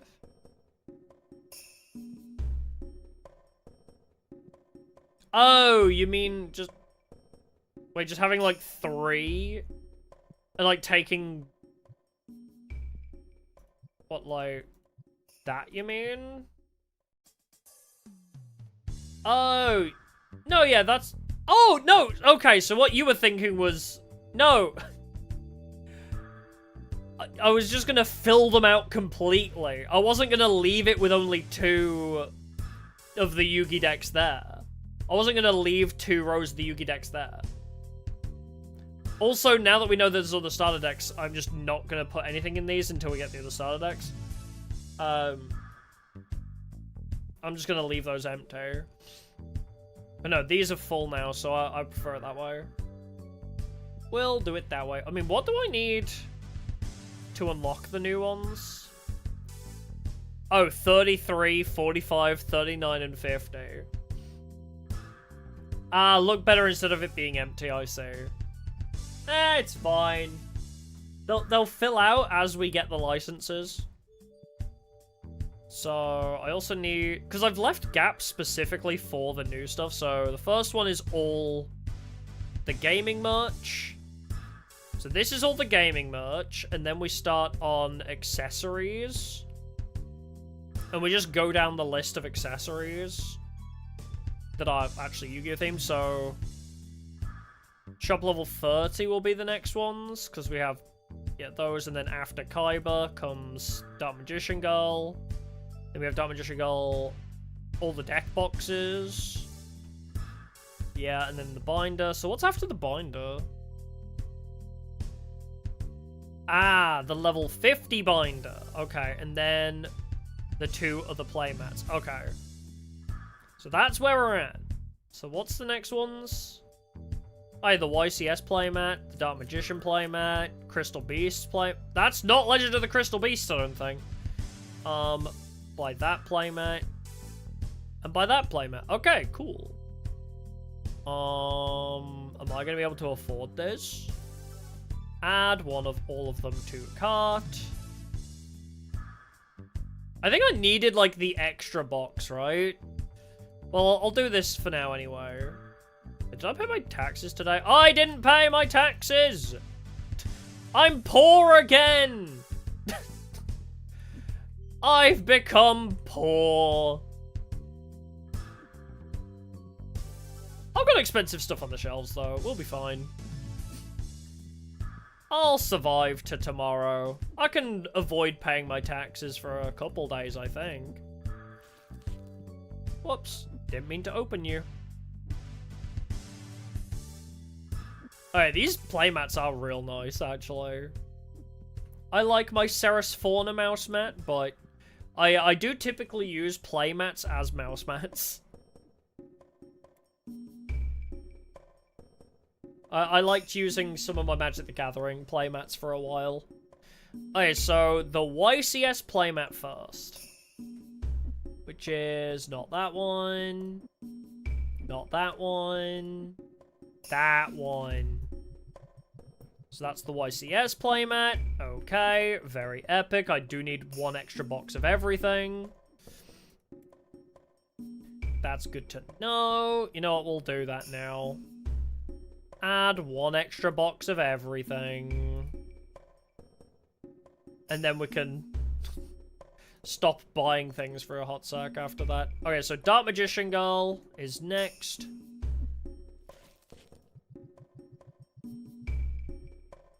Can't afford it? What do you mean? I think it was this one next. I can afford it. It was just the licenses were like 2,000 each. That was the trouble. Karibo, and then Dimension Force. Yeah, it was the license that was that expensive, yeah. Is all good. Alright, nice. We have our shelf of purely, playmats now. How many more playmats are there? It would be nice if there was only one more, but I highly doubt it.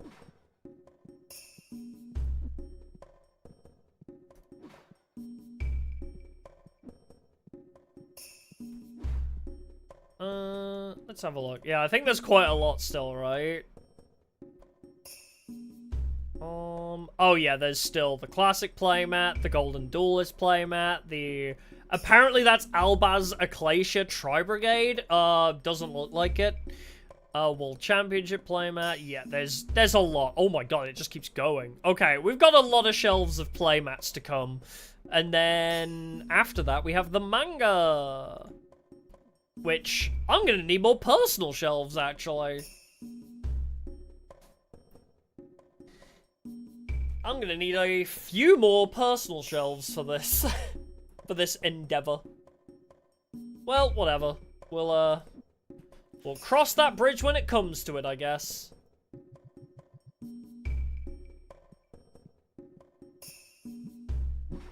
Fun. The YCS ones. Go there.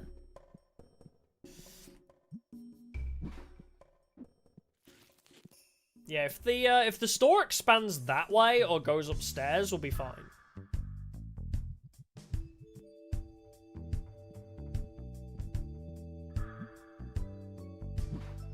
Basically, you could do a fully expanded store wall of just playmats. Good god. Okay, that's oh god damn it. Yeah,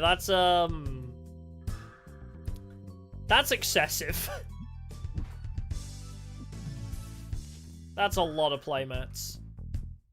Maybe the playmats can go upstairs if we do get an upstairs, or if it expands outwards, maybe we'll fit more that way, I don't know. Or maybe we'll put some personal shelves in here. Alright, well, we're filling out our personal collection. It's all coming together nicely. I dread to think what happens when I hit enter. You know what? I'm gonna do it, though. Alright, how much money did I technically lose today? Ah, 11,000! Alright, those two people are inside of each other. Can I afford my taxes? Nope. I mean, it's due in 7 days. Like... Oh my god, it tells you the total amount due at the top. I'll pay the salaries. I'll pay the rent later today, when I can afford it. But I'm gonna just save there, I think. I need to go. I know if I sell things, I get money. But yes, I'll, leave it there, I guess, for the day. Thank you for coming, it's been a pleasure. No stream tomorrow, because I'm busy all day.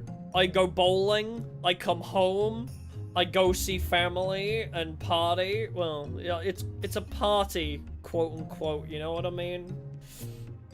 One of those family gatherings, quote, / parties. So we got, you know, a busy day. I'm gonna be dwinking. So, even if I get home before 8 PM, I might not be in a state to stream. Depending on how I feel. But we will see. I'll be very busy tomorrow, but Sunday we're going to be, finishing Duels of the Roses. And then my break! Oh, the other thing though, I'll try and upload overnight the new, the Legacy of the Duelist highlights. Yeah, it's finally time for the last Duels of the Roses deck, thank God. But yeah, that'll be a Sunday stream. It might be a shorter stream. I don't want to stream for too long, so once I finish the starter deck, I'm probably just going to call it on Sunday.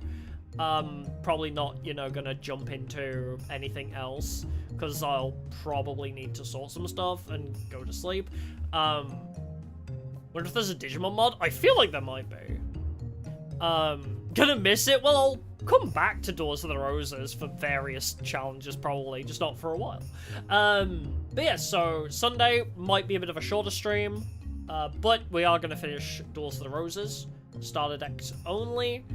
But yes, the new highlights video, the GX era highlights of Legacy of the Duelist, should be releasing. I'm gonna just upload it tonight. And then when it goes live, members will be able to see it, but it probably will release, like, you know, one. I mean, it's not going to be that much earlier for members to watch it, so if I upload it, members might get it, like, 5 hours earlier than everybody else. Because I was hoping to get it finished, like, before today, but I just didn't. It took me too long, and I've been too busy this week to finish the video sooner, so sorry, members, you don't get it that early, but it'll upload sometime in the next few hours, I guess. I'll upload while I'm sleeping. Alrighty, but that about does it for the day. Thank you for coming! I'll see y'all in the next one. Goodbye for now. Bye-bye-bye.